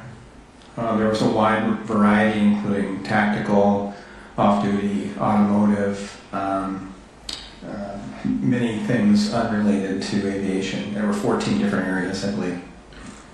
No, I'm not going to say that those aren't important. They are important for each unit, but I think what became abundantly clear during the course of this investigation is that the Army Aviation Safety cannot simply be lumped in with all of those other elements. Is it true that the Army's Safety and Occupational Health Advisory Council, which met biannually to review, among other things, workplace safety hazard logs, work-related illness and injuries, civilian case incidents, worker compensation costs, and installation hazard abatement? Yes. And while these biannual meetings could also cover items directly related to aviation safety, can you share why this does not meet the level of what you would expect to see through like an aviation safety action program, or a FOCA program, or in the granddaddy of them all, the SIS system? Sure. I mean, I guess the first difference would be that it's integrated with the command structure and run by the commander. And in the case of an event review committee or something like that, you'd have sort of the safety and QA folks working it independently and advising management. Secondly, those types of committees in commercial aviation tend to have much better data streams, such as FOCA data, LOSA, ASAP, that sort of thing. They had an employee reporting system, is that correct? Yes, they had two different ways that reports could be submitted. And were there many reports to look at? No, in the case of occupational hazard reports, there hadn't been any received by the brigade in the last year, and in terms of the Aviation Safety Management Information System near-miss reports, there have been 5 from the 12th Aviation Battalion, 3 wildlife strikes, 1 case for a crankshaft left open on the ground, and 1 off-duty report. What benefits do you believe the Army would gain from having a standalone, fully resourced SMS program dedicated to aviation safety, which they don't have today? Well, they would likely have better resources, better focused, aviation-focused analytic capabilities, better data streams, and a better focus on identifying weak signals of latent risks in the system that represent low probability, high consequence accidents, the kinds of complex system failures we're talking about today. Great, thank you, Dr. Bramble. Member Inman. So I want to go to the, actually, the Safety Data Group Chair's Analysis Report. We indicated that the Aviation Risk Identification and Assessment, or the ARIA system, was designed specifically to identify air traffic operations that represent potential safety risks, even if operations are technically deemed compliant. We received testimony, I think, from the FAA Eastern or Safety Group for the Eastern Service Area that ARIA looks at the interaction of aircraft, so how they are moving towards each other, and generates a report. I think we looked at, I believe, 874 of those, just between 2022 and 24. To what extent did the ATO use this risk and this data to understand prior to mid-air collision what was going on? Thank you. The ATO was using ARIA, as you specified.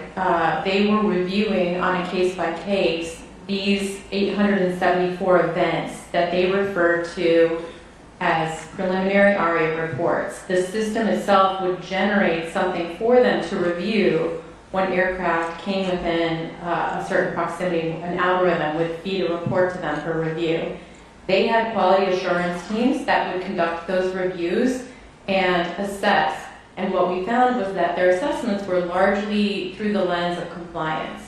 So they were looking to see if there was any kind of lack of compliance, and if there was, they would categorize it, and if not, they would categorize it into another category.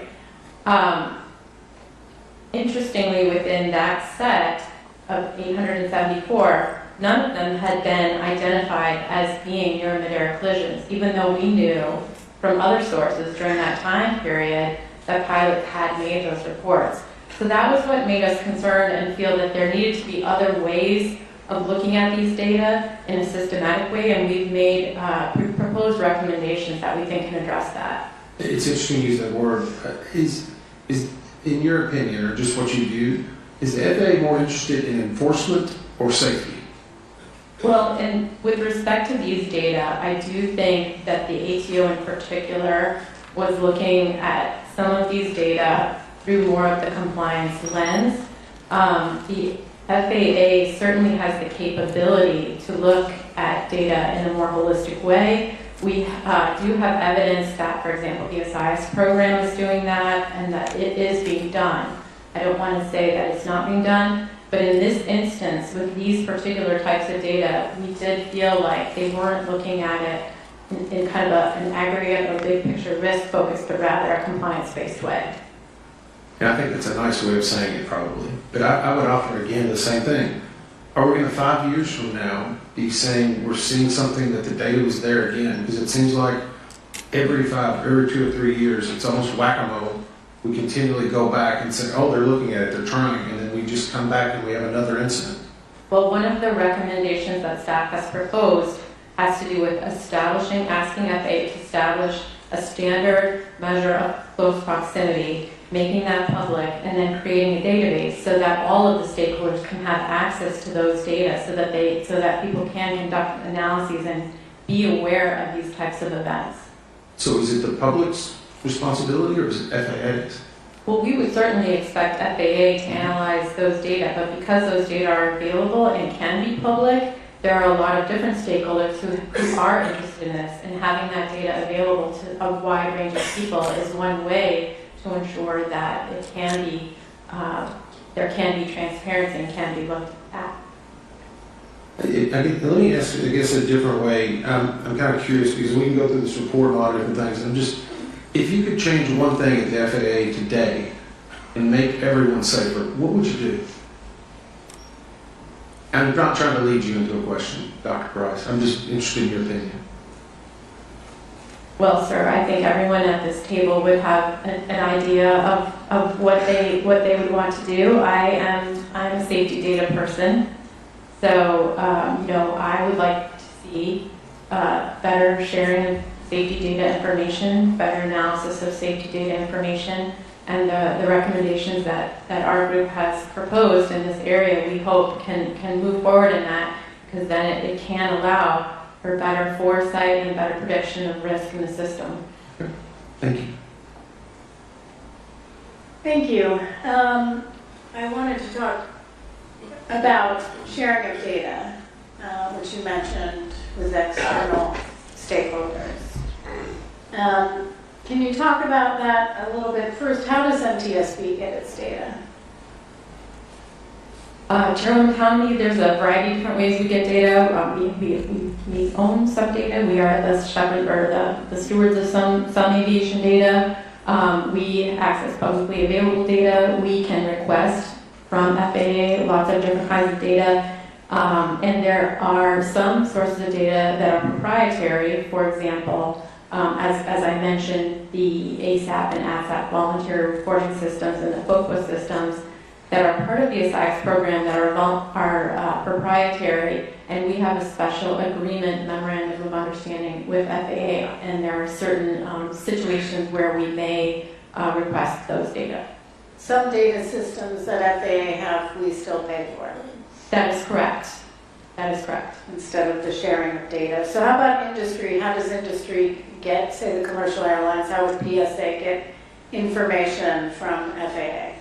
Well, PSA, as many airlines, are members of the ASICE program, which is a collaboration between industry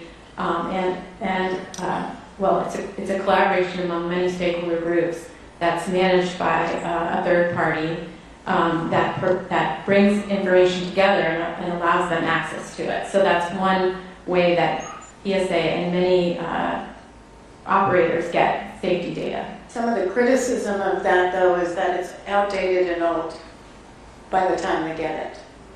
Well, we were told in this investigation that there were lags between when they were contributing data and when they could see that data. And so, how long? Sometimes 3 months. How about the Army? Do they get the data? We asked Army about their use of FAA data. Before the accident, they did not routinely request data from FAA.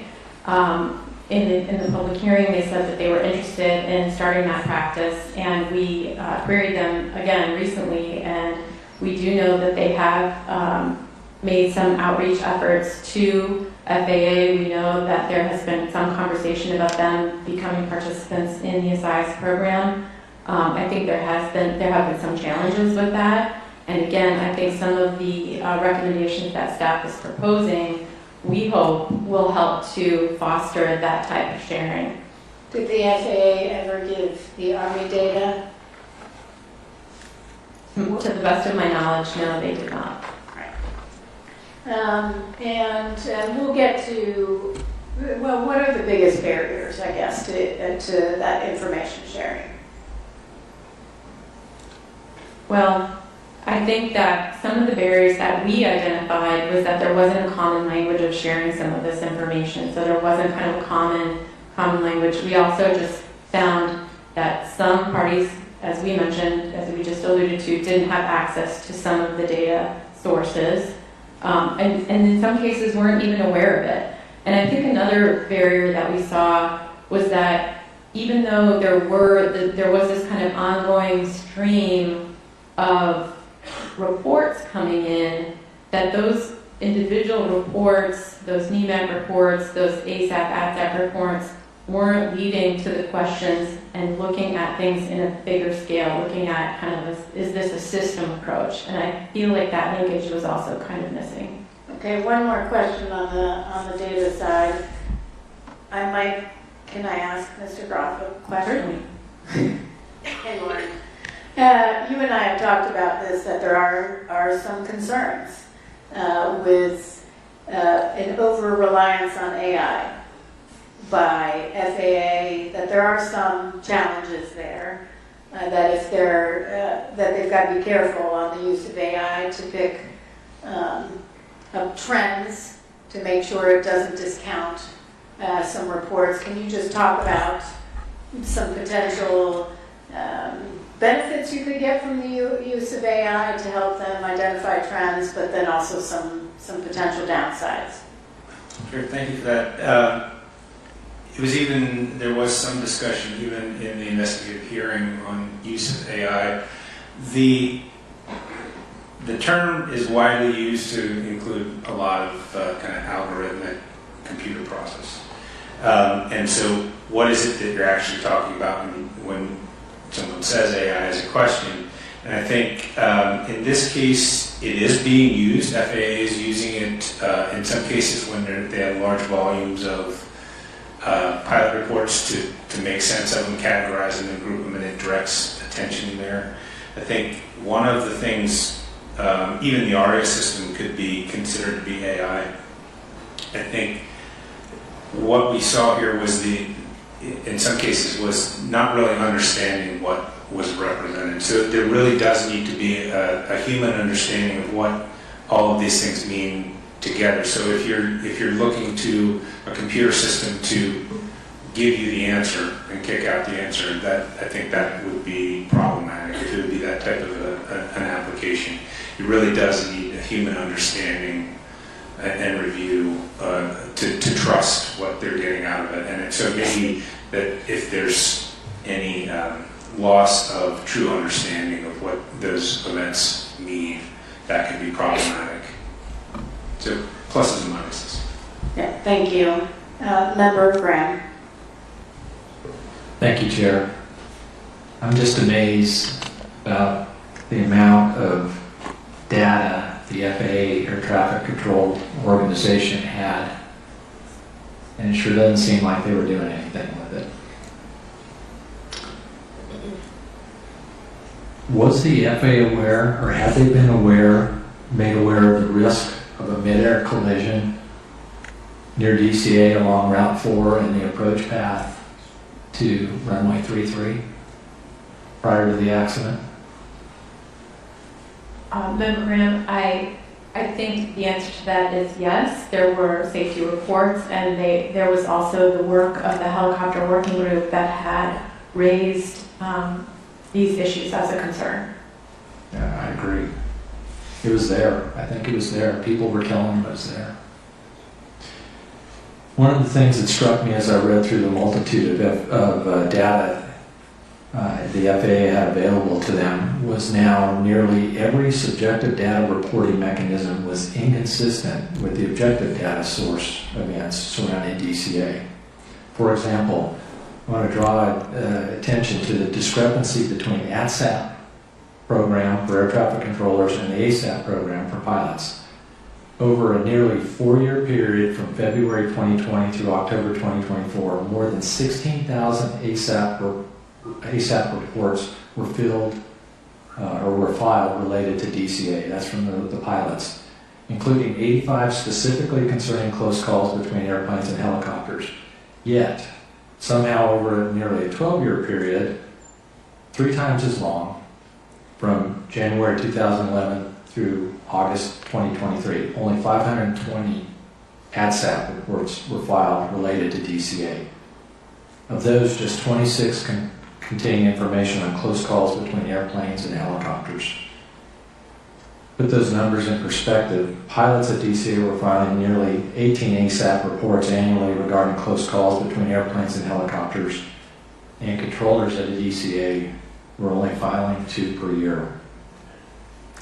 I'm going to ask Mr. Soper this. With regard to the discrepancy between ASAP and ADSAP programs uncovered during this investigation, what do you believe is the reason for air traffic controllers identifying significantly fewer close calls than the pilots? Thank you for the question. So in air traffic control, there is a little bit of a difference, so that metric could be a little deceiving, and that's because in air traffic, we also have, you've heard mentioned a couple of times, mandatory occurrence reports, which are requirements for air traffic control to submit. Losses of separation would be one of those things. Near mid-air collisions would be one of those things. Runway incursions would be one of those things. The list goes on. So we looked at, I believe it was 10 years, and Jana, please correct me if I'm wrong, like 10 years worth of data approximately, and they had 170,000 plus mandatory occurrence reports at DCA that were reported by air traffic control. So for air traffic controllers, they may not file an ASAP based on a report, especially if they've already reported it via a mandatory occurrence report, because they feel they've met a reporting requirement and they didn't go they don't take the time to go to actually do an ASAP on top of it. Is it difficult to do an ASAP report? No, I would say it's not difficult to do one. Is there a reluctance?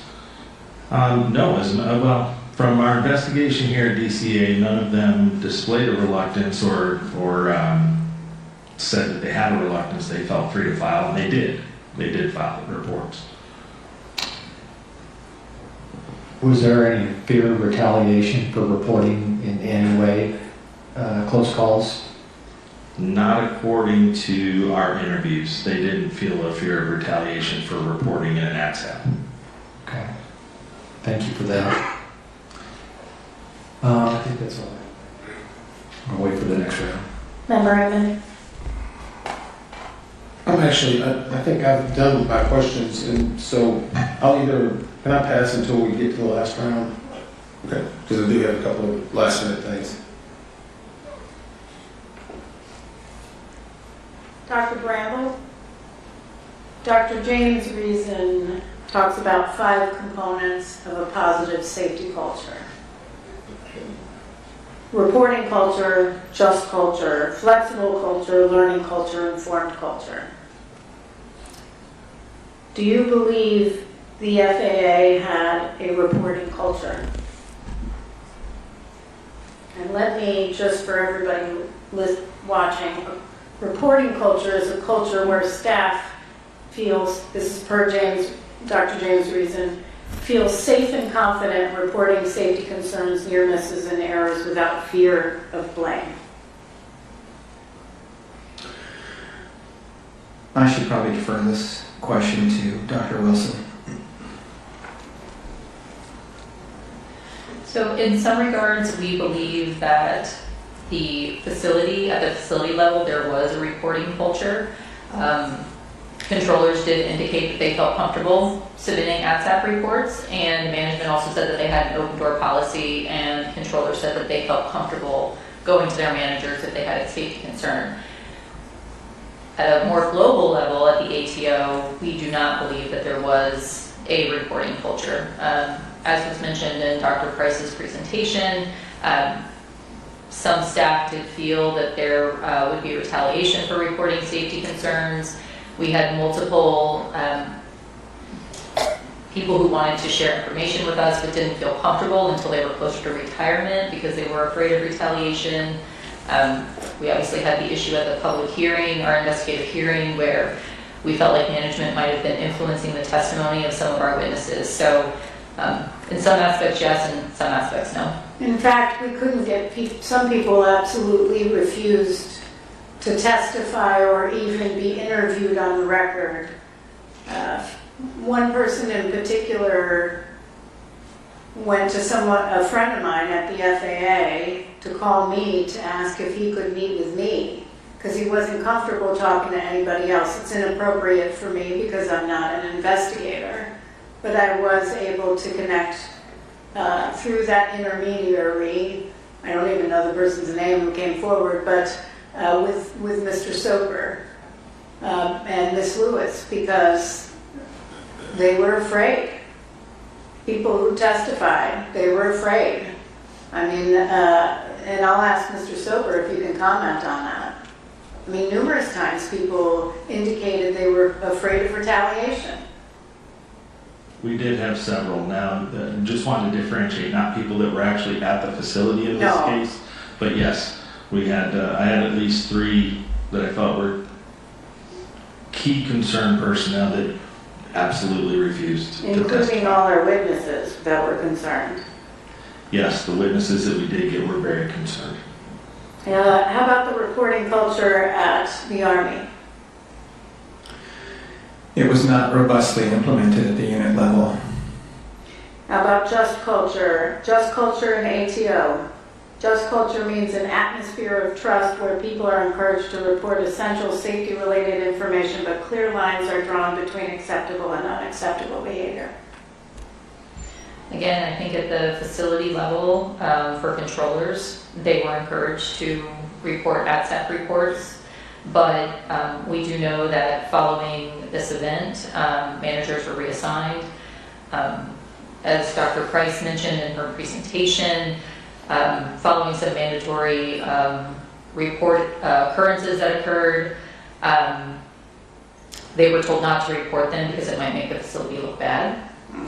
And then again, just those hesitant to talk to us, I think, goes to show that there was not the just culture.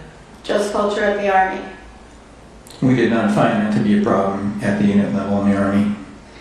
Flexible culture. Do you mind if I finish the fine? Yeah, flexible culture. Culture that can adapt effectively to changing demands and when necessary shift from normal hierarchies to a structure that relies on expertise. ATO. I think we found that the ATO did not adapt to recommendations, concerns over near mid-air collisions in the DCA area. Flexible culture, Army. I think that the safety assurance system was not nimble enough to specifically look at some of the risks in the DC airspace. Informed culture, an organization that collects and analyzes relevant data and actively disseminates safety information to the workforce. ATO. Again, as Dr. Price mentioned, with the safety assurance process, we definitely found failures with that. ATO failing to share information with parties that were involved in some of these occurrences, and also, on a broader sense, failing to identify the mid-air collision risk. Army. This was definitely a weakness. They lacked information about the frequency of near-mid-air collisions between their helicopters and other aircraft in the airspace, and they were unaware of the prevalence of maximum altitude exceedances among their helicopters. And they could have gotten through flight data monitoring. Correct. Informed culture, an organization that collects and did I do that one? Learning culture, an organization capable of learning from its mistakes, analyzing data, and making necessary improvements, ensuring staff understand SMS. ATO.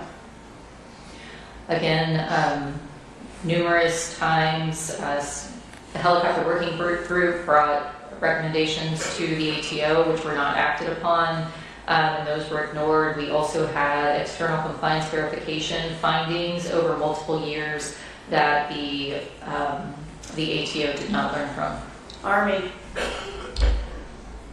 I think they might have if they had been aware, but I think because they were not aware of these risks, they did not learn about them. Thank you. Member Graham. Thank you. I want to talk a little bit about the FAA SMS. Just amazing. I think we found that there were some serious issues with their SMS, and we'll talk about those now, but it's the height of hypocrisy when a regulator expects operators it regulates to follow prescribed SMS regulations to the detail, but can't seem to kind of even remotely close to following its own, in this case their own SMS. Let's start with safety risk management, which is the second pillar of an SMS. What did the SRM, safety risk management, entail at ATO? The ATO did have safety risk management policies in place that we did find on several occasions. It was followed, particularly at the facility. Following the GAO noise study, there was a SRMP that was conducted in March of 2023, which revised some of the altitudes along the helicopter routes. However, we did also find that SRM wasn't typically used in response to issues identified through that were identified through the safety assurance process. So they weren't doing them very often, were they? It appeared to be dependent upon the issue. Hit or miss. Hit or miss, yeah. I've been part of one of those processes in my prior life, so. And let's talk about safety assurance. When safety assurance activities identify deficiencies, what actions should be taken according to the ATO's SMS? I can take that. Thank you. Safety risk management and safety assurance are considered sort of complementary activities. So safety assurance is really just monitoring safety performance indicators to ensure that the safety risk management is working as intended. So it would be sort of a feedback then if the safety assurance identifies performance that doesn't match the SRM, that it would feed back into the safety risk management process to reevaluate whether there was maybe hazards or risks that weren't properly assessed or controlled. Didn't seem like that was happening very often. Yeah. Finally, let's talk about the fourth pillar at SMS, and I could talk about all the pillars, but we don't have enough time today. Safety promotion. What was that supposed to entail at the ATO? So safety promotion would be focused on SMS training for personnel, disseminating safety lessons learned, and these actions would all foster a safety culture at the ATO.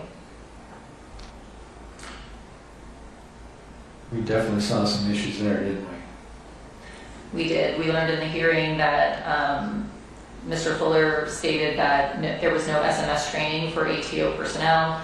It was the expectation that management at the facility would have access to the manual and therefore be familiar with SMS because of that.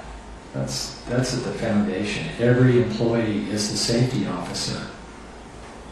They need to be trained on what their responsibilities are and their roles are. I don't get it. I know this is asking your opinion, but objectively, in our review of ATO's safety culture, did we find any evidence that it was a positive safety culture without actual or fear of retribution for employees who voluntarily reported safety concerns?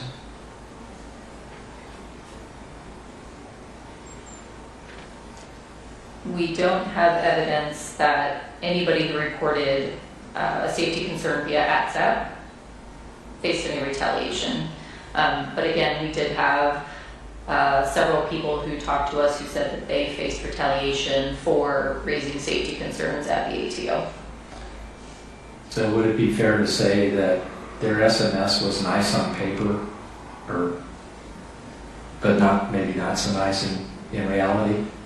So they did have an SMS manual, so they did have it documented. However, we did identify a number of deficiencies.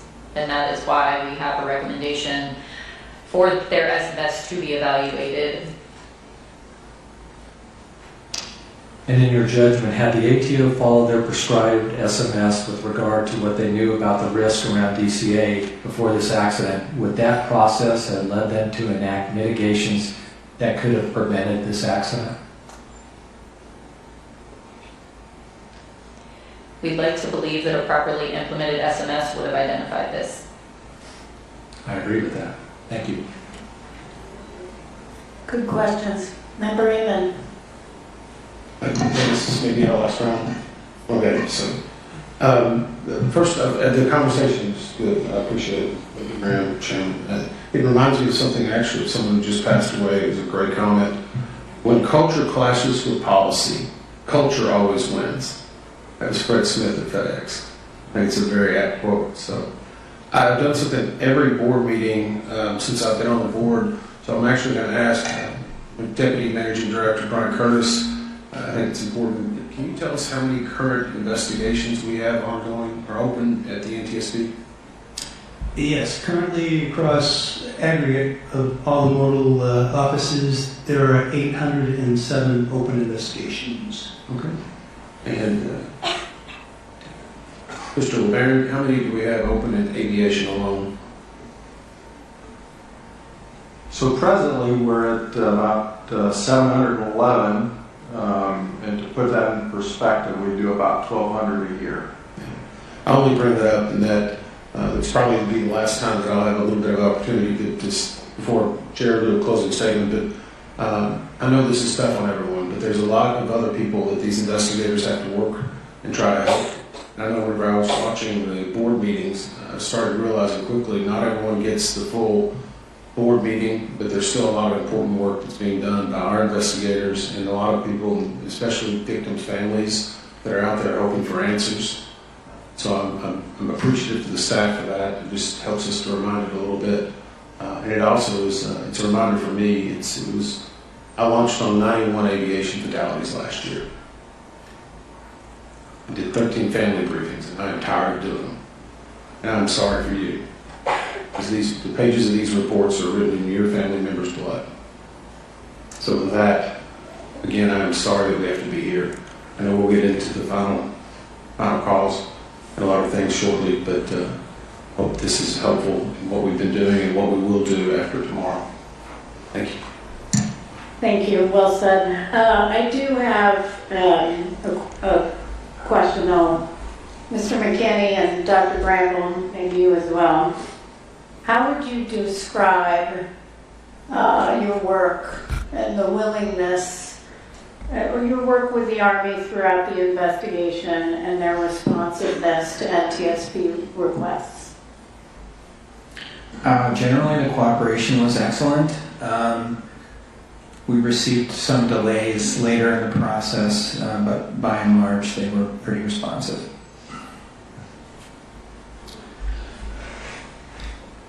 The Army was excellent and responsive to work with, especially through the brigade. We had no problems getting the information we requested, and they rapidly provided us assets such as aircraft to do flight tests.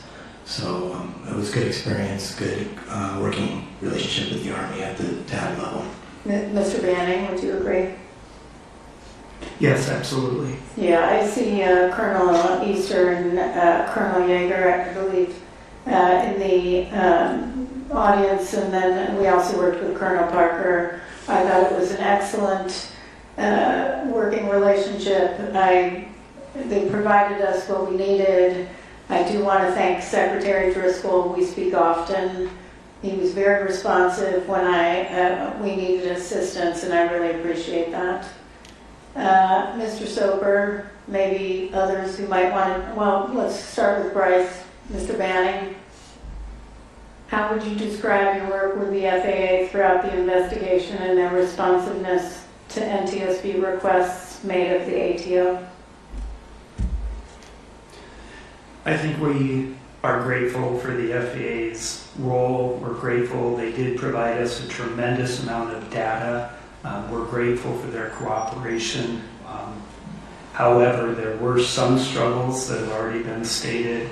It is difficult when conducting an investigation to be told what is within the scope of your investigation. So them telling us what is in and out of scope. Yeah, that was problematic. But we do appreciate their role, and they did provide us a tremendous amount of data. Absolutely, we appreciate their role. However, there were a lot of data and information challenges and concerns on retaliation and everything else. I will say I think it's very interesting that for all the data we requested and much of what we did not receive, you received a phone call on Friday, or emails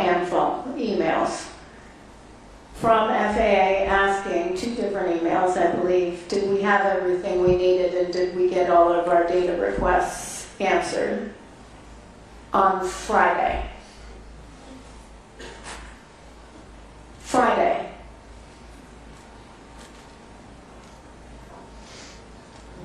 That's ridiculous. 1 year later, 6 months of asking, actually I think you all asked me to start weighing in back in May. Some of those questions never answered. And yet Friday, they asked. You're too late. We already figured it out ourselves. Okay. Well, any other questions? No? All right. Well, we're going to take a 15-minute break. We'll be back, 15 minutes. Yeah, 4 o'clock.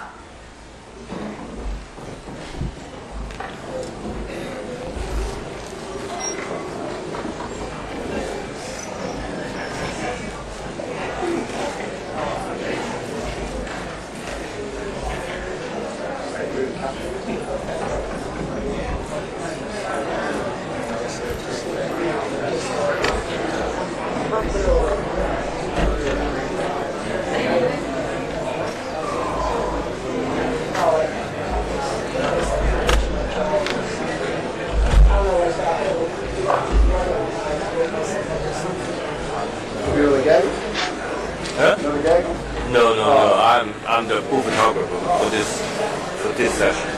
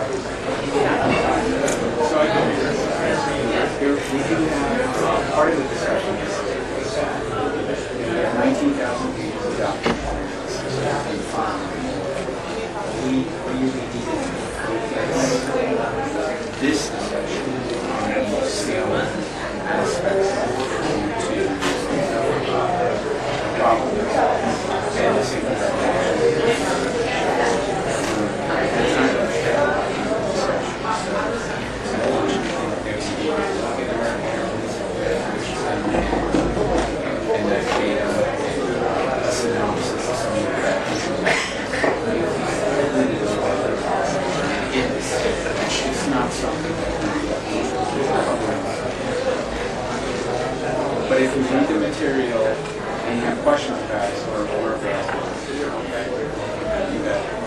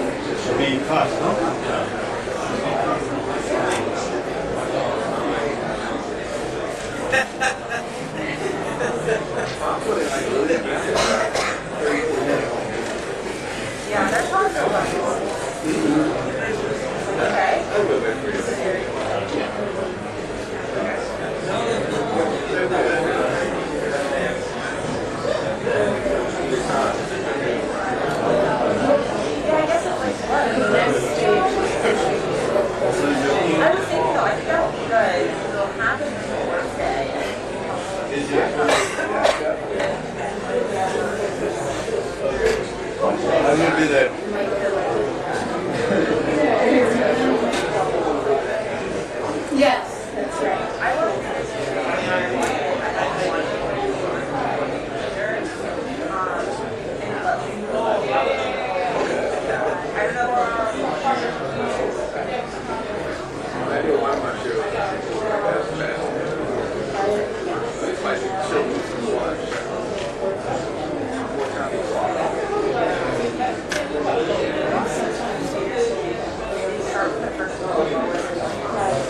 They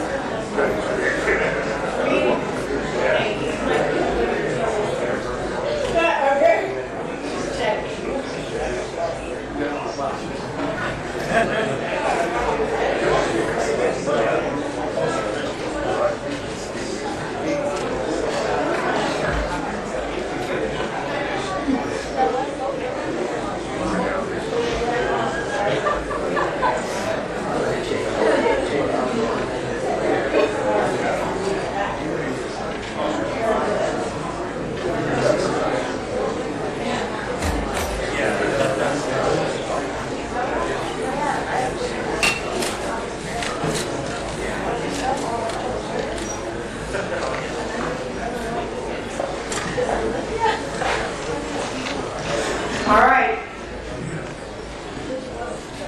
We are back in session.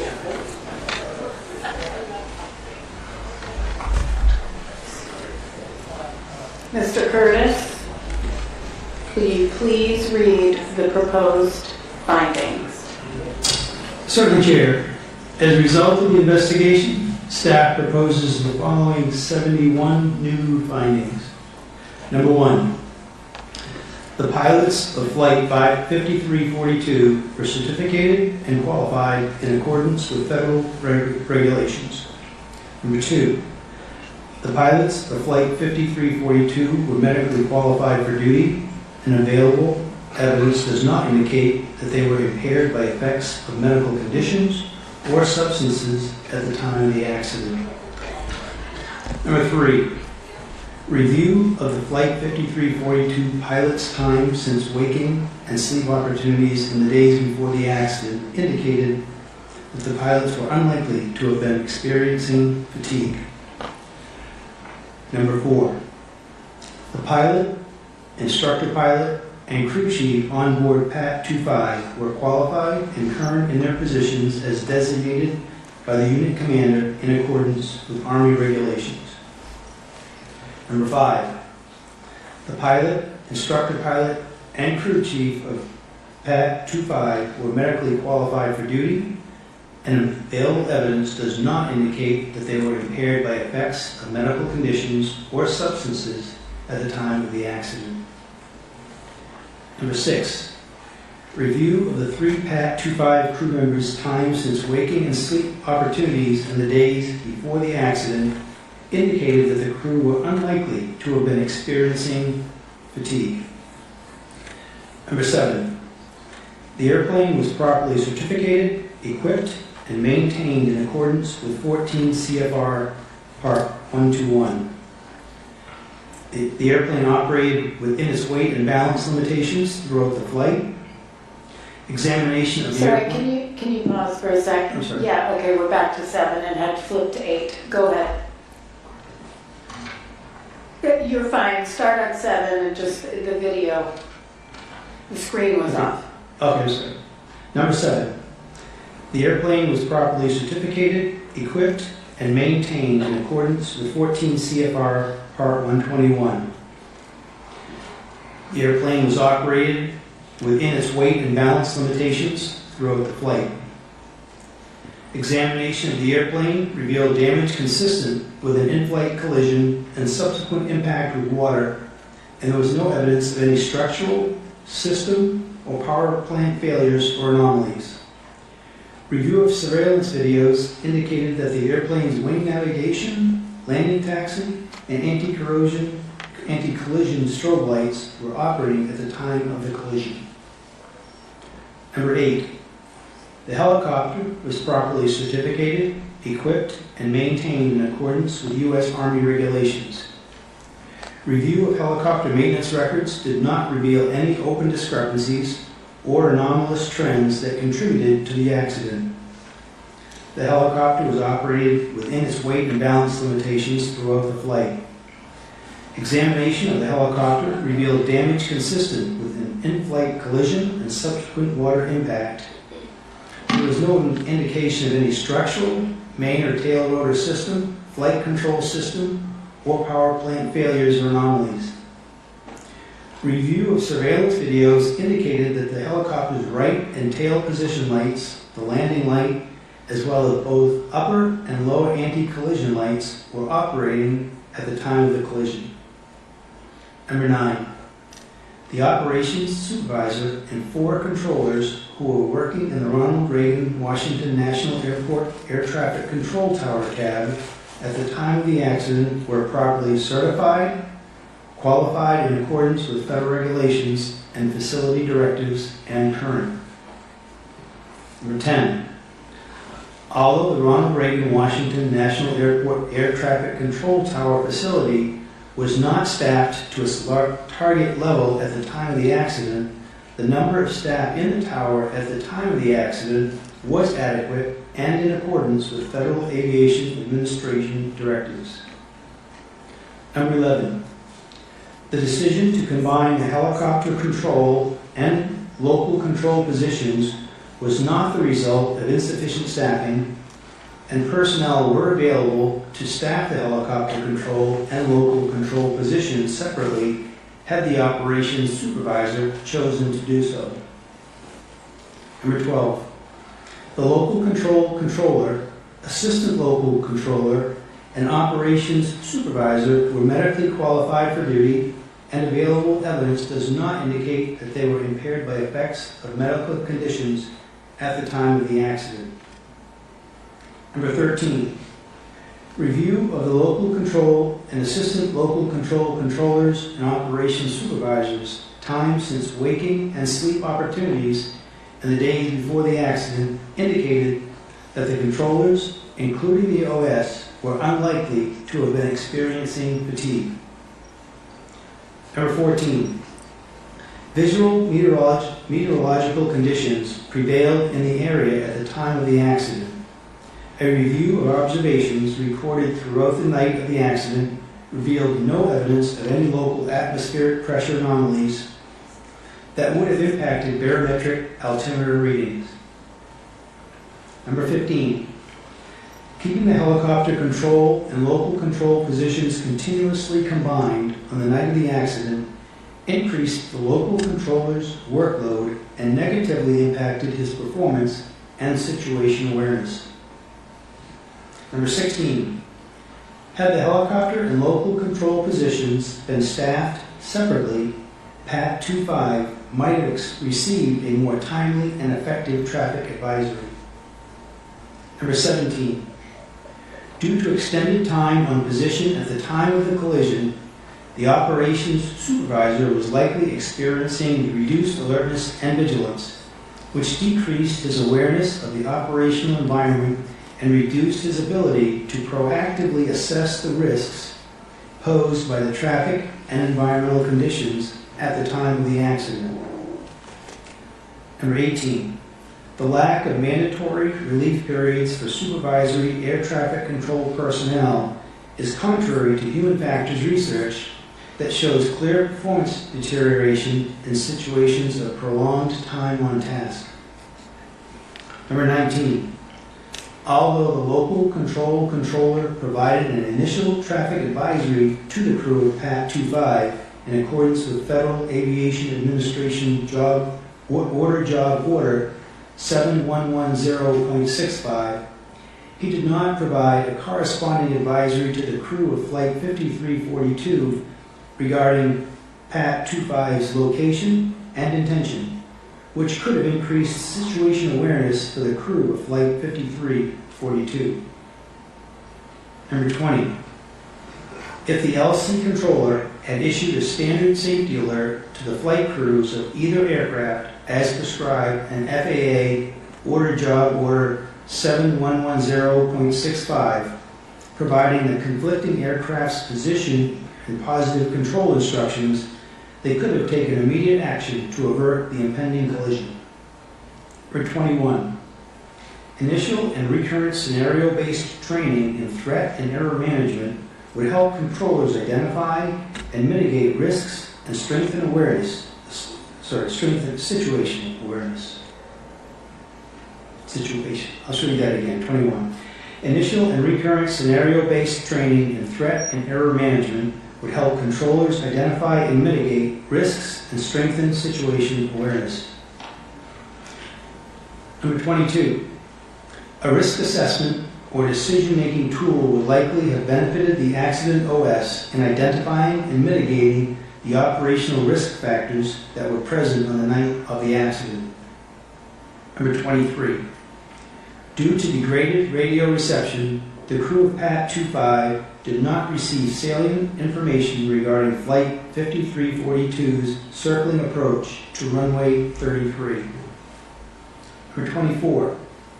The PAT 25 IP did not positively identify Flight 5342 at the time of the initial traffic advisory, despite his statement that he had the traffic in sight and his request for visual separation. Number 25.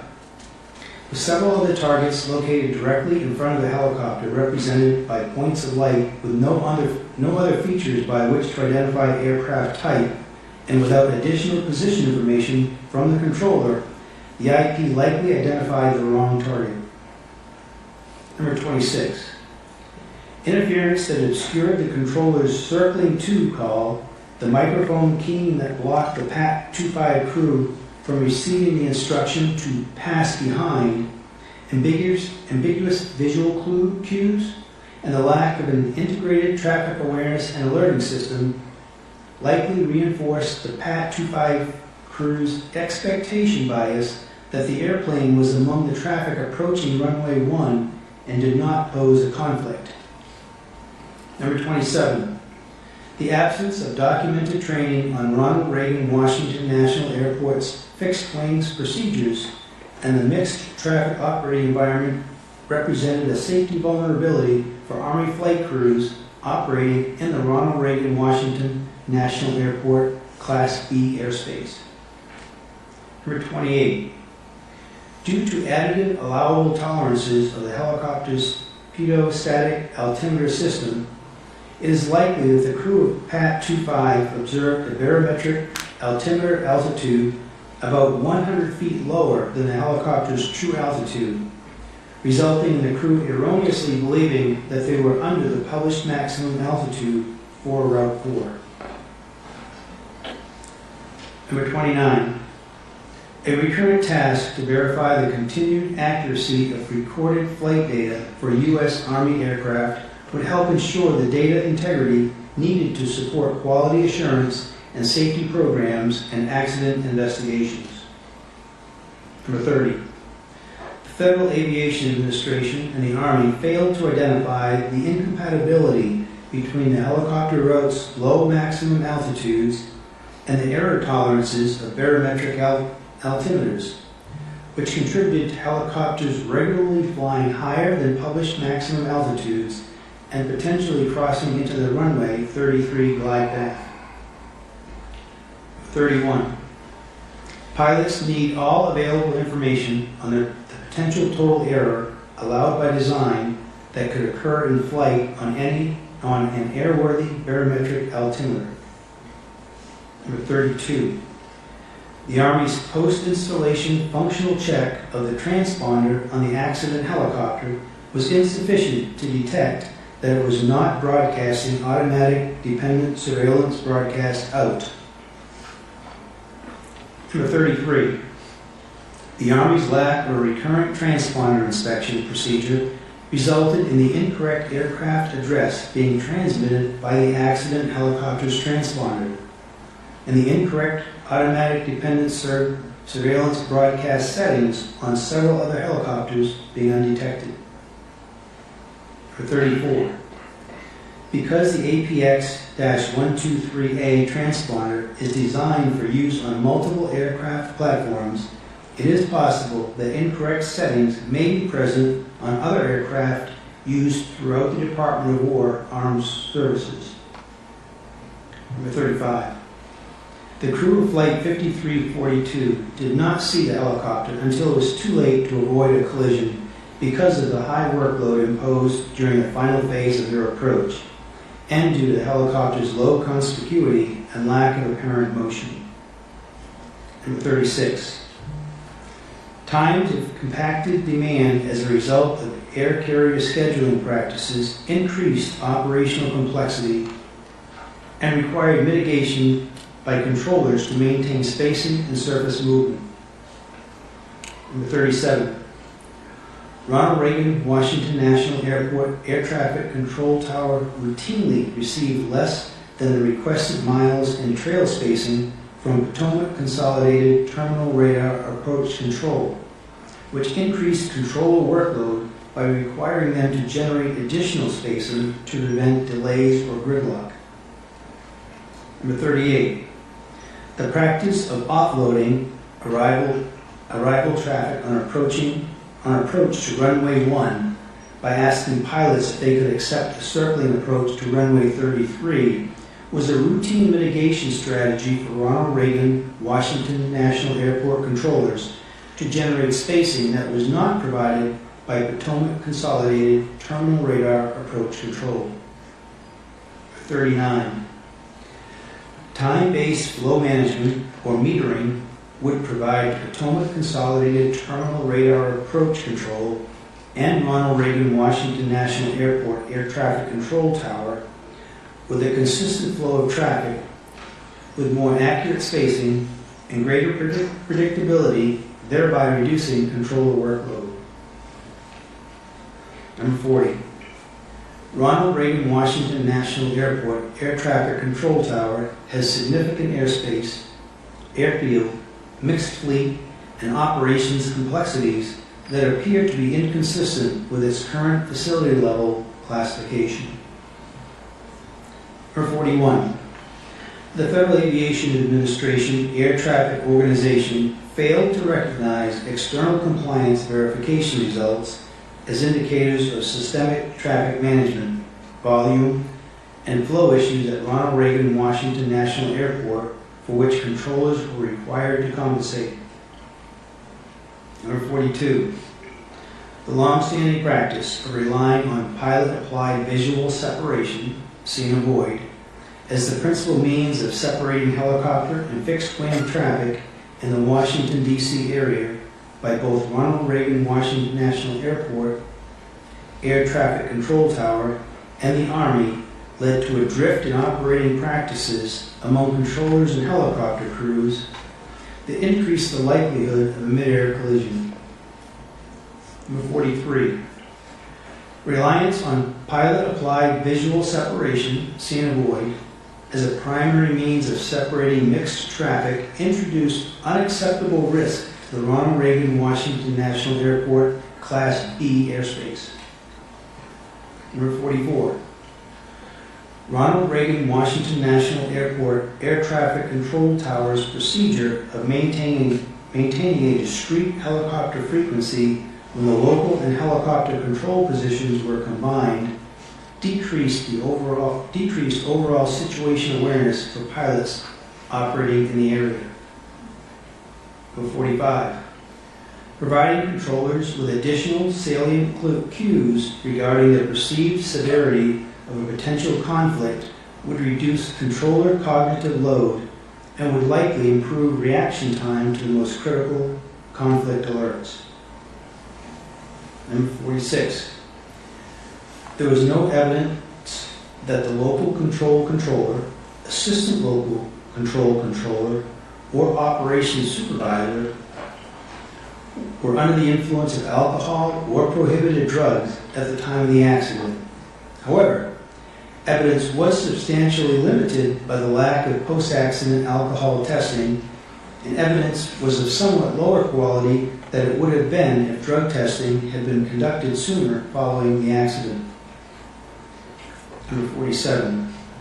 The Federal Aviation Administration Air Traffic Organization's ATO drug and alcohol testing determination did not meet Department of Transportation DOT timeliness requirements. Furthermore, the ATO's decision to not conduct drug testing as soon as possible after the testing determination and to not conduct alcohol testing at all violated DOT requirements. Number 48. The delayed and inappropriate drug and alcohol testing determination was due in part to the Air Traffic Organization, ATO, determination process being inadequately designed to routinely meet Department of Transportation requirements for timely testing, and in part to ATO's staff incomplete understanding of those requirements. Number 49.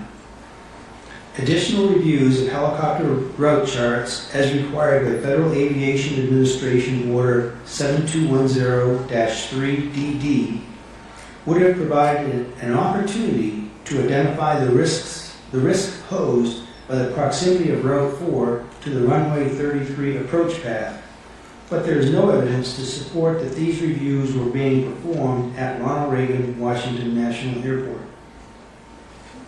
Number 50. The information published by the Federal Aviation Administration regarding Washington, D.C. area helicopter routes was insufficient to provide helicopter and fixed-wing operators with a complete understanding of the helicopter route structure and its lack of procedural separation from fixed-wing traffic. Number 51.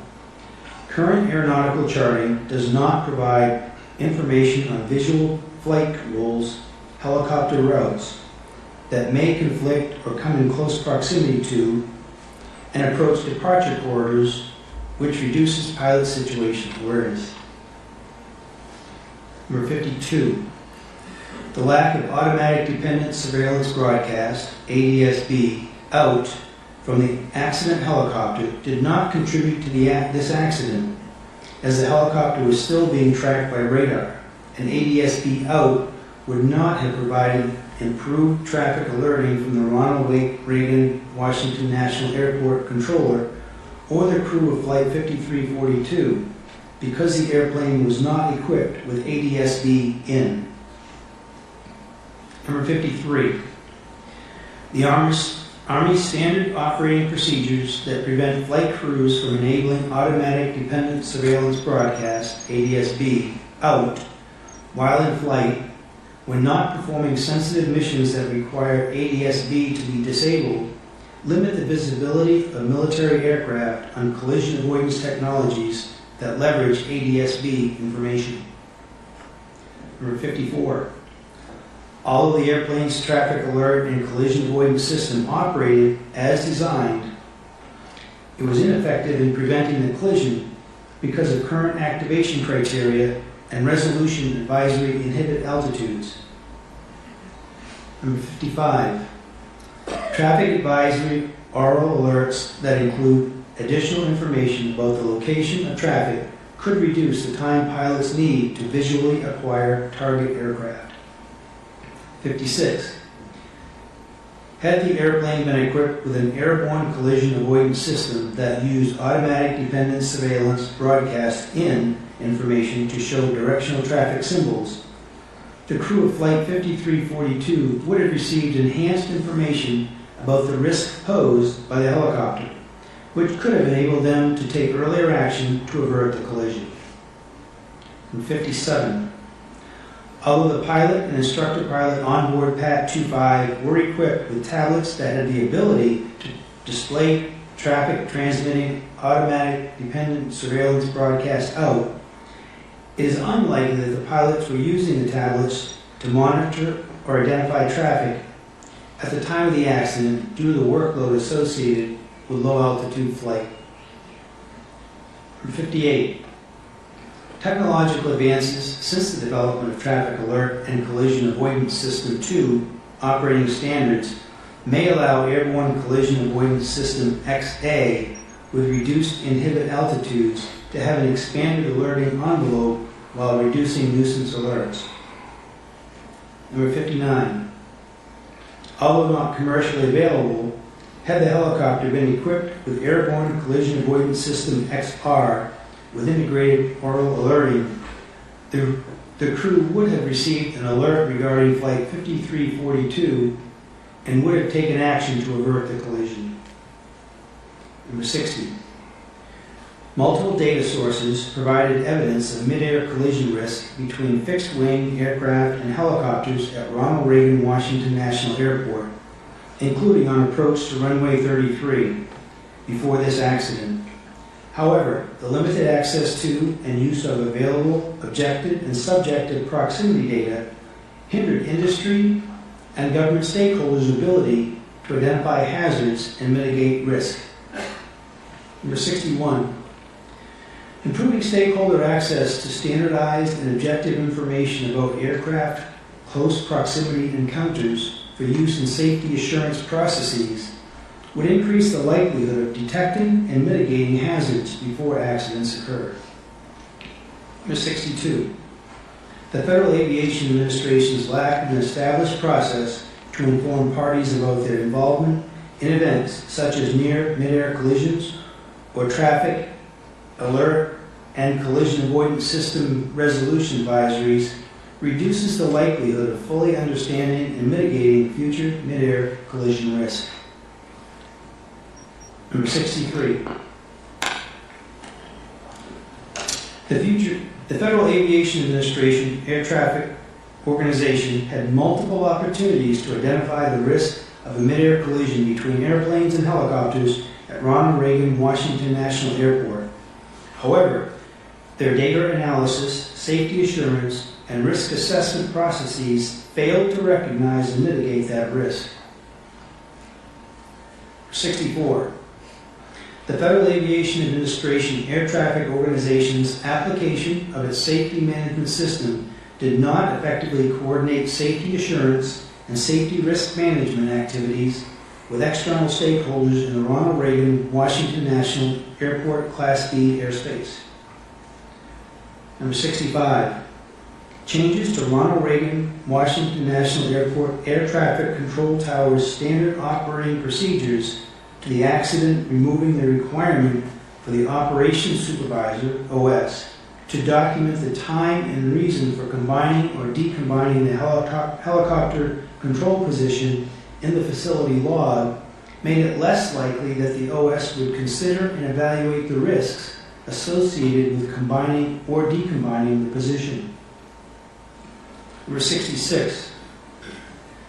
Safety risk management practices were not fully integrated into Ronald Reagan Washington National Airport Air Traffic Control Tower operations and did not identify or mitigate the operational challenges faced by controllers or the lack of guidance regarding operational risk assessments for controllers and supervisors. Number 67. Federal Aviation Administration Air Traffic Organization, ATO, management did not follow the tenets of safety management systems to support its workforce, encourage open communication, identify and mitigate risks, or foster a just culture, which eroded the overall safety culture within ATO. Number 68. The Army did not have a flight safety data monitoring program for helicopters, and as a result, was unaware of routine altitude exceedances and related risks in the Ronald Reagan Washington National Airport terminal area. Number 69, the Army's safety reporting system for pilots were not well utilized and did not provide the organization with information about close encounters between Army helicopters and other aircraft that were later found to have occurred frequently. Number 70, the Army's process for allocating resources to aviation safety management did not ensure the development of a robust safety management system for helicopter operations in the Washington, D.C. area. Number 71, the Army lacked a positive safety culture in that its aviation safety system did not have the capacity, resources, or analytical mechanisms necessary to consistently detect, interpret, and act on weak signals of latent hazards. As a result, safety assurance and organizational learning were degraded. Additionally, this report contains the following two findings previously issued by the National Transportation Safety Board in March of 2025 in its report titled Deconflict Airplane and Helicopter Traffic in the Vicinity of Ronald Reagan Washington National Airport. Number 72. Separation distances between helicopter traffic operating on Route 4 and aircraft landing on runway 33 as they existed at the time of the accident were insufficient and posed an intolerable risk to aviation safety by increasing the chances of a mid-air collision. And number 73. When Route 4 operations are prohibited as recommended in Safety Recommendation A-25-1, it is critical for public safety helicopter operations to have an alternative route for operating in and around Washington, D.C. without increasing control workload. Chair. That was a lot. And just for the awareness for voting, there may have been a few words off here and there. That's not a criticism, Brian. We're just going to go with what's written in here. But could you pull up finding 37 really quick on the screen?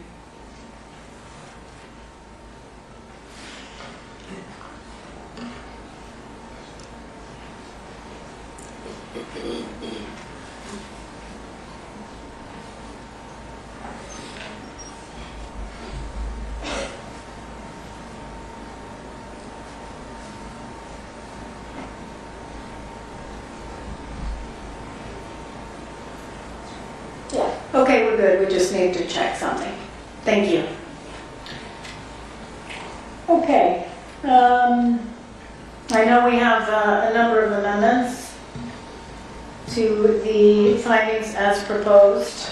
And typically, before we get to new findings and consideration of any new findings, we go through any amendments to the existing findings as proposed. So the first one I have from Member Graham is finding 17. I'm just going in order of number. Yes, that's correct. And I can ask the team to pull up Amendment 3. That way everybody in the audience can see this or online.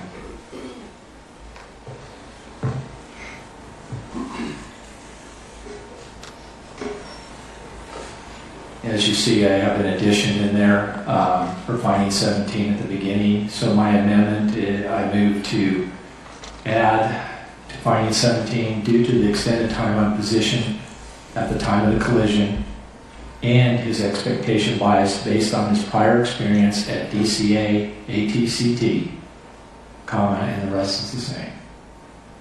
Is there a second? Second. All right. Member Graham, you're recognized. Yeah, staff presented a compelling, well-thought-through case as to why the operations supervisor was likely to experience reduced alertness and diligence and vigilance, due to his extended time on position. I agree with that. However, this investigation at every turn uncovered long-standing issues at DCA or traffic control tower. We've heard countless times now about the make it work mentality that penetrated seemingly every facet of the workforce and how the workforce in the tower had begun to accept unsafe conditions or near misses as routine and part of the job. Given this culture in the tower, and at the time of the accident, I believe the operations supervisor also had expectation bias, given his prior experience at DCA as a controller, that things would work themselves out. In his post-accident interview, for example, he recalled there was, only one helicopter on the frequency at the time, when in reality there were 5.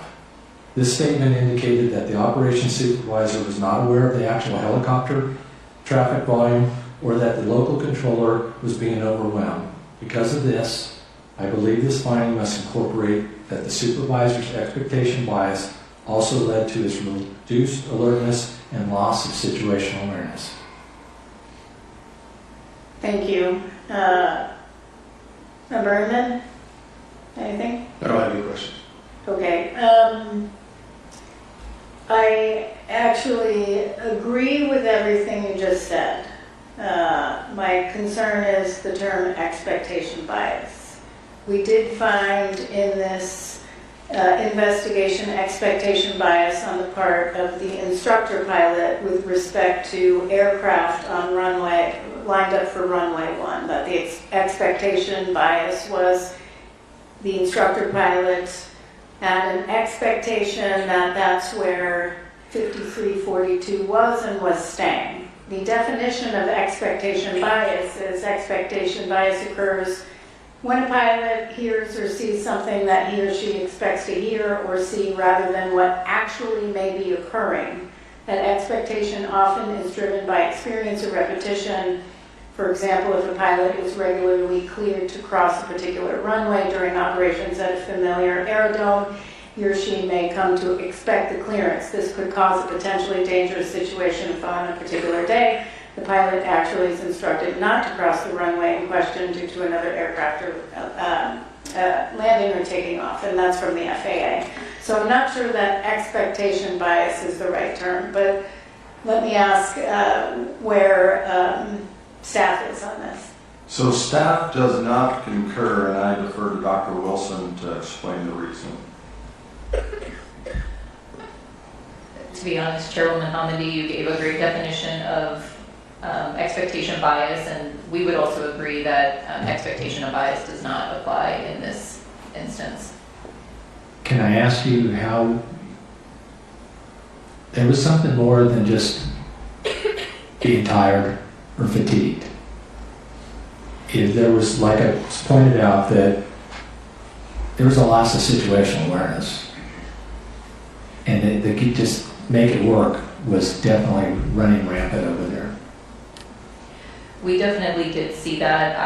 I think staff could support more complacency instead of expectation bias, that he was lulled into thinking that everything would work out as it always has in the past. So would complacency be a better word to replace in there? Staff would support complacency instead of expectation bias. All right, so can you pull it up on the monitor? Because I agree, sorry. I agree with those statements. Yeah, I'll offer a friendly amendment, but I also don't want to cut off Member Inman because it looked like you wanted to add something to the discussion. Yeah, I think my only question would be, we gave staff this yesterday before 5 p.m., and if they're going to raise issues, it would have been nice to, before we walked in to have this discussion, to at least have those issues, because we were courteous enough to try to provide them. So that's my only frustration. Well, I mean, if we're going to go there, and we can go there, staff has been working night and day on this report. And Member Graham, we'll get back to your amendment in a second. But at any time, you could have provided the amendments. What you did is give it to them at 5 p.m. I said we are a safety agency. We are a safety agency, and I prohibit communications between board member and staff from 7 p.m. to 7 a.m. Why? So that they can get sleep. What you did combined was slap 35 amendments or so on them at 5 p.m. Guess what?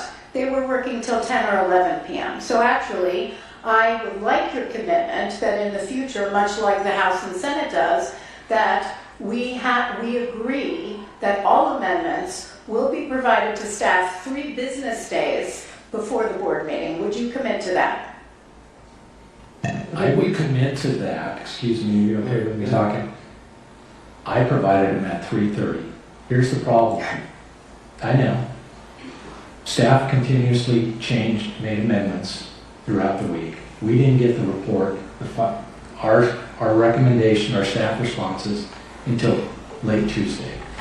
Less than a week, so. You submitted the amendments that you already gave to staff a week ago that they already responded to objecting to. So you resubmitted them at whatever, 3:30. You all had, I don't know, what, 2 hours to go through any of that? It's not right. 3 days in advance. And Do what I have that happens when we have commitment? amendments right here? This is part of it too, if we have an amendment. That's fine, and we can talk about it openly, but it's not 30 of them last minute. Now, I would go back to, I think if we need to revise the board order, we can certainly do that internally. But So I would do say, you commit hang on a to second, giving- I would just like to answer. Your request to us was to submit them by 5. That was your request to us. We didn't Yes. set that deadline or that time, and that's the reason why we tried to, and we just saw an amendment from you about an hour ago. That amendment was because we just found out that FAA changed the individual office about hours ago. But what I will tell you is that I said no later than 5. You knew what you were going to submit, and you put staff in a very bad position. They got no sleep last night. We are a safety agency, we can do better. So do you commit to submitting amendments in the future 3 days beforehand? I will commit to having a discussion with the board about our You won't procedures. commit it, okay, good to know. So, let's go back to finding 17.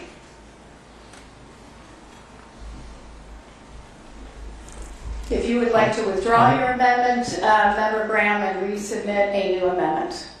I would like to do that. Great.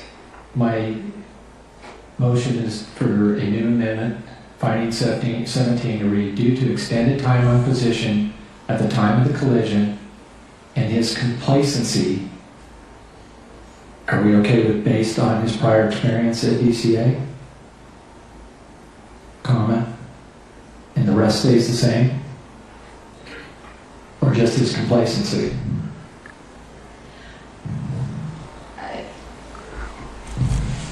Putting me on the spot, I have to think on the fly. Yeah, I'm here too, on the spot.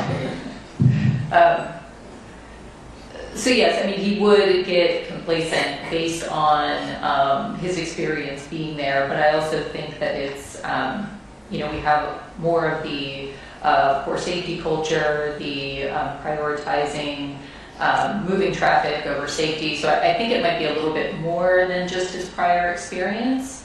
I would be more comfortable with just putting complacency. So I would like to amend my amendment to add after time of collision and his complacency, comma, the rest all remains the same. That is my motion. I second. All right, any further comments? Great. Council will call the roll and tally. Okay, board, if in favor of amending finding 17, say aye. If opposed, say nay. Member Graham? Aye. Member Inman? Aye. Chair Homendy? Aye. All right, chair majority is in favor. Great. And moving to finding 20. Finding 20, amendment 4, please, if you would pull that up. My motion is I move to amend finding 20 after the positive control instructions, comma, to add the crew of either aircraft striking they. So the crew of either aircraft could have taken immediate action to avert the impending collision. That's my motion. Second. Staff? Staff concurs. Agreed. Council, tally the vote, or Okay. roll call the roll, tally the vote. Yes, Chair, this is a vote in favor of amending finding 20. Member Graham? Aye. Member Inman? Aye. Chair Homendy? Aye. The majority is in favor, Chair. Amendment 5, if you can pull that up, finding 23. So I move to amend finding 23 to strike the word salient and add certain. That's my amendment. Staff? Staff does not concur. Staff believes that the word salient is the correct word here because it would have indicated to the crew that something was off nominal or not normal about this airplane's approach path. Okay. Yeah. I don't totally agree with that because they did receive the 3-3. And we can argue with that all night, but I gave my theory on that earlier. So I'm sticking, I like to stay with my amendment with certain.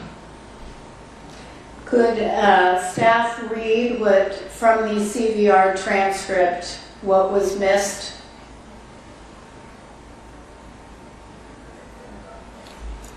I'm sorry, I don't have this transcript in front of me, but it was, I believe it was CRJ in the vicinity of Wilson Bridge at 1,200 feet, circling to runway 33. And it was, what was missed was circling. So it came across as CRJ 33.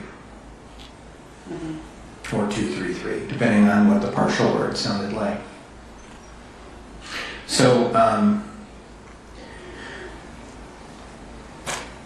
we can't know for certain what would have happened if the word circling had come through. In cases where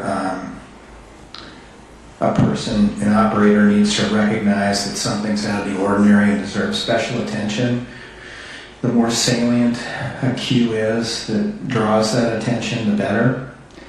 And in conversation with some of the pilots on the team, such as Captain McKinney, who's a retired naval helicopter pilot,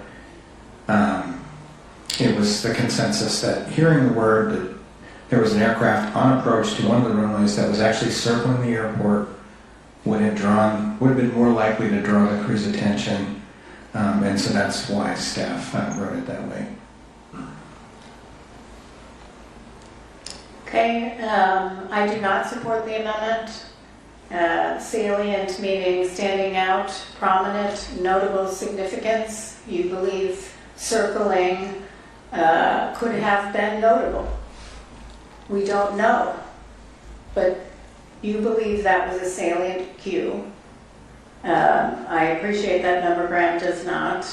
Certain, though, just means some but not all. Can I ask again? Yep. Did you say it was a consensus amongst the whole team? I don't think there were any objections, on the team itself. We could certainly poll. We could probably argue this all night, and I gave you my theory before. I don't think this is worth the battle, so I'd like to withdraw my amendment here. Okay, thank you. Which means I want to withdraw Amendment 6 also. Okay, thank you so much. Before we go on, I do have a question. Amendment 6 was to 26. We will be moving beyond that to finding 42. But before that comes up, I just was wondering if I could ask a question about finding 31. Could you bring up 31?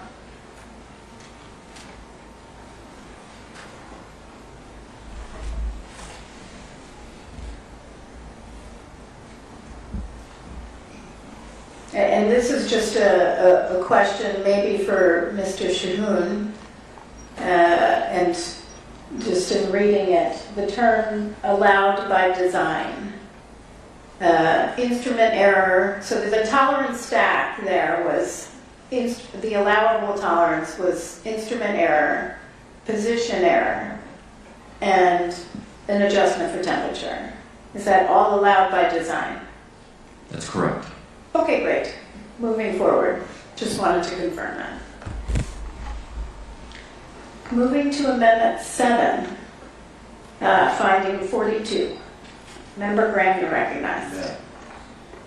So I move to amend 42 to read, after Washington, D.C., comma, area by Ronald Reagan Washington Airport, Air Traffic Control Tower, the Army, and other helicopter operators led from there. So striking the both and the addition after Army.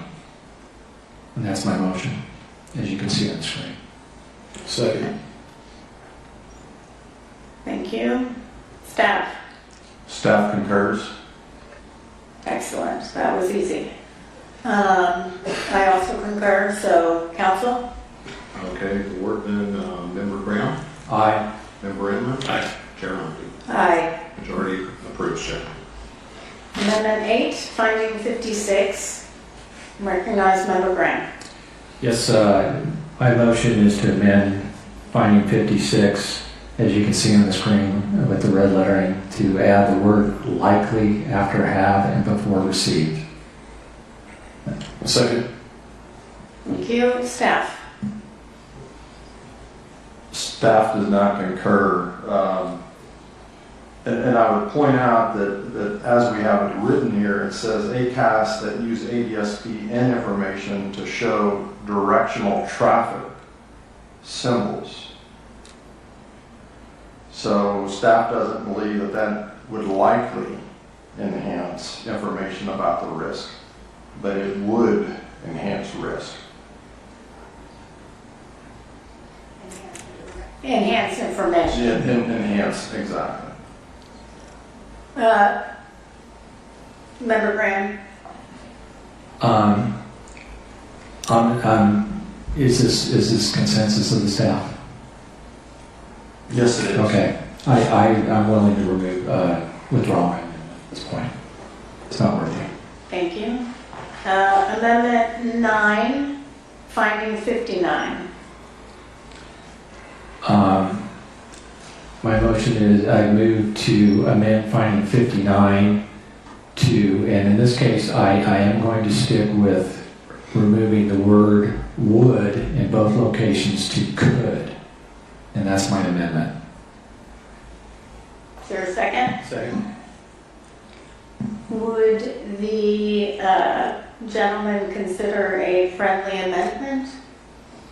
I know we talked earlier, but at this point, this technology is not out there. It's in simulation. I know they're working on performance standards, but it's not there, and I know there's a difference in the world from simulation and development to actual. I worked for an aircraft manufacturer, actually 2 of them, for a lot of my career, and things don't always work out the way you want them to, or you think they theoretically will. So I'm going to stick with could on both. Thank you. Staff? So we're about halfway there. Staff believes that the first one, the would, because we did show that in simulation, that should remain. However, we agree with you on the second one to make it a could. I understand that, but I'm still sticking with could on the front one per my explanation. Can I ask staff to talk about the simulation and what you saw in the simulation? Absolutely. We'll defer to Mr. Wagner.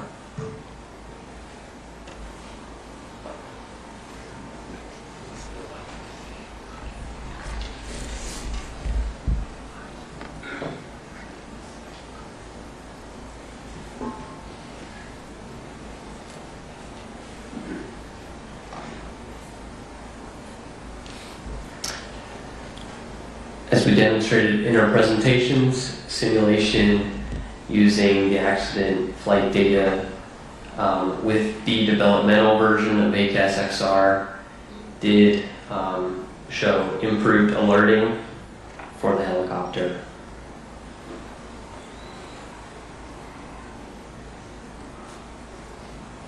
I understand that, and like I said, this is still simulation. We're still somewhat in a theoretical world, and this has been a long time coming, and it's not there yet, so I still think it's a big could, not a would. Thank you for that, though. All right. I disagree. I believe we have recommended numerous technologies over the years that were still in development, and we were very clear as recently as March 2024 to approve technology for under 20 miles per hour on positive train control, which is not designed right now for under 20 miles per hour, and we concluded that it would have prevented an accident. But understood. So we'll, council, you'll call the roll and tally the vote. All right, Chair. Member Graham? Aye. Member Inman? Aye. And Chair Hamdi? No. All right, Chair, majority is in favor. Thank you. We're going to pull up Amendment 10, Finding 63.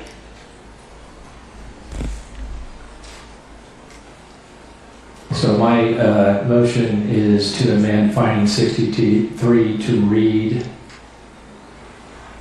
the FAA ATO was made aware of and had multiple opportunities, and the rest will remain the same. So the add was made aware of, comma, and. There a second? Second. Staff? Staff concurs. Well, I mean, do you want to talk about it? Yeah. Yeah. I also support the amendment. Tom? All right, Member Graham? Aye. Member Inman? Aye. Chair Hamdi? Aye. Majority is in favor, Chair. Amendment 11, Finding 71.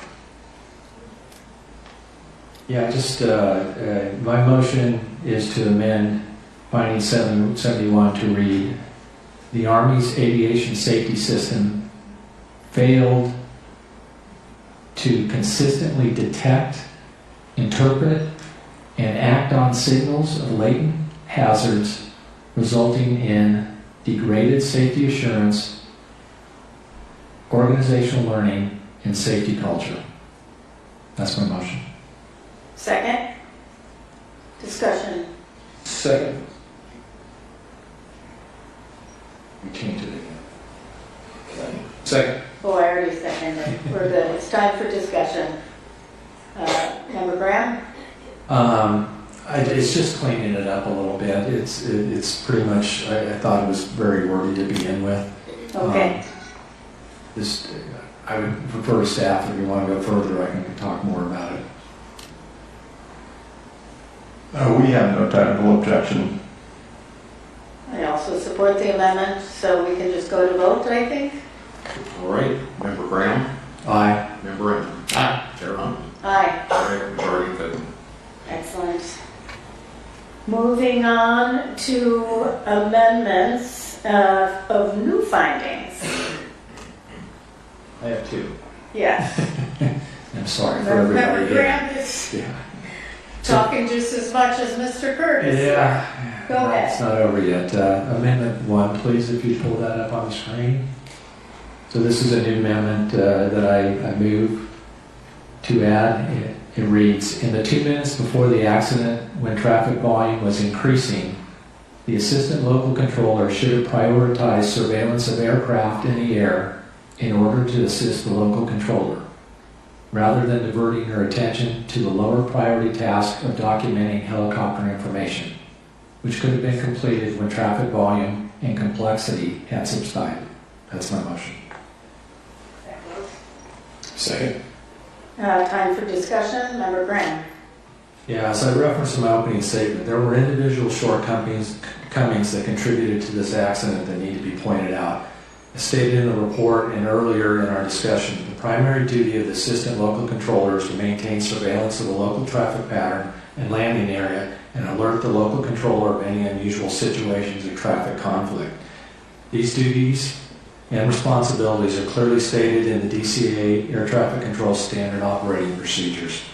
The fact is the ALC was completing other tasks in the lead up to and at the time of the accident that should have been a far lower priority. None of the current findings as drafted acknowledge this situation, and I believe this report would be incomplete without a reference to the assistant local controller. We already have multiple findings related to the local controller and the operations supervisor, and this proposed finding as drafted was included in staff's initial report, just not as a finding. I also want to note that finding 16 is currently drafted does acknowledge that Had the HC and LC positions been staffed separately, it would have allowed PAT 25 to receive a more timely and effective traffic advisory, because both the local and the assistant local controllers could have had increased ability to recognize the pending collision. However, while I believe that is true, that finding does not in any way reflect that the assistant local controller was not appropriately prioritizing her duties on the night of the accident. Member Inman? Anything? Yeah. Okay. So I support the amendment as we lay out in our draft report.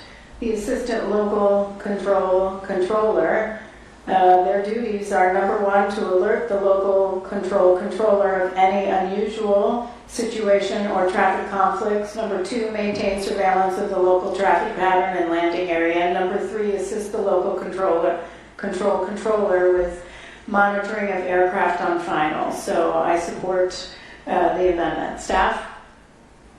So staff does not concur. Staff would prefer to retain the system-focused finding proposed in finding 16 rather than adding this finding which focuses on an individual's actions.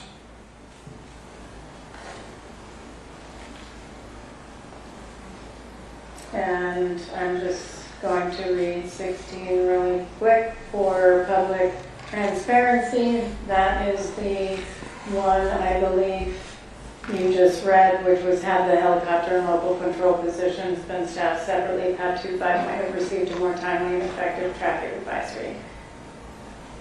But it wasn't. So But it's it a wasn't. finding. Yep. All right. Any other questions? Tom, you're up again. All right, this is adding a finding by Member Brown. Member Green. Aye.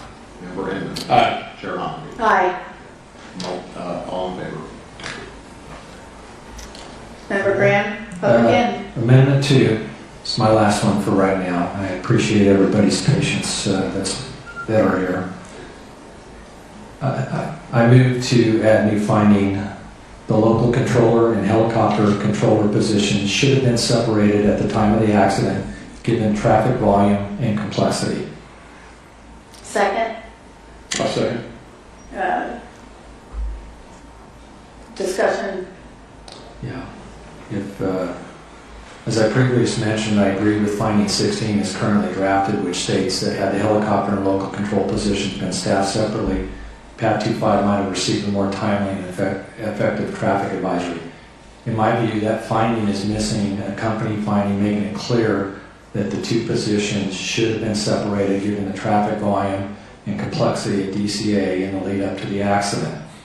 Based on the standard operating procedures and available guidance from the operations supervisor to decide whether or not to combine or decombine the position. It is abundantly clear to me that the complex mix and volume of traffic that night warranted separating the positions. Additionally, we have heard earlier during our discussion, the tower had enough staff available to staff the positions separately. Given these realities and staff support of this statement in our earlier discussion, I believe the board is in a place with this evidence presented to make the determination that the positions should have been decombined. I support the amendment. Staff? So staff doesn't necessarily disagree with that, but we do think that it's found in finding 15, 16, and 22, and I do have those if it would be helpful for me to read them.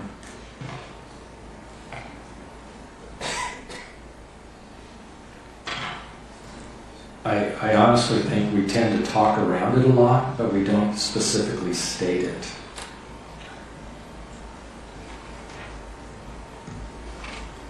And I think it's worth a positive statement as a finding. That's my position. Okay. I agree. I think 15 really focuses on controller workload as a result of the combining of the helicopter control and local control positions. 16 talks about you know, if it had been staffed separately, Pat 25 might have received a more timely alert. And I know you mentioned another one, but I do think we have to be very clear that they just should have been separated.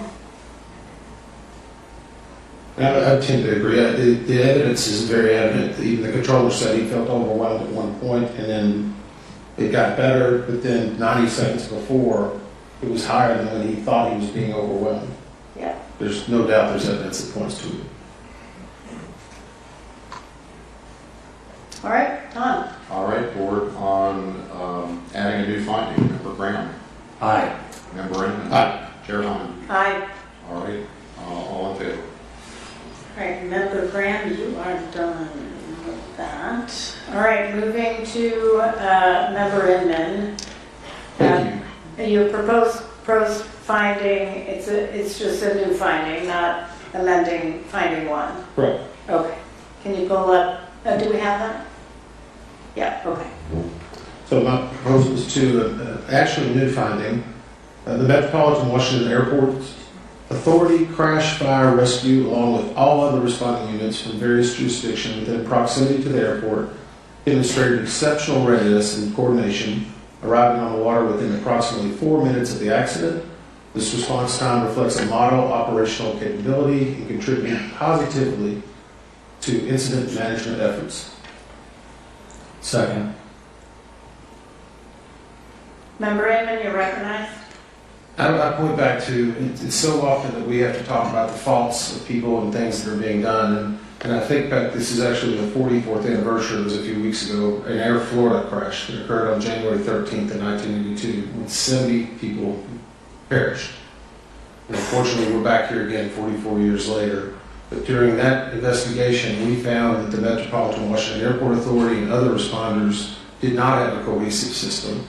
They did not coordinate. In fact, our firefighters were not even notified until 3 minutes after the crash occurred.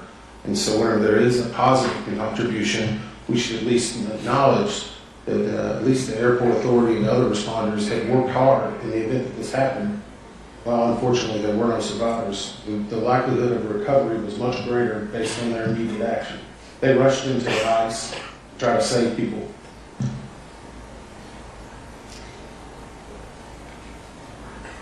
Was there a second? Okay, Member Graham, do you have a comment?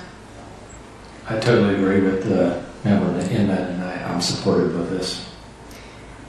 I am supportive of the intent, but I am not supportive of the amendment. There were a number of response agencies.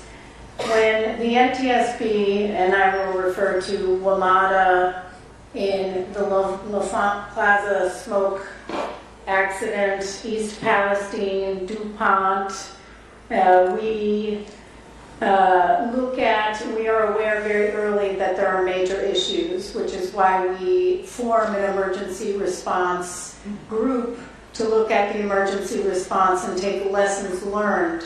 That's our mandate, lessons learned, and turn those into lives saved. So we did delve deeply on emergency response in many accident investigations, including those I referenced.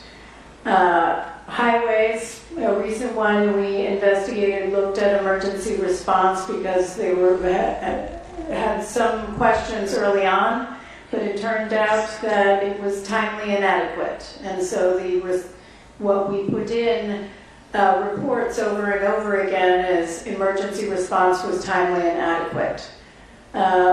I will say for this one, not only did we have Metropolitan Washington Airports Authority, which did a wonderful job, but it was the DC Fire Chief who was the incident commander because they have jurisdiction over the river to the Virginia shoreline, and certainly they brought in, and the DC Fire Chief brought in the National Capital Region Incident Magnet Team to manage and coordinate unified command.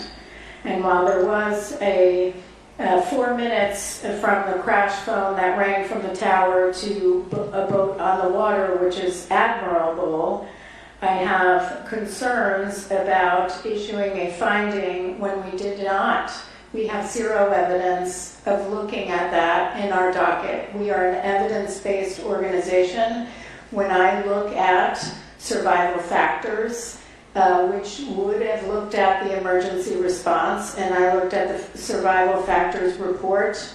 It goes into a great deal of information, including cabin interior wreckage, loose portable wreckage transported by divers, small boat recovery, fuselage and wreckage obtained during crane and barge recovery. We looked at seats, restraints, other survival equipment. We looked at emergency equipment and placards on board the aircraft. We looked at helicopter configuration and seating. We looked at the helmets to see is there any lessons that we could have learned there. We did not, however, we did document an overview of the report, and we gave an emergency response summary and noted applicable regulations to how to conduct emergency response, but we did not evaluate the emergency response. And so the only analysis that was actually conducted by that group was really focused on survivability and whether it was survivable, which it was not. There is no analysis. And so when we adopt a finding, we need to have evidence to support that finding. There wasn't an analysis. There wasn't a fact-finding portion of the investigation with respect particular to incident command, unified command, or emergency response. In this case, it's not drafted in a way that meets the high standards of our organization, crash/fire/rescue, and then we go into demonstrated exceptional readiness and coordination. We don't know that. We did not evaluate that, and while their work is heroic, truly heroic, again, we are evidence and fact-based, and we do not have that evidence in our docket. And so when we say things like this response time reflects a model operational capability, we have not evaluated whether it's a model. We have no factual evidence to look at any other model across the United States and compare it to. So I do not support the amendment. Staff? Thank you, Chair. I've waffled on this, and I fully appreciate the intent, and I think every one of us that were down at the airport that night and that week appreciates everything that the first responders had done. And so I'd ask staff, go back, look to see what we can support. And in all reality, we had put something together to try to come back and say, hey, here's something we can support. But when I looked at the chair's opening presentation, and I was here counting, there's 29 different organizations that were present. And we can't support that. You know, we didn't look at the response for all of them. So I don't concur, or staff doesn't concur. And again, it's not that we don't think they did a fantastic job. We've got to go back to what we did indeed investigate for our findings. And in this case, we didn't look at the first responders as a whole.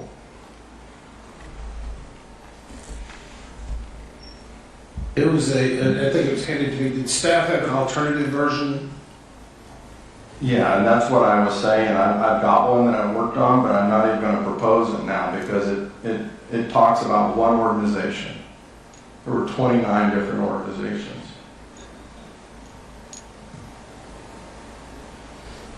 I respectfully, I do agree with you. Perhaps we could, if Member Inman is willing to withdraw that and consider the staff finding, withdraw his amendment and consider the staff finding, perhaps we could just say, and other response organizations in there. That's the reason I asked if staff had an alternative. So, I think we got a slide, if that would be helpful. how about a slide? Yep. And again, oh, sorry.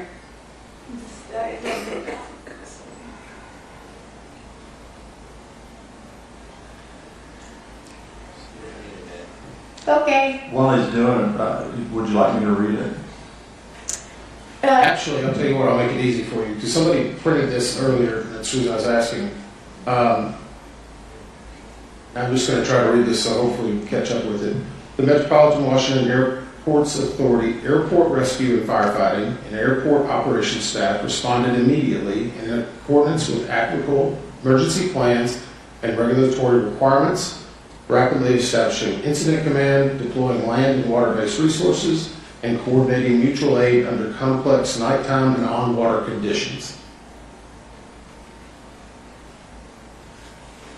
Does that sound? That's what I have, yes. I have no problem ending to that.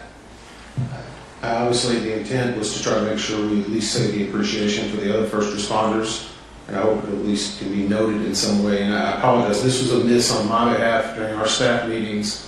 We didn't have enough time to get to that, to where we was trying to get it into the investigative report, but obviously the docket needs to support it as well.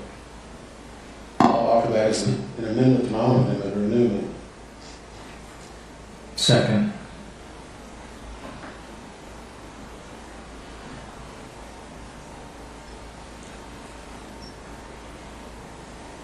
Can you give me 2 seconds? So what, you gonna put it up? Yeah.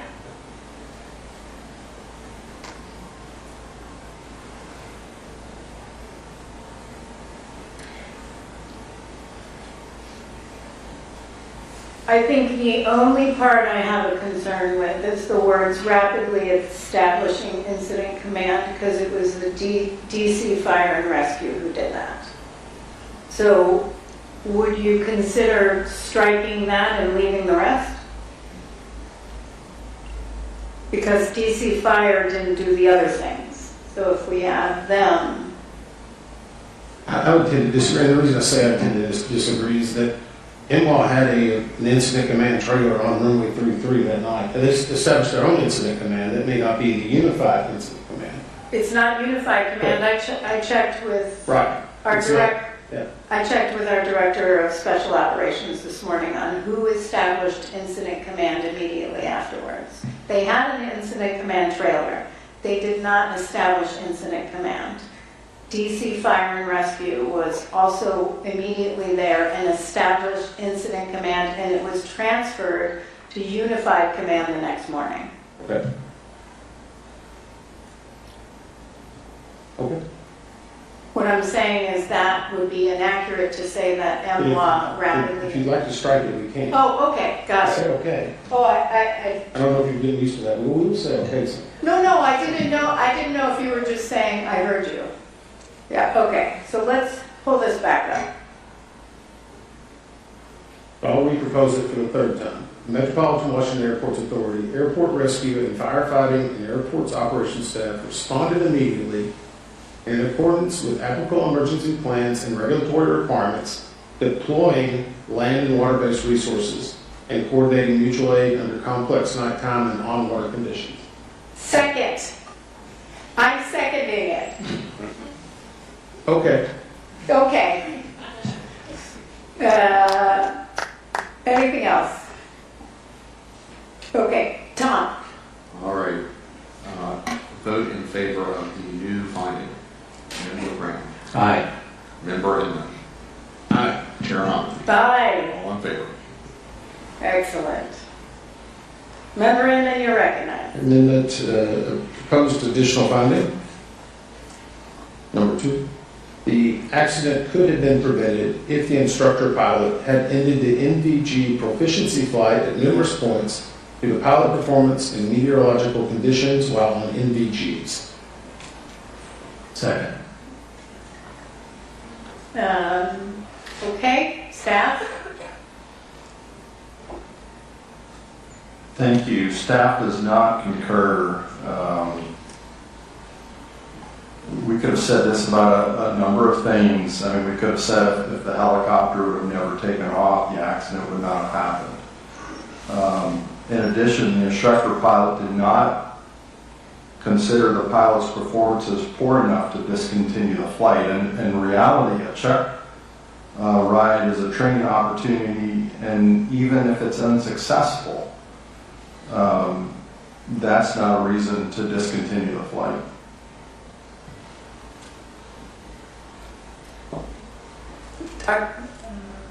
Oh, you were getting a lifesaver. I thought you were trying to reach for your microphone. Okay, so I agree with staff's assessment. I do not support the finding. The finding says the accident could have been prevented if the instructor pilot had ended the NVG proficiency flight at numerous points due to pilot performance. That's making a judgment and assumption on pilot performance that is nowhere discussed in the report. Mr. McKinney, I would ask, do you believe, is there any way to know whether the pilot would have passed the standardization test? We do not know what the instructor pilot would have determined at the end of the flight because they hadn't completed the flight yet. Did you determine that there was any deficiency with the pilot performance? We found no deficiencies with the pilot performance with the information that we had. And was there any reason why the instructor pilot should have ended the NVG proficiency flight due to meteorological conditions? It was windy, but gusty. The winds, I don't think, affected the NVG portion of the flight. I have been thinking about this a little bit more, and I would say that the helicopter, the crew was transiting Route 1 and 4, which was just basically repositioning down to Davison Airfield to do more of the proficiency check. So this was just a transit portion of the flight, which any helicopter crew would have been doing at any time along a published route. And even if they had decided to return early, they probably would have transited that route anyway, so it still would have put the helicopter in jeopardy of the intersection of Route 4 and the approach to the runway 33.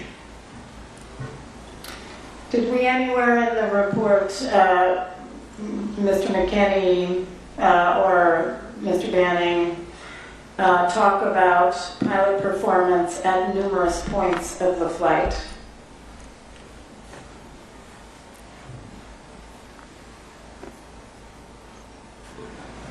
I don't recall that we had anything on that.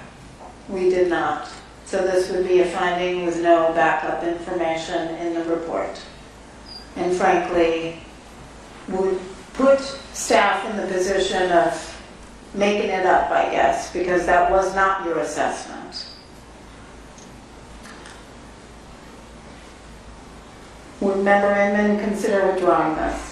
I actually will, but on a different argument, I guess, because the CDR itself reveals, and we talked about this earlier, a missed turn, failed landing, 27 different instances of wind buffeting and things like that. But actually hearing your latest reasoning, had they even called it off, they still would have had to transition back to Torgo. That to me sounds more rational. And I can understand that a little bit more. Even if you said no, you still got to get home. You got to land the aircraft, and you can't take a different route than what was already there. So with that, I'm willing to withdraw on that premise. Okay. Are there any other amendments to the findings? All right. Moving on to the probable cause, Mr. Chair. What? Oh, wait, we actually have to approve the findings as amended. I will move for that. I will second. Any further discussion? All right, this is on findings as amended. Mr. McMurray. That's it, Chair. Member Graham? Aye. Member Inman? Aye. Chair Honesty? Aye. All in favor? Mr. Curtis. Mr. Curtis. Chair, staff proposes the following. I am reminded that staff would like a brief break. So sorry. So we will do 15 minutes, 5:40, okay, or you want 5:45? 5:45. 20 minutes.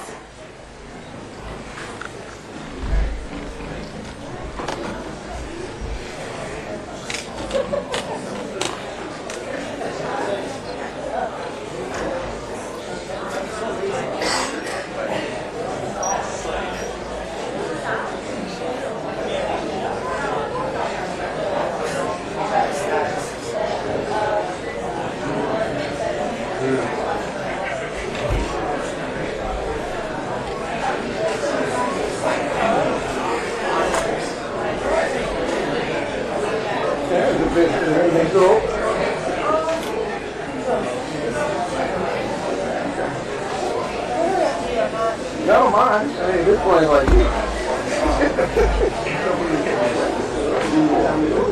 It'll be done. It should be done in the next 45 minutes. 7:30. Yeah. It's right there. So we don't come back till 6 o'clock. Yeah. Well, it could be 6:30. Yeah. Oh, the gallery. What? Last time I did that, I don't know last night. That's cute.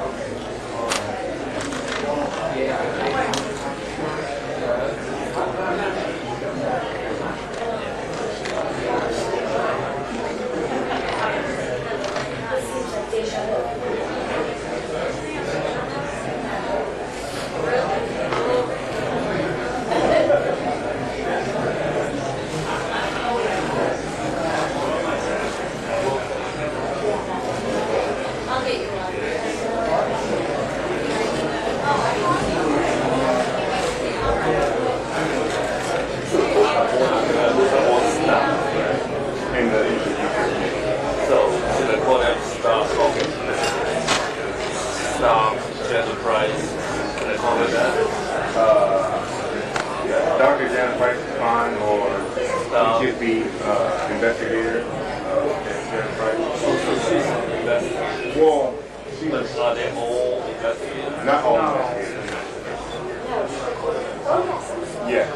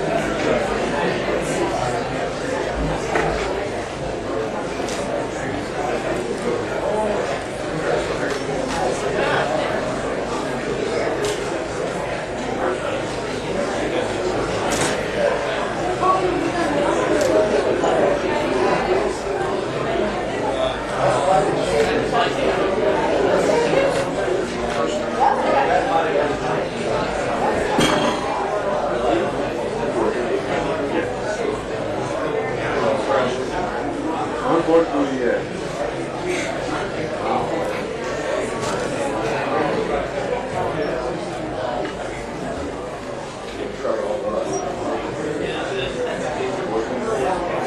We just hired a guy.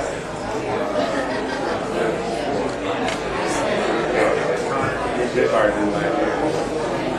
This month, May 1st.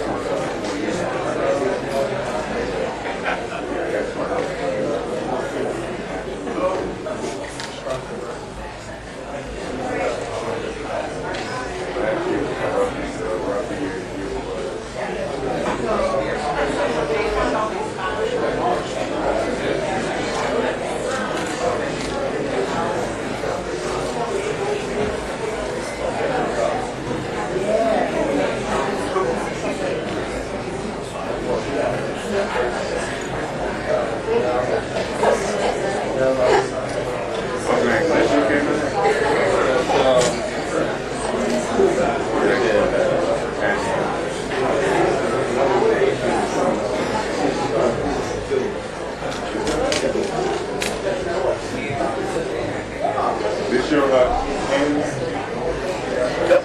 How does the pass Yeah, but not the Is that? Oh, the hot shoe? Yeah. You know the you can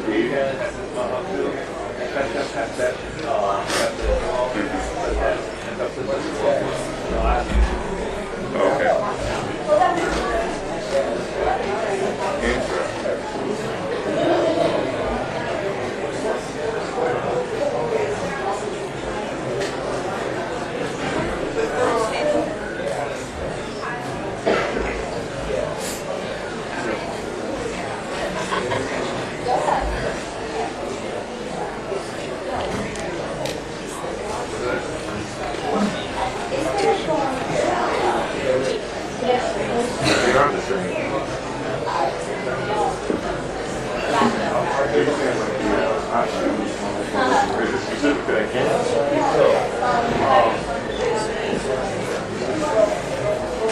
Has an adapter. Yeah, we have this right here. That's the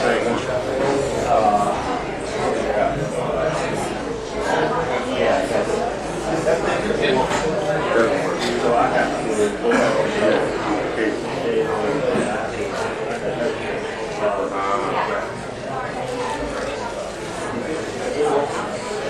I haven't used it. I haven't had a reason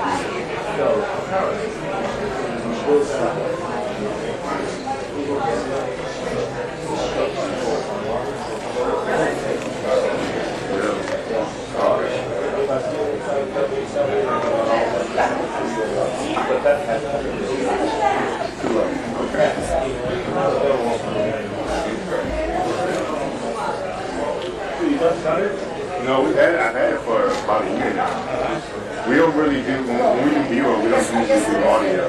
And this is a production where we use these cameras, so I need to use it. But I have it just in case.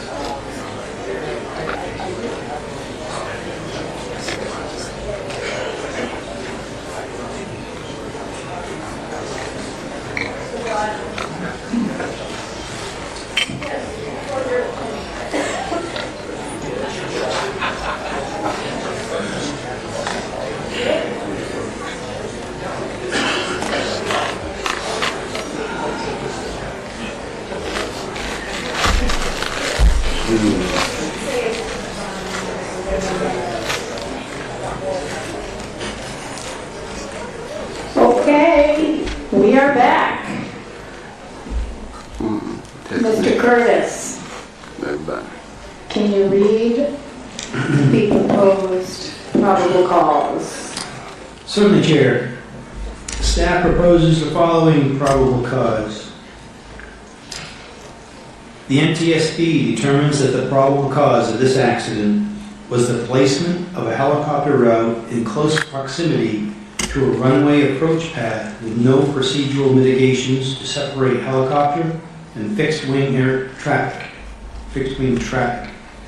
The FAA's inadequate evaluation and review of data that indicated the risk of a mid-air collision in that area, and their failure to act on recommendations to mitigate that risk. Also causal was the air traffic system's over-reliance on visual separation in order to promote efficient traffic flow without consideration for the limitations of the see and avoid concept. And the Army's lack of a fully implemented safety management system which should have identified and addressed hazards associated with altitude exceedances on the Washington, D.C. helicopter routes. These systemic failures allowed for a mid-air collision after the helicopter crew was unable to apply visual separation due to their misidentification of the location of the airplane.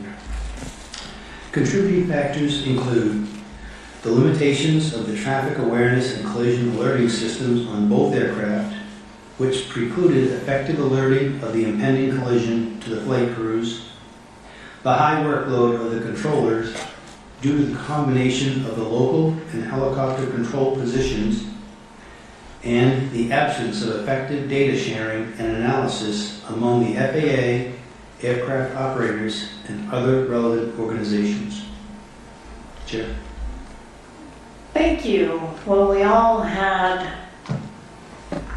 some changes. So I'm going to recognize Member Graham. Thank you, Chair, and I appreciate staff and the individual members who are working individually with me on this. I move to amend the probable cause to read, and I'm not even going to read, no, I guess you got a red line in there. That's pretty good. I'm just going to read the whole thing because I can't read through those red lines right now. The NTSB, my motion is to amend the probable cause to read. The NTSB determines that the probable cause of this accident was the FAA's placement of a helicopter route in close proximity to a runway approach path, their failure to regularly review and evaluate helicopter routes and available data, and their failure to act on recommendations to mitigate the risk of a mid-air collision near Ronald Reagan Washington National Airport, as well as the air traffic system's over-reliance on visual separation in order to promote efficient traffic flow without consideration for the limitations of the see and avoid concept. Also causal was the lack of effective pilot-applied visual separation by the helicopter crew, which resulted in a mid-air collision. Additional causal factors were the tower team's loss of situational awareness and degraded performance due to a high workload of the combined helicopter and local control positions and the absence of a risk assessment process to identify and mitigate real-time operational risk factors, which resulted in misprioritization of duties, inadequate traffic advisories, and the lack of safety alerts to both flight crews. Also causal was the Army's failure to ensure pilots were aware of the effects of air tolerances on barometric altimeters in their helicopters, which resulted in the crew flying above the maximum published helicopter route altitude. Contributing factors include the limitations of the traffic awareness and collision alerting systems on both aircraft, which precluded effective alerting of the impending collision to the flight crews, an unsustainable airport arrival rate, increasing traffic volume with a changing fleet mix, and airline scheduling practices at DCA, which regularly strain the DCA ATCT workforce, and degraded safety over time. The Army's lack of a fully implemented safety management system, which should have identified and addressed hazards associated with altitude exceedances on the Washington, D.C. helicopter routes. The FAA sped